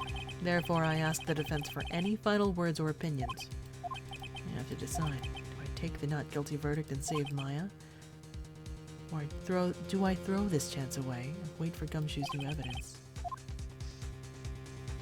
What am I supposed to do? Phoenix? I can't do it, Mia. I can't accept a not guilty. You are a lawyer. I know, but Matt Ungard is a killer, a murderer. I can't let him get away with this. I can't let someone else take the fall. If I let Miss Andrews be convicted, then I'm no better than Ungard. And even though I don't want to admit it, I have to face the fact. that it is because of Edgeworth that I now know the real truth. Could have gotten Engard convicted so many times over, but he never took a single one of those chances. If I take this verdict right now, I'd be betraying his trust. His trust? I know. I know. Matt's already done that. Matt's already betrayed his trust. We have to get him to turn on Matt. It's fucking the math. The math is there. The math. I never thought about it until now. I trust him? Okay. Okay, Yowie. Okay. Wow. And they were rivals. And they were rivals. Yes, you do.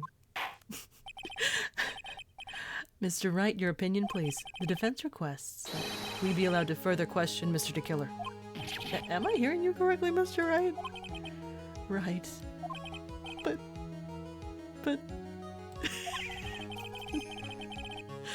That witness has cleared your client through his testimony. Your job here is done. I'm not done yet. To see through witnesses' lies and find the truth. That is my job, Your Honor. Well, in how this legal system works? Yeah, sure. There's still more evidence to look at. And I'm sure that once those pieces arrive here, in this very courtroom, a miracle will occur. Very well, the trial will continue. Yeah, mad ramblings of the Tofu at 2 a.m. for sure. Mr. Edgeworth, please reestablish connection with Mr. DeKiller. Right away, Your Honor. I didn't even show him the bear.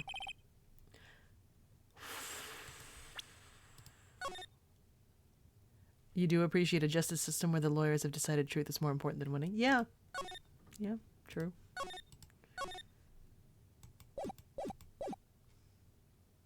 Like, within the context of... Yeah. Of this universe and its rules. Before that, we would like to talk with you a little more. About. All you needed from me was the name of my client. What else could you need me for? Well, actually, we would like to hear everything you know about this case. That is how things are usually done. What is he talking about? Usually done.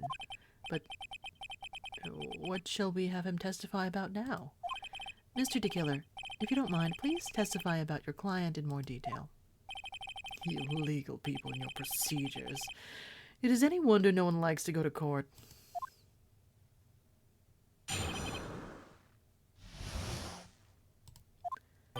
As I have already stated quite a few times, Adrian Andrews is my client. However, one thing I simply cannot overlook is tampering with the scene of the crime. My client did it to frame another for the crime, while pretending to be the first person to discover the body and enter the scene. Adrian Andrews already knew from the very beginning that Juan Corrida was dead. But even more appalling is the creation and planting of the knife and button. That act is what I was referring to when I said my client had broken the rules. This is a most unexpected turn of events for the, 5th time now? However, this time, everything has finally been revealed. Not quite. Just a second, Your Honor. Yes, Mr. Edgeworth. We still have the cross-examination to do. But you don't need to question testimony like this. Do you, Mr. Wright? Your Honor, the defense will question the witness, as if I have a choice here. What? Why? What this witness has said is nothing but beneficial to the defense's case. If you scrutinize the testimony, then I'll expose the lies in that oh-so-beneficial testimony, I suppose. I don't understand what's going on anymore. Okay. That makes 2 of us.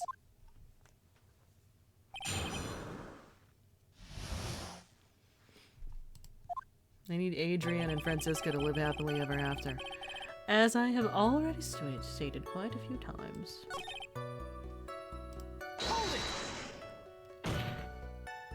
I would think that most people wouldn't be able to overlook a person hiring another to kill.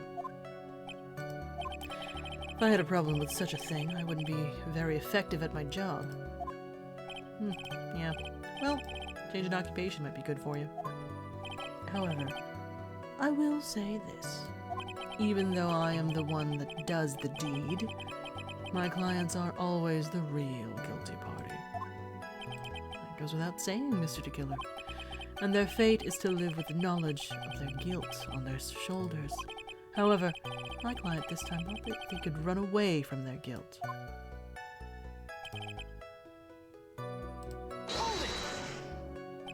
Are you talking about the button and the knife? Yes, and my business card. Oh, this card. So that no one has to waste their time, including the police, I always make it a point to make things as easy as possible. You try to make things easy? My business card makes it very easy to identify who carried out the service. He's pretty devoted to his work. But to disregard everything, to go and stab the deceased with a knife, and even hide my card from sight, that is something I cannot overlook. It's really hard to tell if he's being truthful or not without him being here.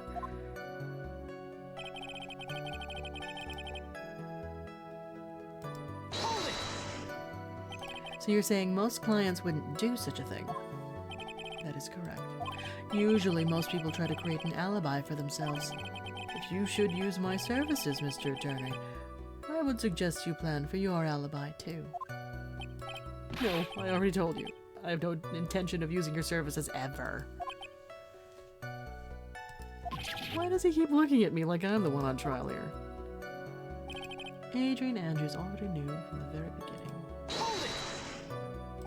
From the very beginning? That is correct. From before my client visited the room, all of my clients know precisely what the situation is at all times. I wonder if that's really true. That's odd.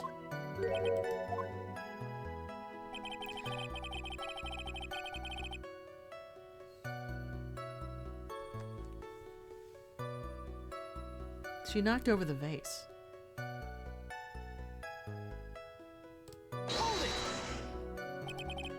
So why did you think your client did the knife button thing? What do you mean by why? Well, fiddling around at the scene of the crime is pretty risky. Why would someone who has requested a murder go to the crime scene anyway? That is true. I assume it was probably done to frame Mr. On Guard. If that's the case, then why didn't the person just request that you do it? Sadly, that is not possible. Huh? My job is to kill, that is all, and to leave my business card behind, naturally. The business card is so my clients may escape blame. To protect them is my duty. Even if they say it's for revenge, setting someone else up to take your fall.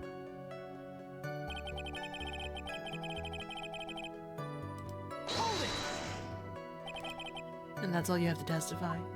Yes. And I pray that I will never be called to the stand again. Again? As in you plan to continue?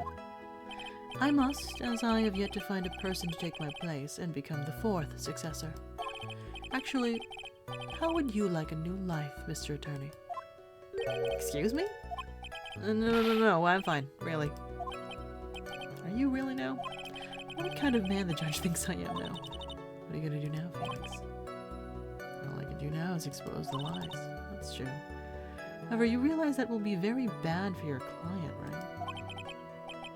I'm so confused. One thing I know for sure is I can't let this trial end yet.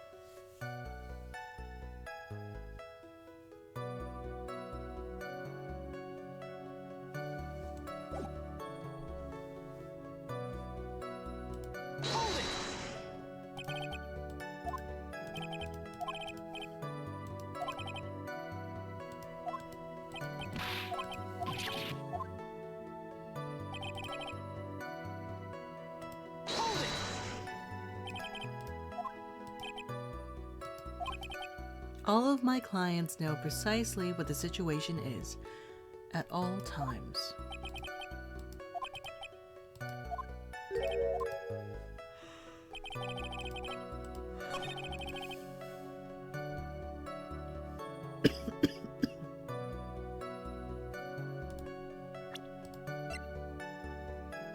Objection!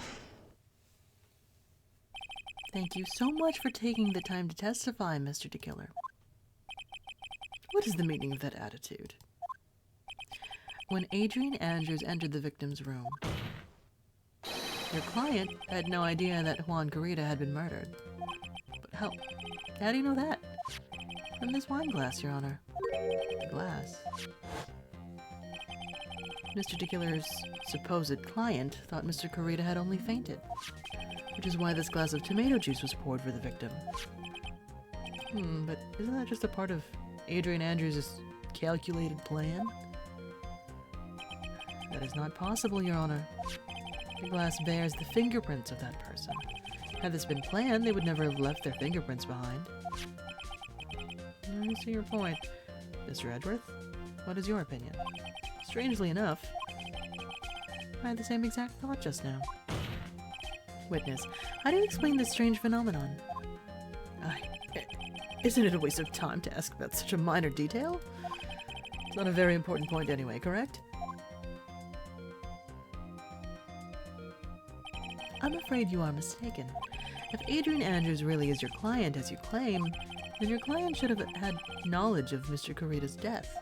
If not, then that can only mean that Adrian Andrews was never your client at all.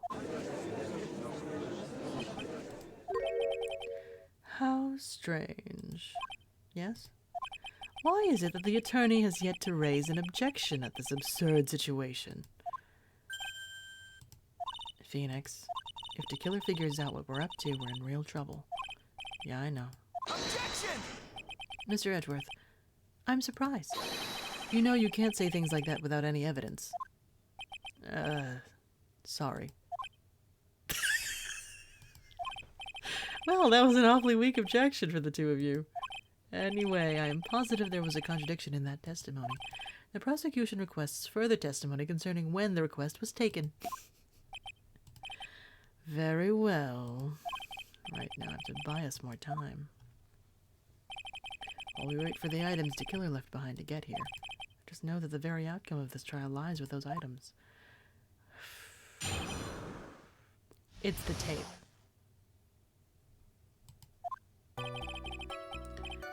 This request came to me, about a week ago.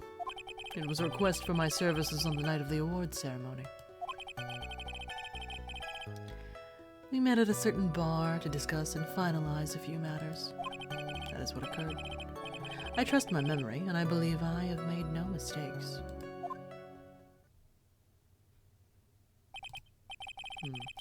So you physically met your client, huh? That is correct. Meeting one's client is the first step to building trust, in my opinion. I see. Well, Mr. Wright, cross-examine. Now, request taking. Can I finish this case today? This request came to me, about a week ago. Price. 1 week ago. You sure? Yes, I'm quite sure. I, of course, had my own preparations, and I was barely able to finish. When you request my services, Mr. Attorney, I hope you will keep that in mind. Please stop. In any case, my client this time had a very specific date and time in mind. A specific date and time.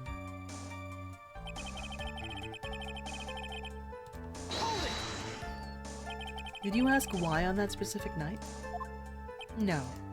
I try to fulfill all the conditions of my client's request. But as for why, I only had my suspicions. Your suspicions, huh? So what are these suspicions you had? Why did your client request that night? I'm sure it was all for the bear. The bear? My client spoke of it. I'm sure there will be a bear-shaped figurine in Juan Corrida's room. Would like you to retrieve that item for me. Must be talking about the bear puzzle. Inside that figurine was a suicide note. Naturally, the victim brought it with him to his hotel room. He was planning to publicly disclose its contents at the press conference after all. That is correct.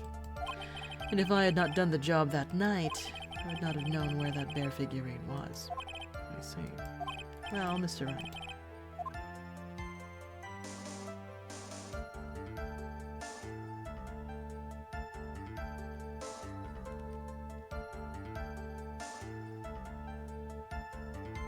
Am I being played with? I feel like I am.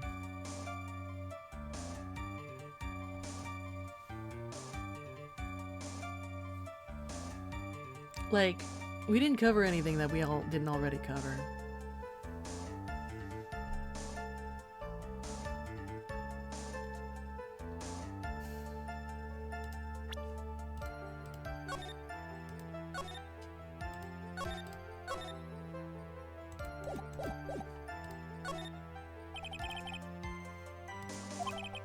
In the end, it's just his conjecture. No, Your Honor, I don't think it's very important. Well, then let us continue. Met at a bar. So you physically met Adrian Andrews, right? Of course I did. What was that?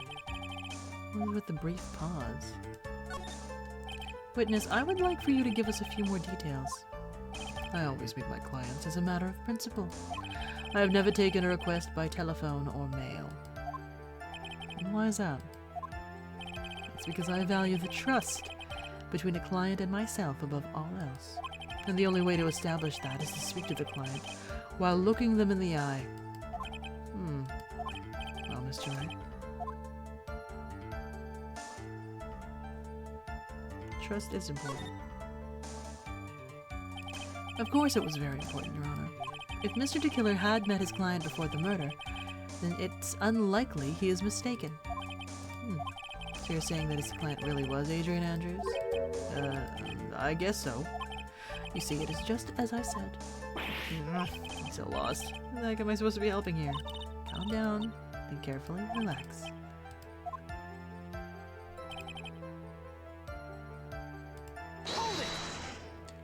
So your client was Adrian Andrews?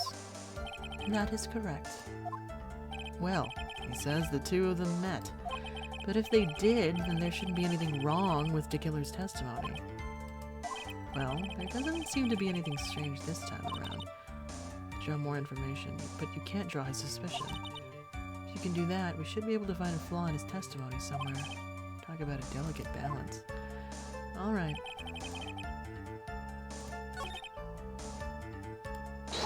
Let's press on this then.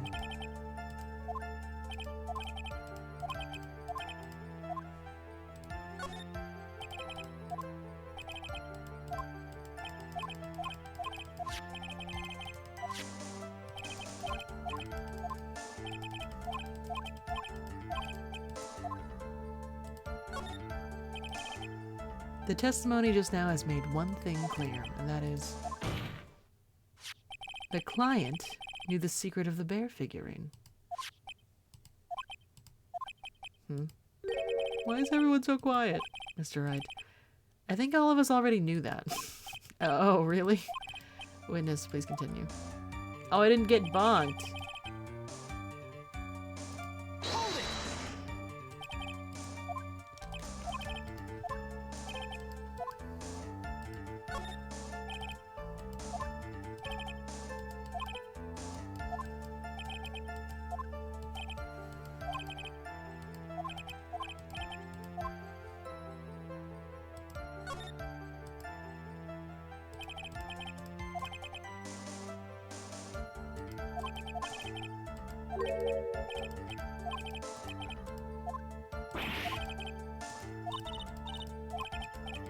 Should I try the other options then?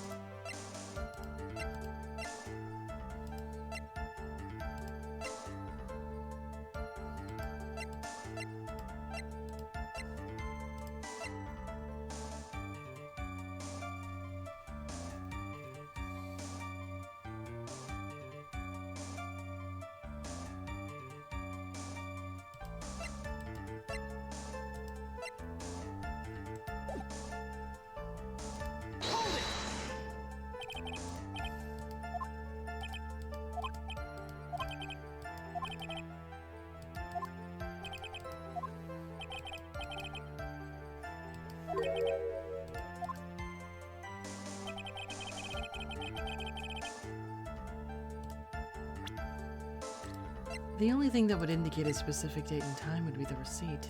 But I can't even, like, look at it?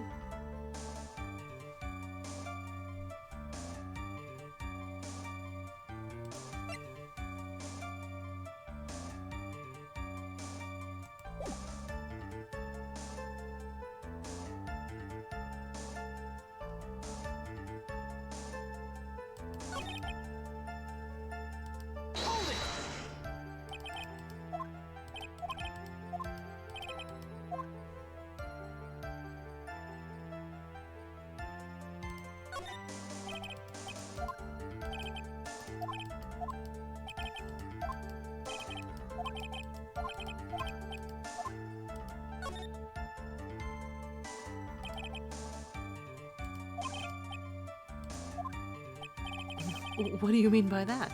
Stop sidestepping my questions? My question was, did you really meet Adrian Andrews in person? I have already told you, Mr. Wright, I did.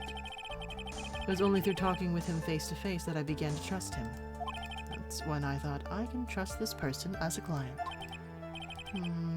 That's true what they say about talking face to face. Well, Mr. Wright. Yeah, he misgendered. If I heard what I think I heard just now, then I think I got him. Your Honor, I believe the testimony just now was of the utmost importance. Huh? Really? If that's the case. Witness, please include the statement just now in your testimony. Very well.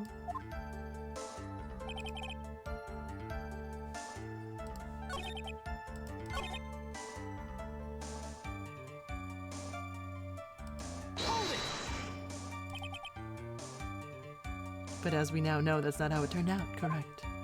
What do you mean? Adrian Andrews turned out to be a client who couldn't stick to the rules, right? Well, yes. I suppose you are correct. I would like to check one last time. Are you sure your testimony is accurate?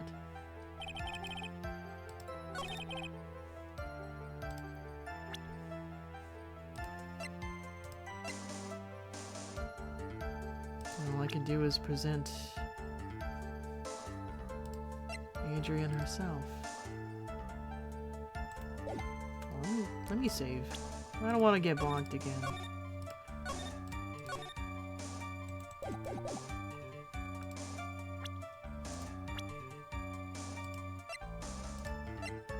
Objection! Ah, I got bonked again. I'd like to go over this one more time. You met Adrian Andrews at a bar and took the request at that time. Yes, that is correct. And that's when you thought he was trustworthy? How many times must I repeat myself? Yes, that is correct. I'm sorry, but that is an impossible tale. What? Shelley to Killer. You've never met the real Adrian Andrews. Well, why would you say that?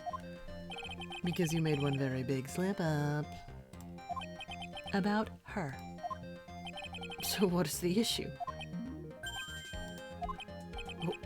What did you say just now? About her?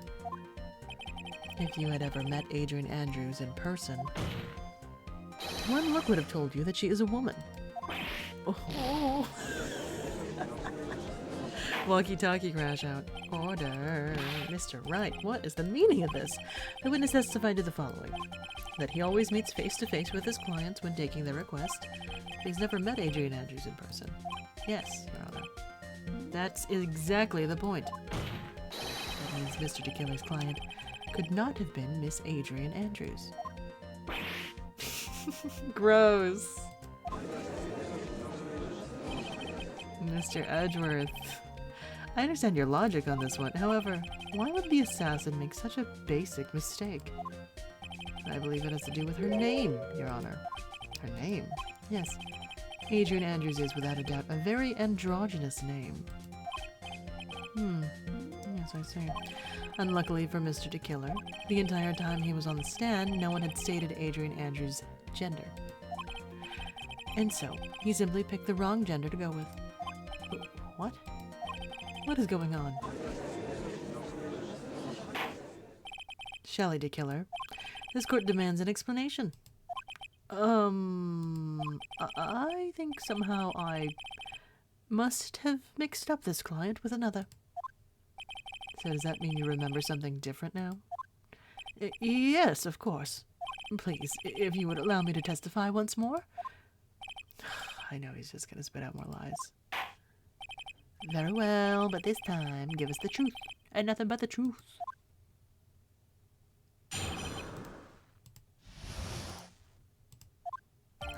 Yes, now I remember. I took that request by mail.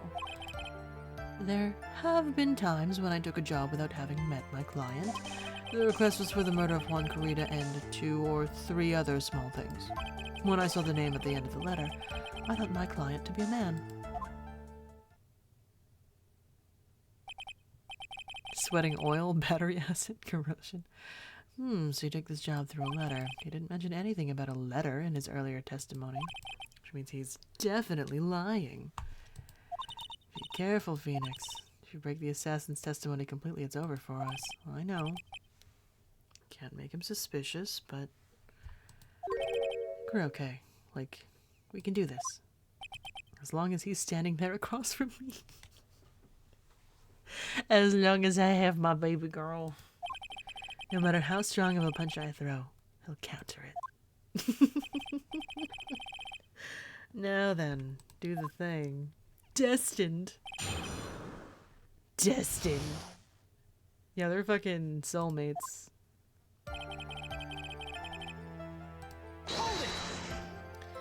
But didn't you just say that you always meet your clients? Yes, I suppose I did say that. However, there are some clients for whom a meeting is simply not possible. Didn't you meet your client this time? No, I did not. Oh, come now, let's stop with the game of cat and mouse. Using your silkiest voice is not going to work on me. Alright then, just cough it up and confess. Mr. Wright, you can't badger a witness with such harsh words. You're a lawyer. Behave like one. Present evidence instead of mindlessly yelling. I love mindlessly yelling.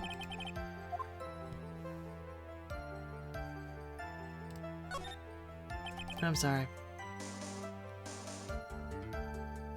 I don't have any proof. Sadly for us, Your Honor, that is the nature of right and wrong.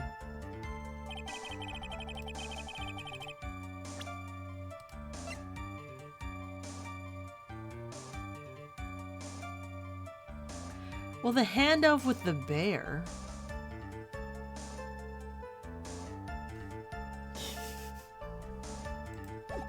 The handoff with the bear would have been true.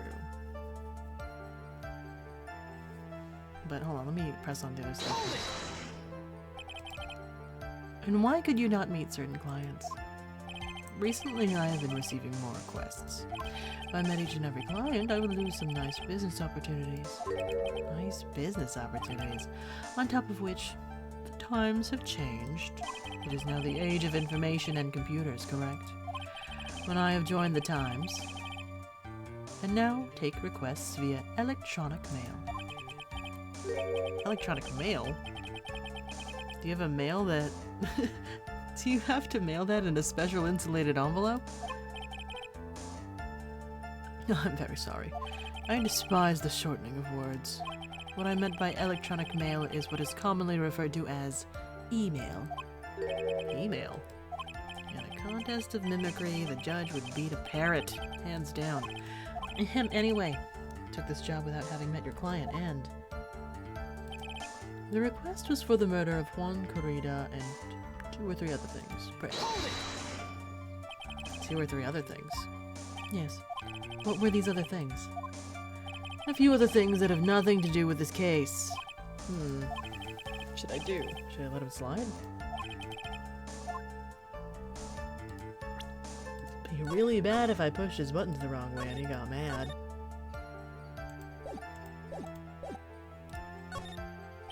Well, whether or not they're related to this case is for the court to decide. Mr. Attorney. Yes? Everything I have said from the beginning has been nothing but beneficial to your client. which is why I wonder what is pushing you to continue with this cross-examination. Could it be that you are planning to betray your own client? That's... I smell the stench of a backstabber. Should you turn out to be one? Wait. Uh-oh. Looking bad. I shouldn't press my luck. Alright, I have to think. Is this worth pursuing? But what if I just want to fuck around and see what happens? I did save. I did save. Witness, this is a very important matter. Please cooperate and tell us what these other jobs your client requested were. If it's truly that important, I suppose I don't have much of a choice. The bear figurine. The bear figurine. After the assassination of the target, I was to find that figurine. I was told that this job was just as important as the actual killing. And where was that figurine? It was inside Mr. Kurita's suitcase. And then, what did you do next? I handed it over to my client right away. You gave it to your client. Interesting. This information certainly sounds important to me. Witness, include what you just stated in your testimony. I fucked around and I found out. As you wish. One of these was to find the bear figurine and give it to Adrian Andrews.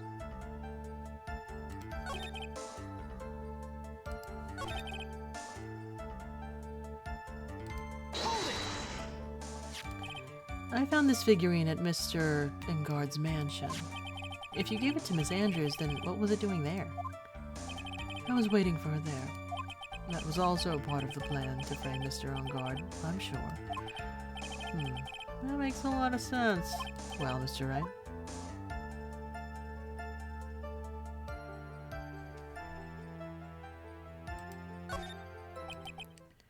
So the killer says he gave the figurine to Miss Andrews, but I know somewhere in that statement there's a contradiction, and yet I know that if I present something trivial here, he will cut the connection on his end.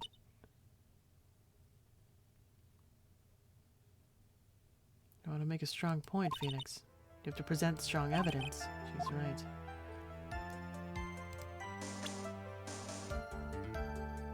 Meow.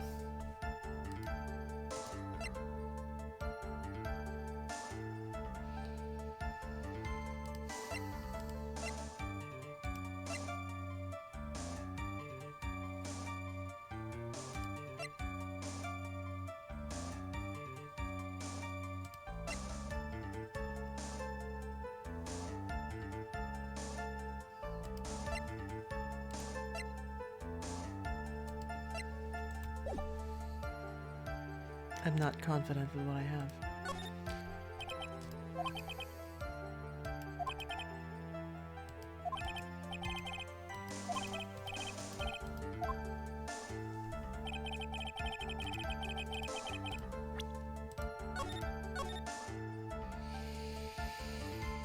Oh, man.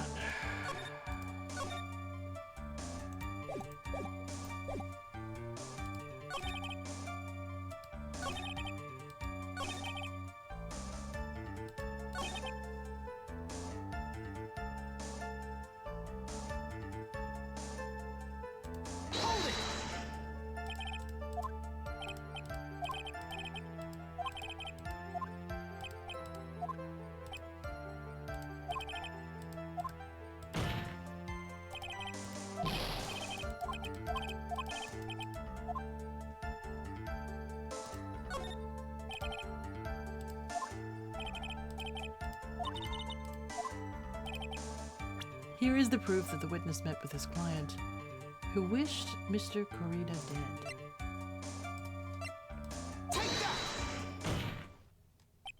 So, no?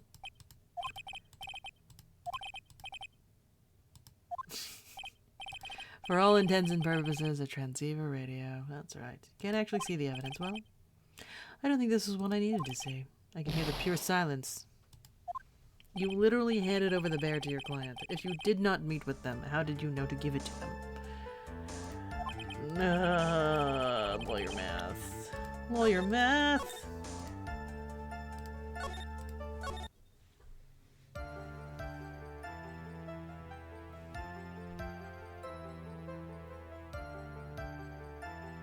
Right? Like, but like, I need to... Like, if he was going to... If they were gonna meet at Enguarde's house, then why hand the bear over right away? Right.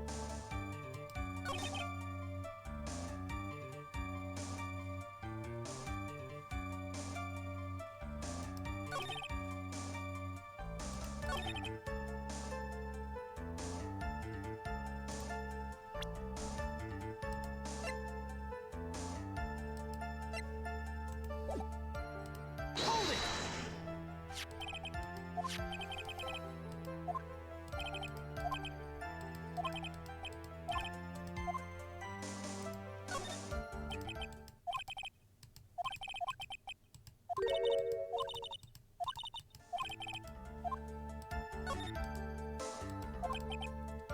You gave Miss Andrews the bear figurine, and she told you to take the bear and wait for her at Enguarde Mansion. Is that correct? Yes. Where are you going with this? Well, I think maybe you might have remembered a few things incorrectly. Well, what? This is a battle of wits. I can't let up. I don't think it's possible for Miss Andrews to have been the recipient of this bear.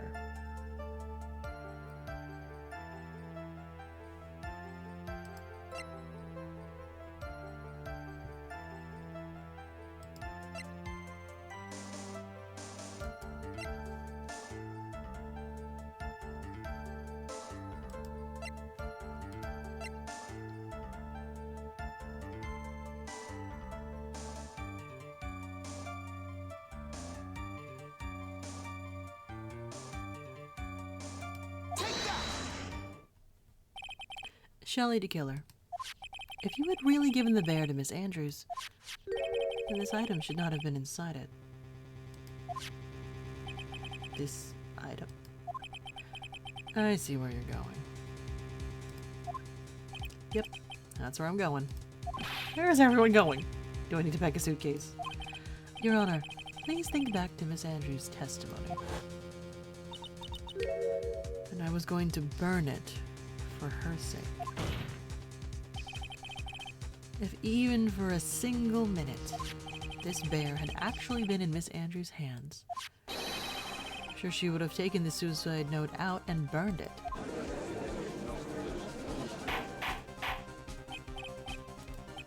Order, order, order. So that's where you two were going. So by the very fact that the suicide note was still inside the bear, it tells us that your client didn't know how to disassemble the puzzle. Which means... It means, Your Honor, that it is impossible for Adrian Andrews to be the client. Oh.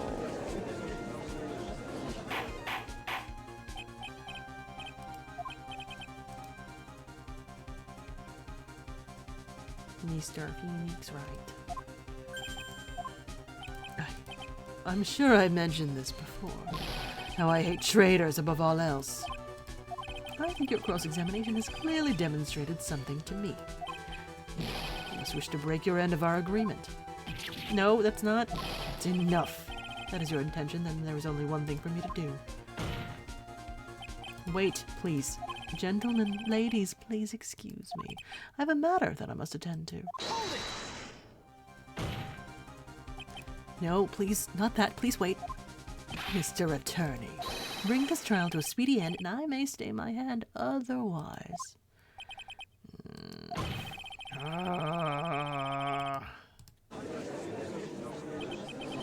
Self-repairing walkie is impressive. What? Mr. Wright, are you... Mr. Edgeworth? Yes, Your Honor. I didn't understand this witness's outburst just now. Do you think there's a need to hear more testimony, or is this enough? Well, we should... Edgeworth, we can't do this. If we keep this up, Maya, she'll... Prosecution... Just come over, everyone. Even you are... The prosecution... rests. What is going on around here? The prosecution has no further questions, Your Honor. What?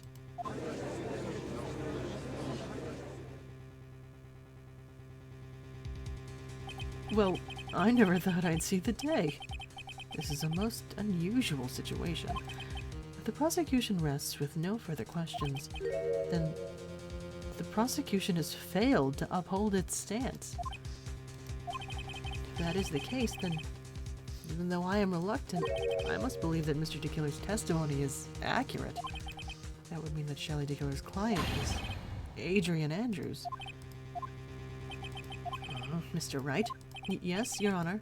If I end the trial here, right now, then your client, Matt Ungard, would be declared innocent. And in his place, Adrian Andrews would be charged with murder. Miss Andrews would be charged with murder. The prosecution has no further questions, so we will now hear the defense's final remarks. Bailiff, please bring the defendant, Matt Ungard, to the stand. The items from DeKiller's hideout didn't make it in time. We tried as hard as we could, but it looks like our time has run out. I can't believe it. I still have the timing.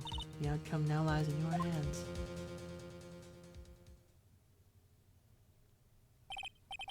Dude, did the old guy finally decide? To be honest, I can't think of you as a truly innocent and good person. You've done enough evil to drive a woman to suicide. But at least on the charge of murder, it would appear you are innocent. You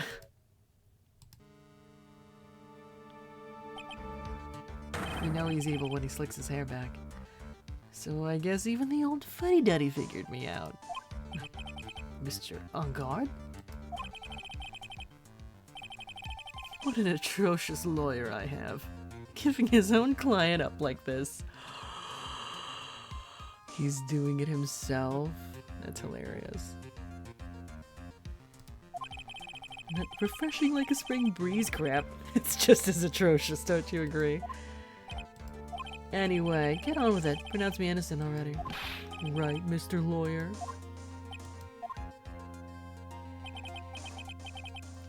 Should I side with justice, or should I save Maya's life?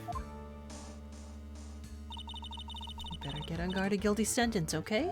But what if I did that? Maya will die. What if I say he's innocent? Then Miss Andrews will be charged as the murderer. Do I say he's guilty or not guilty? Either choice I make, someone's life is going to end. It all hinges on what I choose. We need to turn the killer against Matt on purpose. Alright, whatever. Now then, Mr. Wright, let's hear the defense's final statements on this matter. If the person who hired the assassin was Adrian Andrews, then your client, Mr. Matt Ungard, is innocent. There's no need to ask, old man. After all, my lawyer is going to say what I want, aren't you? Right. I can't do this. But I have to decide something. I can't count on the evidence to help me anymore. I have to listen to my heart.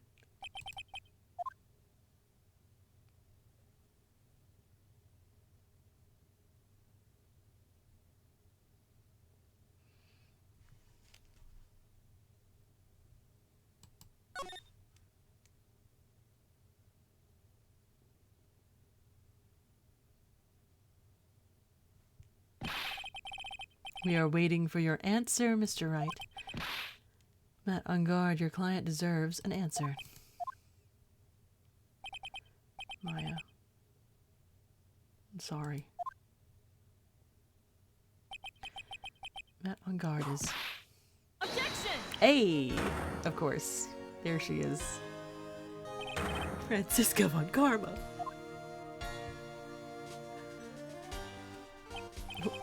What are you doing here? Ow! You see now, don't you, Mr. Phoenix Wright?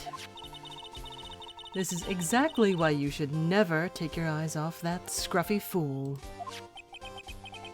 Did you bring them? The final pieces? Do you have them? You should know better than to ask that, Mr. Miles Edgeworth. Von Karma is perfect in every way. The evidence is here in perfect condition. Don't worry about Scruffy. He's fine. and his injuries are minor. All of the items are inside this. His coat. What a filthy old coat this is. That's gumshoes. You can spot his tattered rags anywhere. I apologize for its ugliness, but there was nothing else to wrap the items in. I felt long and hard this whole trial, all for what is inside that raggedy coat. Sure that inside that coat lies a crucial piece of evidence. Is it the tape? Your Honor, inside the filthy coat are the defense's final pieces of evidence. Your final evidence? Yeah, this judge is going through it. This trial is already over. All that remains is for me to hand down my verdict. I do not believe that any evidence presented now would change the outcome of this trial. What? Objection! Your Honor, it is our duty to examine every piece of evidence, down to the last. I request that Miss Von Karma be allowed to present these pieces of evidence. Oh my gosh. I suppose you're right, Mr. Edgeworth. I grant permission to do so. However, this one obvious rule applies here. If these items do not bring up any new points, then they will not be accepted by this court. Now, Miss Von Karma, if you please. These pieces of evidence are items left by the killer during his escape from the police.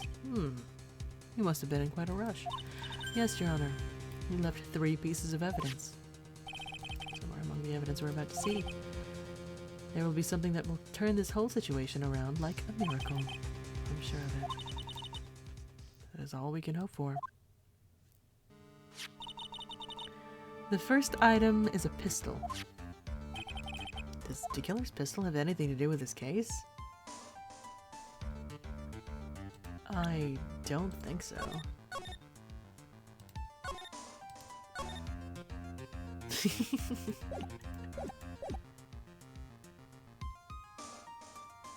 I want to be nosy. Does that pistol have any relation to this case? We have yet to perform a ballistics test, so I can't say for certain. However, I believe it has something to do with this case, at least with me. You got shot with it. That's the pistol he used to shoot you, isn't it? That's what I believe, yes. Oh. I kept the bullet they removed from my shoulder as a sort of memento. I'm sure it will be an excellent sample for the test. So that's the pistol that was used to shoot Francisco. Probably not gonna help us very much.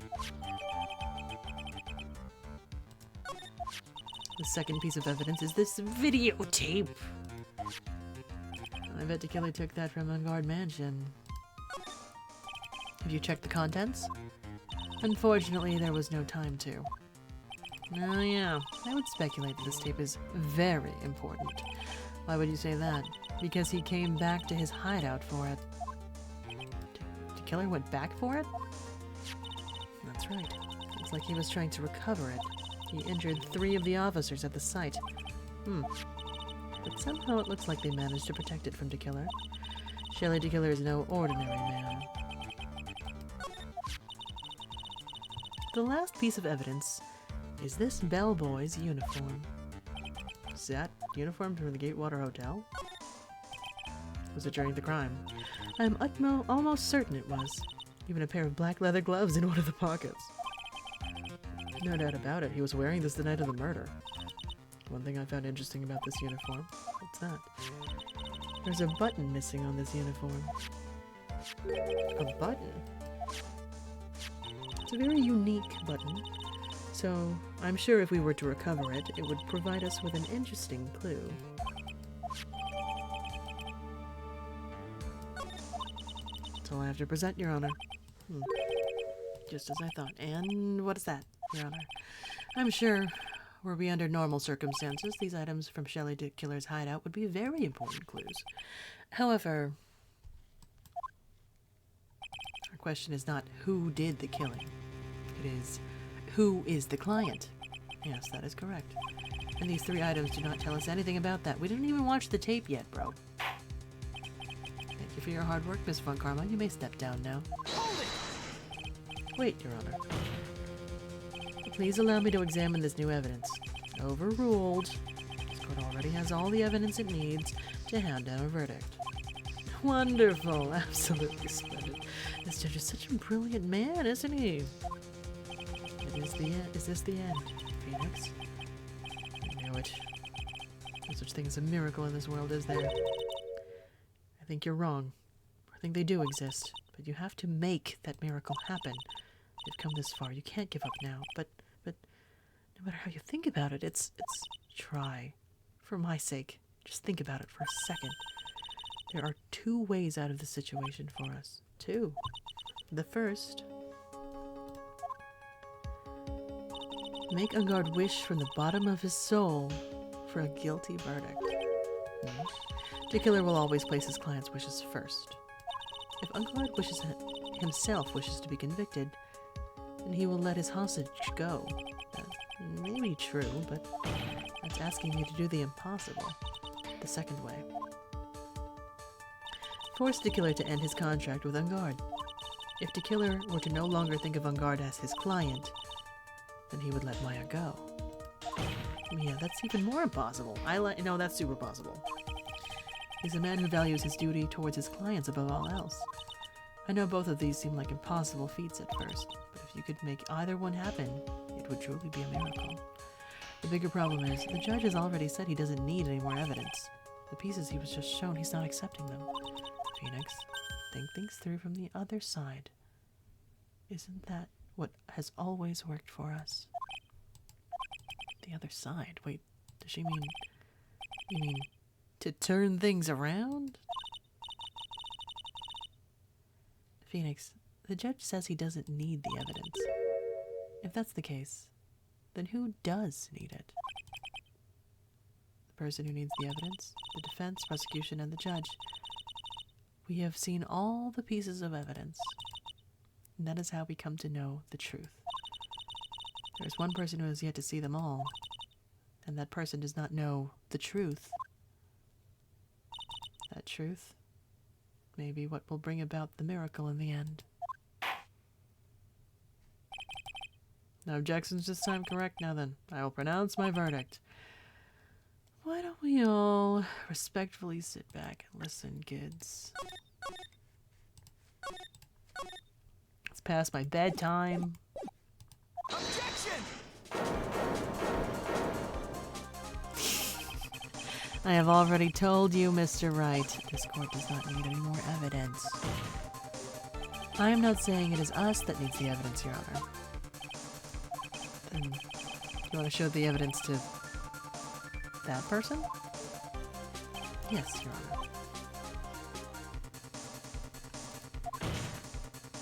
Please, Your Honor. Mr. Wright, for you to ask with such passion, I will grant you one chance. One chance. Please show your evidence to who you think is the right person. Objection! It's impossible to turn the situation around in one try. One try. That is all I will permit. But what if I save? I have to try to remember everything that has happened up to this point. To think, Phoenix, think. There must be a way to save Maya while taking Ungard down at the same time. What?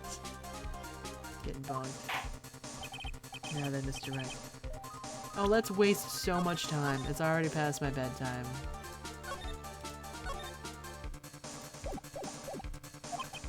Who would you like to show evidence to?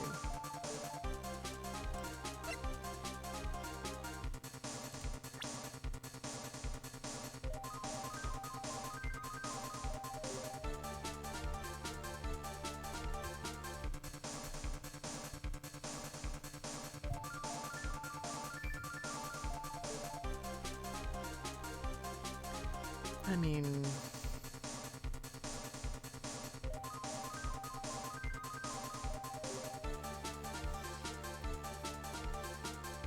Mia says that we've already all seen it.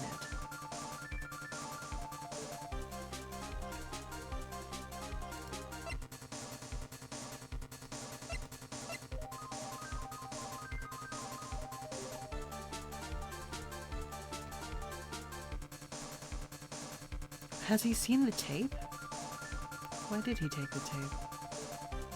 Gotta be either Matt or DeKiller, right? Yeah. Yeah.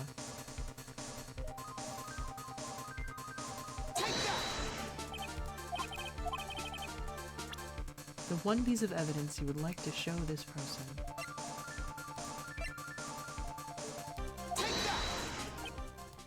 Well. What do you think, Mr. Edgeworth?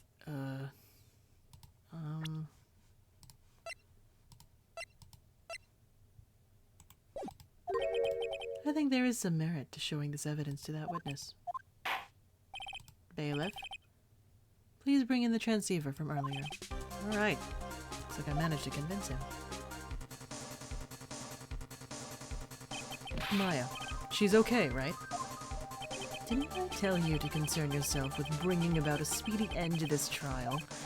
Now, if I understand correctly, you wish to show me one piece of evidence? Yes, one is all I need. I have here a videotape. It was found at your hideout. I heard you injured 3 officers in your attempt to get this back. That was most regrettable. However, it was an order from my client. I was told to protect that videotape. I thought so. I'm afraid I seem to have failed in that regard. Do you know the contents of this tape? I was certainly told by my client to not watch it, so I have absolutely no idea.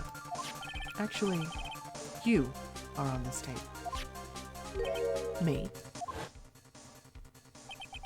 There was a video camera hidden at the crime scene. Your actions were being recorded. What? Is that true? Mr. Wright? Who was it that planted a camera? Well, the only person who could have placed a camera at the scene of the crime would be your client, naturally. That was Adrian Andrews? Be quiet and listen, Your Honor. Yes, sir. Your client specified a place and time for you, isn't that right? Yes. And that was so they could film you. I had no idea. Mr. Wright, why would my client do such a thing? I would like to know why. Why did Matt Ungard film the crime scene? The reason why he did that is my ticket out of this whole mess. There was only one reason why your client would secretly film the scene.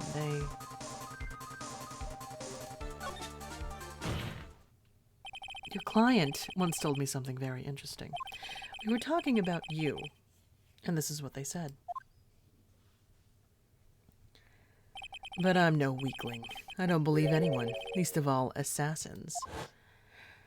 Oh, come now, Mr. Wright. Assassins aren't above blackmail. Yes, that's where the video comes in. With that, I can keep him at bay and even blackmail him if I want. Your client didn't trust you at all. They were thinking of using this video to blackmail you. What do you have to say to that, Shelley DeKiller?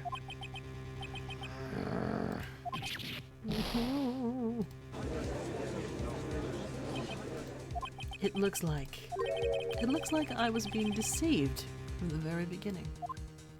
Yes, by a natural... That is the kind of person they are.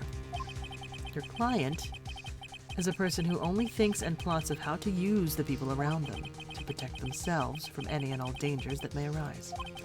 That is the true nature of your client.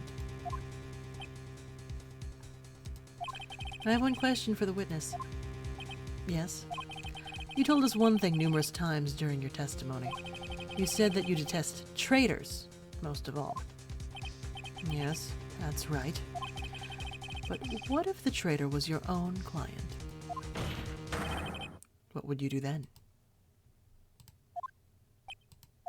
That's obvious. I would break our contract in that case. And then, that client would become my next target. For the honor of the DeKiller name, even if it takes an eternity, I would follow that person to the ends of the earth to exact my punishment.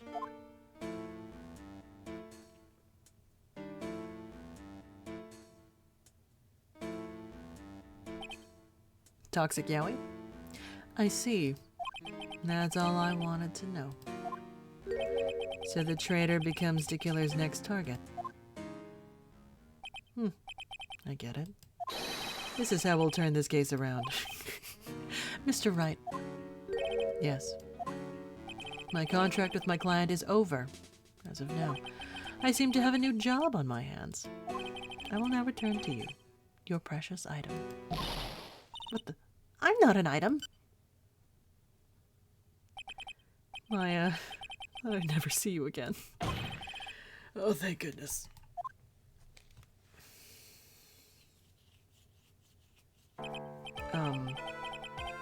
This trial appears to have come to its conclusion. However, I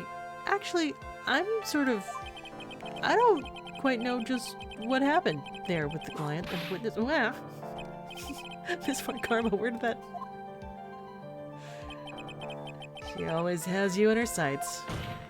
Now, I do believe it's time to finally hand down a verdict.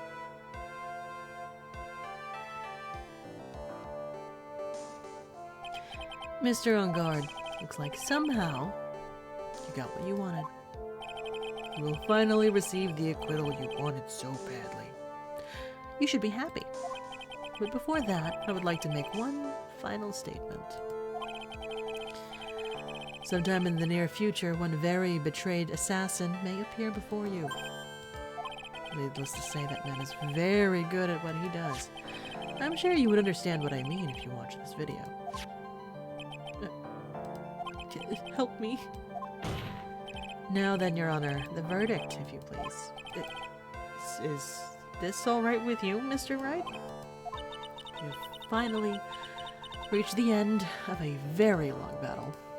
Whether he's convicted or acquitted, there is no escape for him now.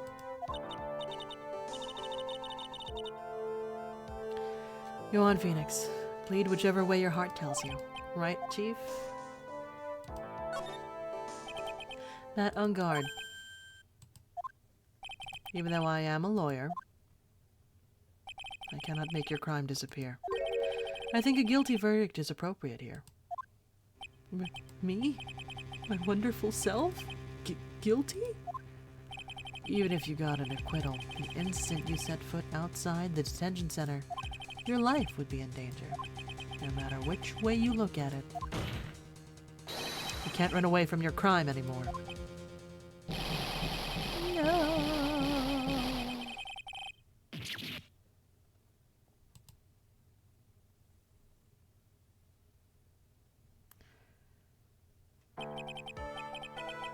As always, it looks like we have uncovered the real truth. Wait, I don't remember you helping out much. Mr. Edgeworth, how is Matt on guard? I have left Miss Von Karma in charge of his incarceration.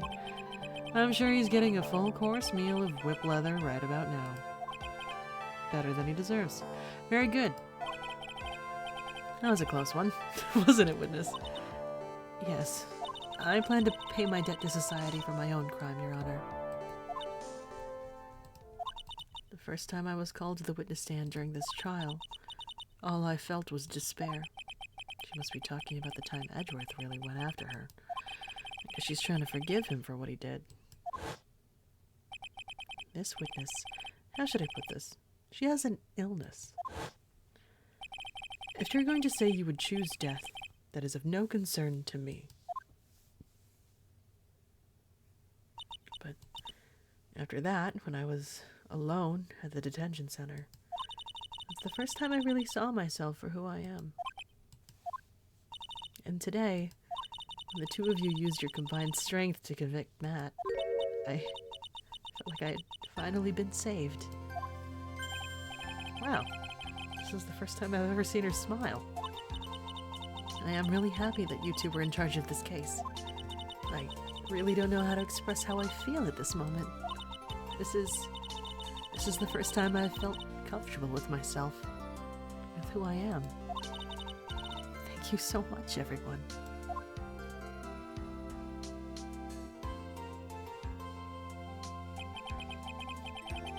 Looks like we have resolved everything at last. As for myself, there are still a few things I'm confused about, but everyone seems to be in good spirits. That's good enough for me.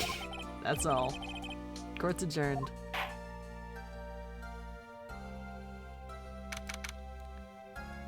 "5:14 p.m.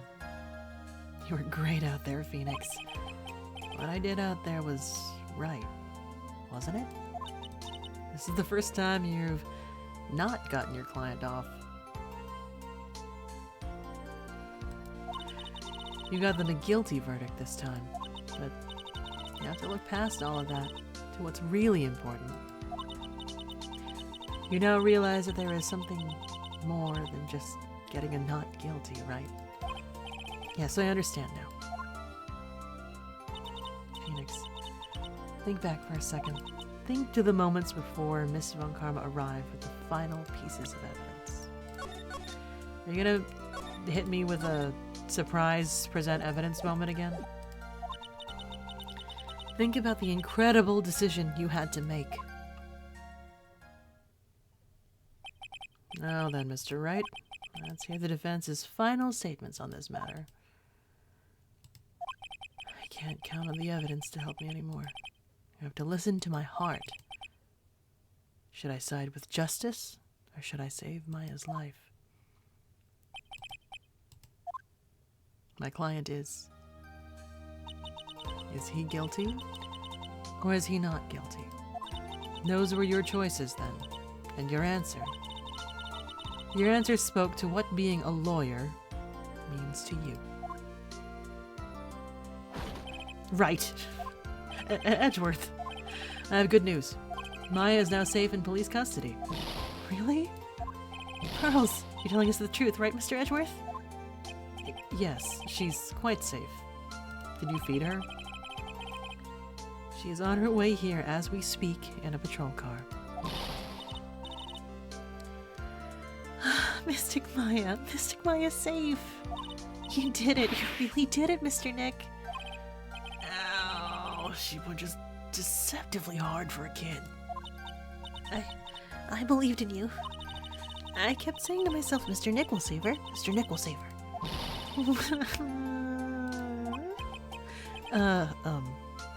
Thanks. Oh, What's wrong? Miss Von Karma. About earlier, thanks. Ow! Why are you still smiling, Mr. Phoenix Wright? You lost. Your perfect win record has now been crushed. And yet, you're still happy? I don't think you'll ever understand, Miss Von Karma. How dare you? Don't worry. She may in time. After all, I was like that myself until a year ago. Edgeworth? For my own personal victories, and for guilty verdicts. I used every dirty trick in the book, and so my win record remained spotless.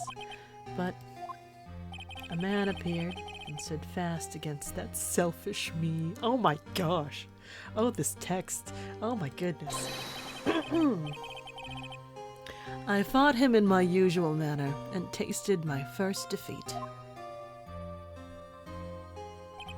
I felt like I had lost everything because of that. And then it was my turn to sit in the defendant's chair. And I was saved by that person I called my enemy. I couldn't forgive myself for all that had happened. So I left the prosecutor's office. And I left that note. Prosecutor Miles Edgeworth chooses death.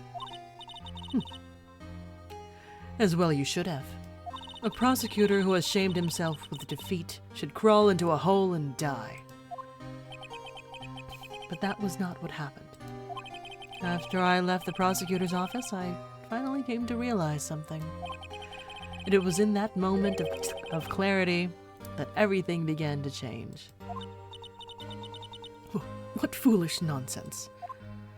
We prosecutors use anything we can to attack the defendant. But every time we did so, Objection!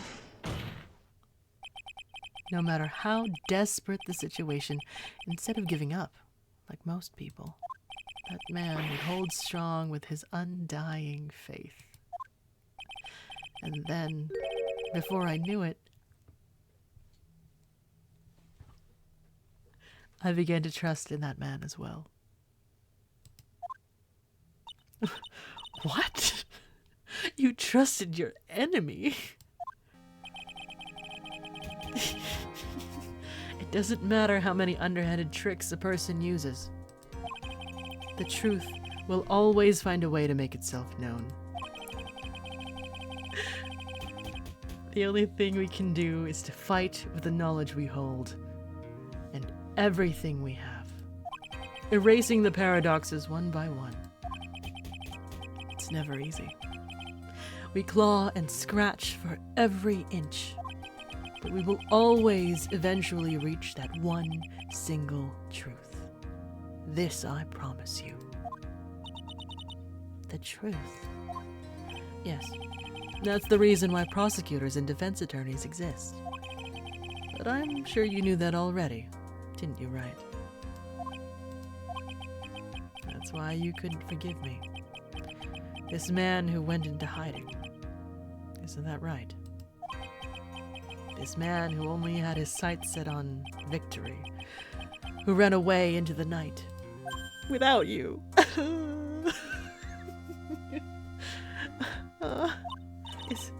Is Mr. Edgeworth right, Mr. Nick? You really let me down. When you disappeared, I felt betrayed. The reason I decided to become a lawyer to begin with was because I believed in the things you said to me all those years ago. Oh my god. I mean, cause like, Fujoing out real, right? Like, I think that's why Carl's bonking me. And you betrayed your own words. That's why. 1 year ago, I made up my mind. I decided that the Miles Edgeworth I knew had died. At least, that's what I told myself. You pathetic fool. Miss Von Karma. I don't want to hear the wretched whimpering of a disgraced loser. A Von Karma is someone who is destined to be perfect. Miles Edgeworth, you are no longer worthy. You are no longer worthy of being a Von Karma. And neither am I. It's over. It's all over. Francesca threw something on the ground just now. This is an electromagnetic receiver. Isn't that the thing she used to track Detective Gumshoe? I'll return this to the precinct later. There's something else. Oh! That... Okay, fine. So earlier the question was, what can I use to track Gumshoe? I should have picked Francisca. It's fine. There's something else. Isn't that Miss Von Karma's whip? I'll never set foot in another courtroom again. I'm sure that's what she's saying by this action. You should keep this, right? Okay. Nick. Maya. Mystic Maya. Mystic Maya. Aww. Look at this family.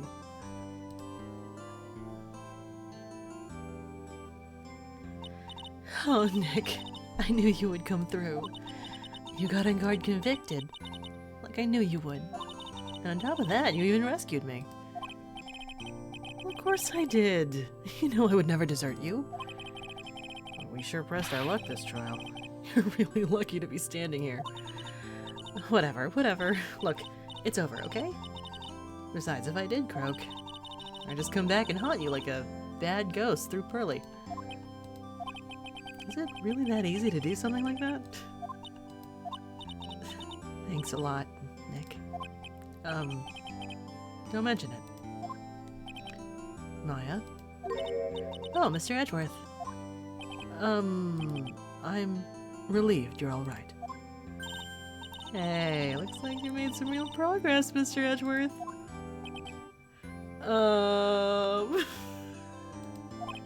Well, I suppose I'm a little different from who I was a year ago.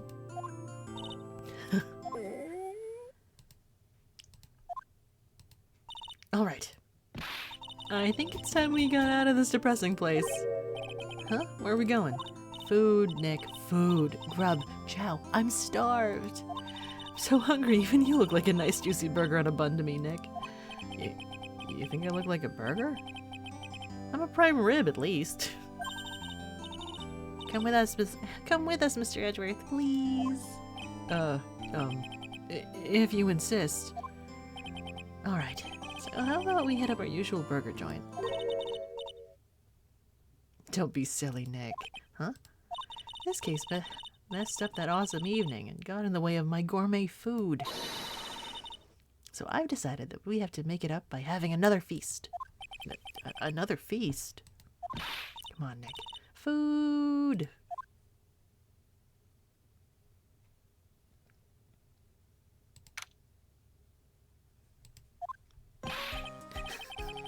Hey, pal. Sorry to keep you guys waiting. Come, Shu. Are you alright? Yeah, but I'm really embarrassed. I didn't think I would hit a telephone pole of all things. A telephone pole? Then it wasn't a red light that got him? You did it again, city boy. Felt like my dear old heart was gonna give out on me, and I ain't joking. Yeah, it was more exciting than the very last episode of The Steel Samurai. Thanks. Now looky here, Mr. Snooty Prosecutor. Don't you reckon you bullied Mr. Wright too hard? If you don't start being a lot nicer to him, he might just kick it. Tonight, even. I'll keep that in mind. Well, come on now. Everyone gather round. Y'all are gonna get your picture taken by a genuine professional photographer. Looks like Lana bought herself a new camera. Well, pal, at least we can put this messy case behind us now. Come on. Tonight's all about eating, so let's go chow down, pal. Amen to that, pal. Amen. Gosh. You know, when you think about it, you were the one who saved the day, Detective. Huh? Me? You really think so? He's right. If it wasn't for the 3 items you took, I think this trial would have had a very different ending. Well, you know, it's... Huh? Wait. That's odd. When I ran off with the things from the killer's hideout, I was sure I took 4 things in total, sir. What? 4? Yeah. I'm sure I put one of the items in my coat pocket. There was a 4th item? Ah, come on, y'all. It's over. Oh boy, I tell you. You really are something else. Between getting accused of murder and getting kidnapped, never a dull moment with you, huh? You think? Why does she look so happy about that? You're being shut away for 2 whole days. Weren't you scared? Yeah, it was really scary. I felt so hopeless. So to keep my mind off of things, I drew a picture. Sounds like you had it rough, gal. Where's this picture of yours? Oh yeah, I want to see it. I want to see Mystic Maya's picture. You know, I don't know where it went. Aw, it's too bad. Well, it's alright. Wasn't anything important anyway. Sure is nice to finally see them both smiling again. What is it, Edgeworth? This thing is picking something up. Ah, that's Miss Von Karma's receiver. Ugh. Thanks to her, I had the most awful experience of my life, sir. Can't believe she stuck a tracking device on me. That's odd. Even though you're standing right here, the tracking device seems to be in a different location. Oh, probably busted or something, sir. Well, it doesn't matter. Great, it's about time for me to excuse myself. Suspicious. Still have some work to do. Huh? But Mr. Edgeworth, you haven't even eaten anything yet. And you've eaten way too much, you glutton. I had fun tonight. Now, if you'll excuse me. Wait. What? I just want to say... thanks, Edgeworth. You really saved me out there. If anyone should be saying thanks, it should be me, right? I mean, the killer is still in the wind. He's still out there. I feel like words alone aren't enough here. I wonder if there's anything I can give him to express how I feel. What? What? What? What?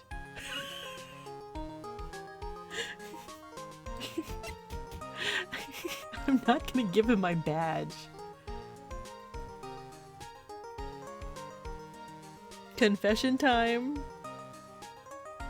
Am I gonna give you the second button on my freaking suit jacket? What's going on?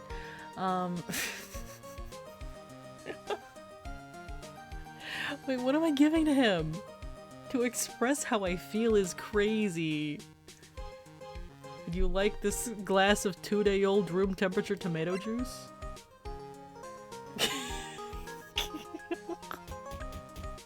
I'm normal, it's fine.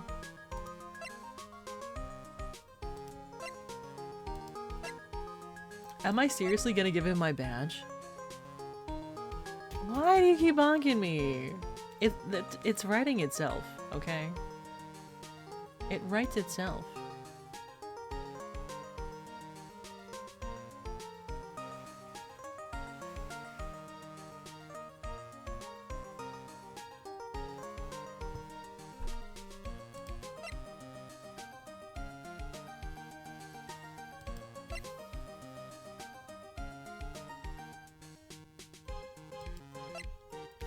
You know what? Sure.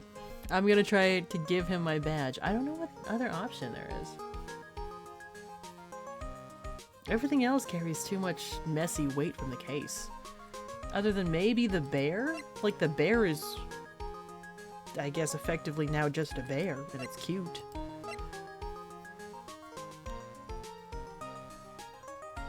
But what do I give him? What do I give him, though? Do I give him the badge or the bear?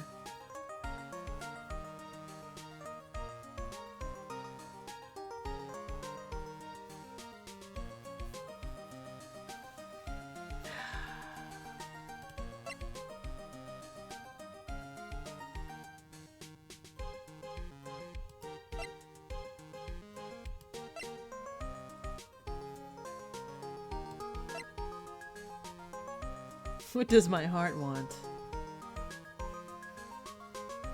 Like, he can't keep this, is what the caveat is. Right, that's what it is. Like, he can't keep that.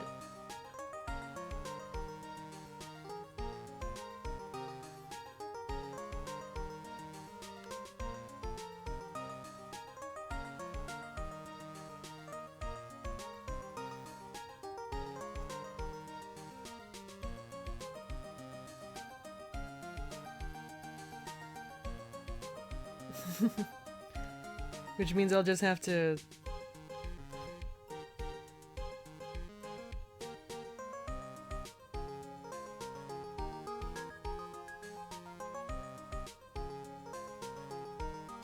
Do I give him the whip?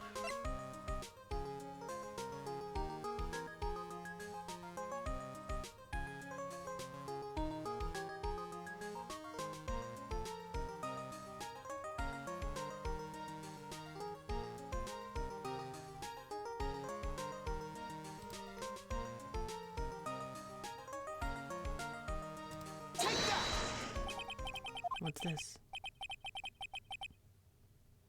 Thank you. It's all thanks to you two. Because of the, like, the family ties and stuff? You. And her. You don't need to thank me. I was only doing my job. Looks like Mr. Edgeworth has left, Mr. Nick. Hey, Mystic Maya? Hmm? Yes, Pearly? I guess you two can go back to being lovey-dovey, right? You and Mr. Nick, I mean? Pearly, would you cut it out already? You're embarrassing me. Anyway, so who's paying for this lovely dinner party? As if you need to ask. Everyone say thank you to Nick. Where does it... who's paying this man? Yeah, I'm kinda at the point where I can't even buy instant noodles, pal. So I kinda already put your name on the bill. Uh-huh. Huh? Yeah. I got me a situation just like that myself. There's this camera shop in this hotel, see? I just bought myself this good old beauty here. It had better be, anyhow, for $3,000.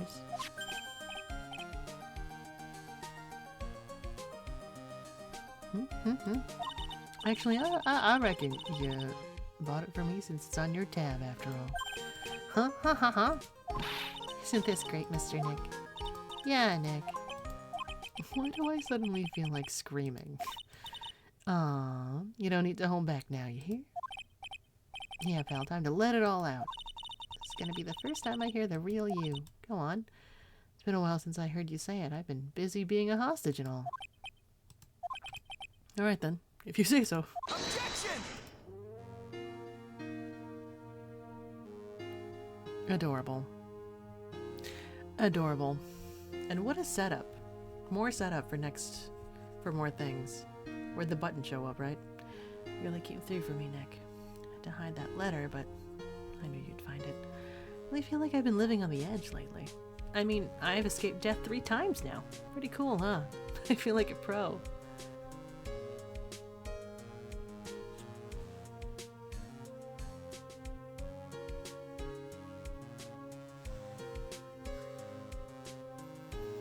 So happy that you could save Mystic Maya, Mr. Nick. I'm so happy for the two of you. Speaking of which, I think this hotel is a popular place for honeymooners. So I sort of made reservations for the two of you. Just in case. Pearl, with what money? Who was paying for any of these things? Has Phoenix been paid for by any of his clients? Well, pal, looks like I'm back on the force again. Mr. Edgeworth had a long talk with the chief, and he got me reinstated for my sake. But he said things like, letting that one go is bad for all of society. I knew it. Crashing headlong and everything is the only way to live, pal.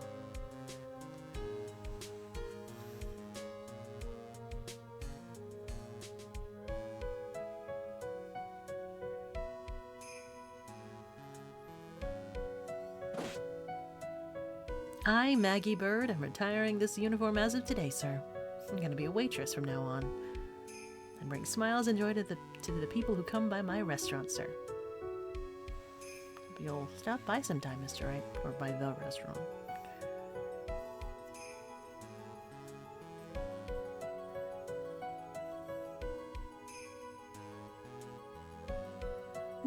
Yes, sir. You're gonna visit a patient. I'm Director Hottie. Recently, yes, that girl, you know, I haven't seen her around. Yes, but I remember if I even laid so much as an eye on her, it would go quick. Didn't matter if I got whipped, though. Yes.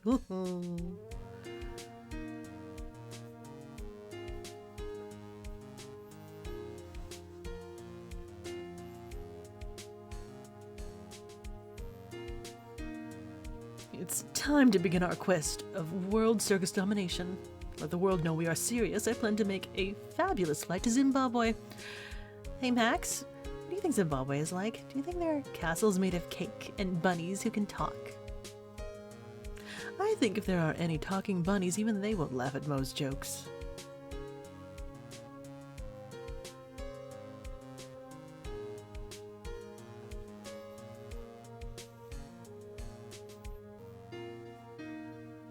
I'm ready. I'm ready. There's no way these jokes are gonna fall on deaf ears. I'm gonna be more contemporary with my humor. Mo Curls represent. We've got our new act all worked out. Prepare for the Hallelujah chorus. Say something, will you? You're supposed to start this off. Get on with it.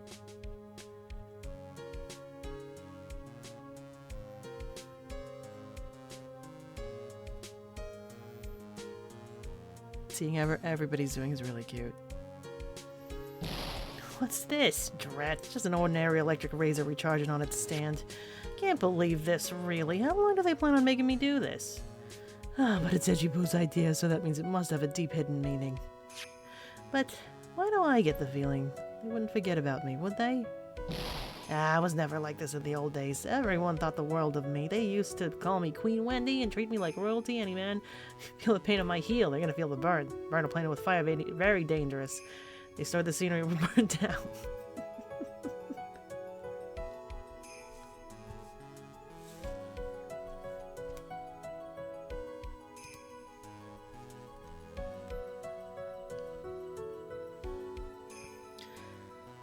I appreciate everything you and Mr. Edgeworth did for me from the bottom of my heart. Oh, that's right. I received a letter from Miss Von Karma. She said that after I get out, I should feel free to consult her about anything at all. Really thankful to have met everyone. Oh, yeah. Uh-huh. Mm-hmm. I think she needs a girlfriend consult. Damn. It has become difficult for me in this country, and I must flee. Take a short leave of absence. If you would like to request my services, please be sure to visit my homepage. May we both be blessed with longevity.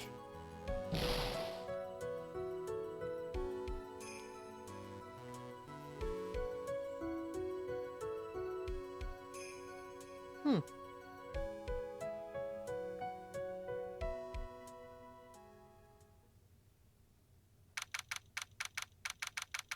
"9:42 p.m. International departures. Gate 12.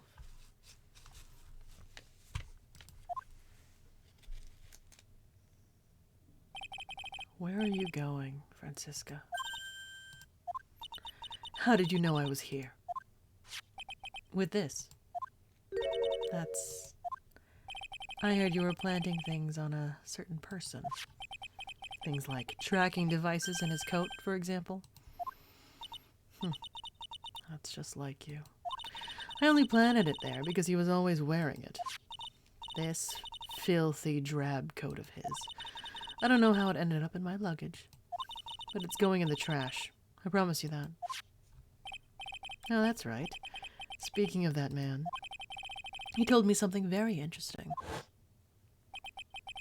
When I ran off with the things from the killer's hideout, I was sure I took 4 things in total, sir. 4 things. It seems he put the last one in his coat pocket. He put it in here. Doesn't matter anymore. The case is already over. What are you going to do now? It's none of your business. Are you running away? Shut up. You don't understand a thing. You can't possibly understand what it means to be Manfred von Karma's daughter. Francisca. So many expectations from everyone around me. Expectations I must fulfill. I'm expected to win no matter what. And failure? Such a thing is not an option for me. My father was a genius. There's no doubt about that, but me, I'm no genius. I've always known that. But I had to be one. I had to. You may not be a genius like your father, but you are a prosecutor.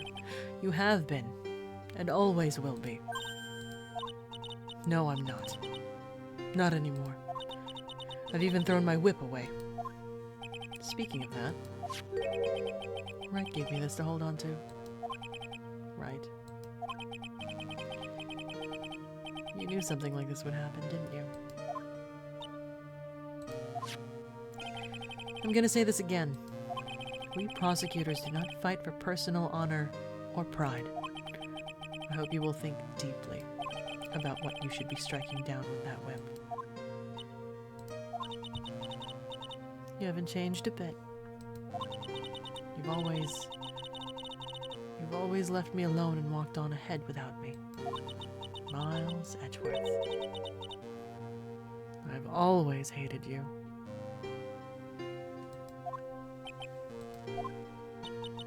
And then, finally, my chance to take my revenge on you arrived. If I could win against that man, if I could make Phoenix Wright bow down in defeat, then this girl you left behind would have risen higher than you. That was supposed to be my revenge.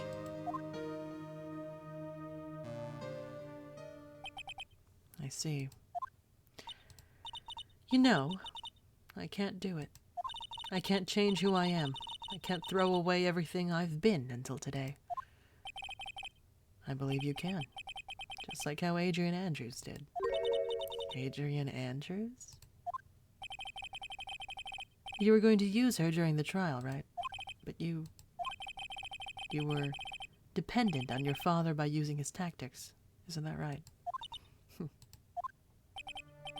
Today, you chased after me, and after I had left you behind all these years. And that's why we're standing here now, side by side. But I have no intention of stopping. If you say you are going to quit your walk down the prosecutor's path, then this is where we part ways, Franziska von Karma.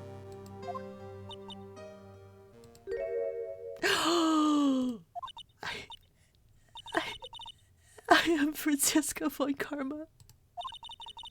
Don't think I'm going to walk in your shadow forever.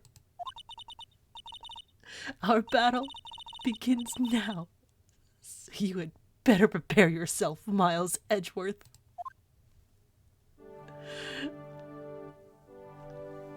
Baby.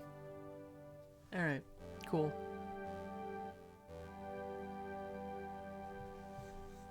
Phoenix Wright. One day, someday, I'm sure we'll meet again in battle. Till then, this last piece of evidence that never made it to you. I'll take good care of this fourth piece, so I can give it to you when at last we meet again.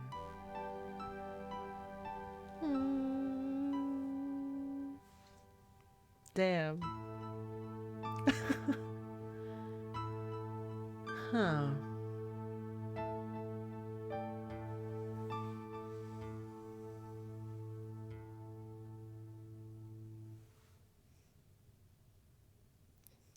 Ba-bum. Okay, bedtime. Real. It's fucking 4 a.m. Holy shit. Okay. I want... Immersion too real. Drawn out trial too fucking real. Too real. Alright. Bedtime. Thanks for hanging out, y'all. Oh my gosh. I appreciate the company so much. The drama, the anime, the yaoi, the yuri. Oh my gosh. Wow, I would have loved this game as a kid. Holy shit. But yeah. Somebody needs to make a clip compilation of me Fujoing out. That's like, I ain't doing that. I'm not... Watching myself do these accents is not it. Like, I won't survive. I can't do this. Like, in theory, I know how to edit. I don't want to make the time to do that. That's so long. I would rather stream and hang out, like, than sit here and spend double that time editing. But yeah. I hope you all have a good day, a good night wherever you are. Thank you for hanging out. Oyasu and Mears. I gotta go to bed. Real. Double is generous.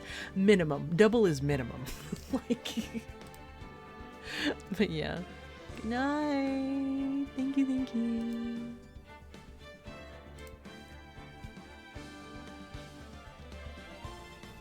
Yeah, I need my ass in bed an hour ago. Alright.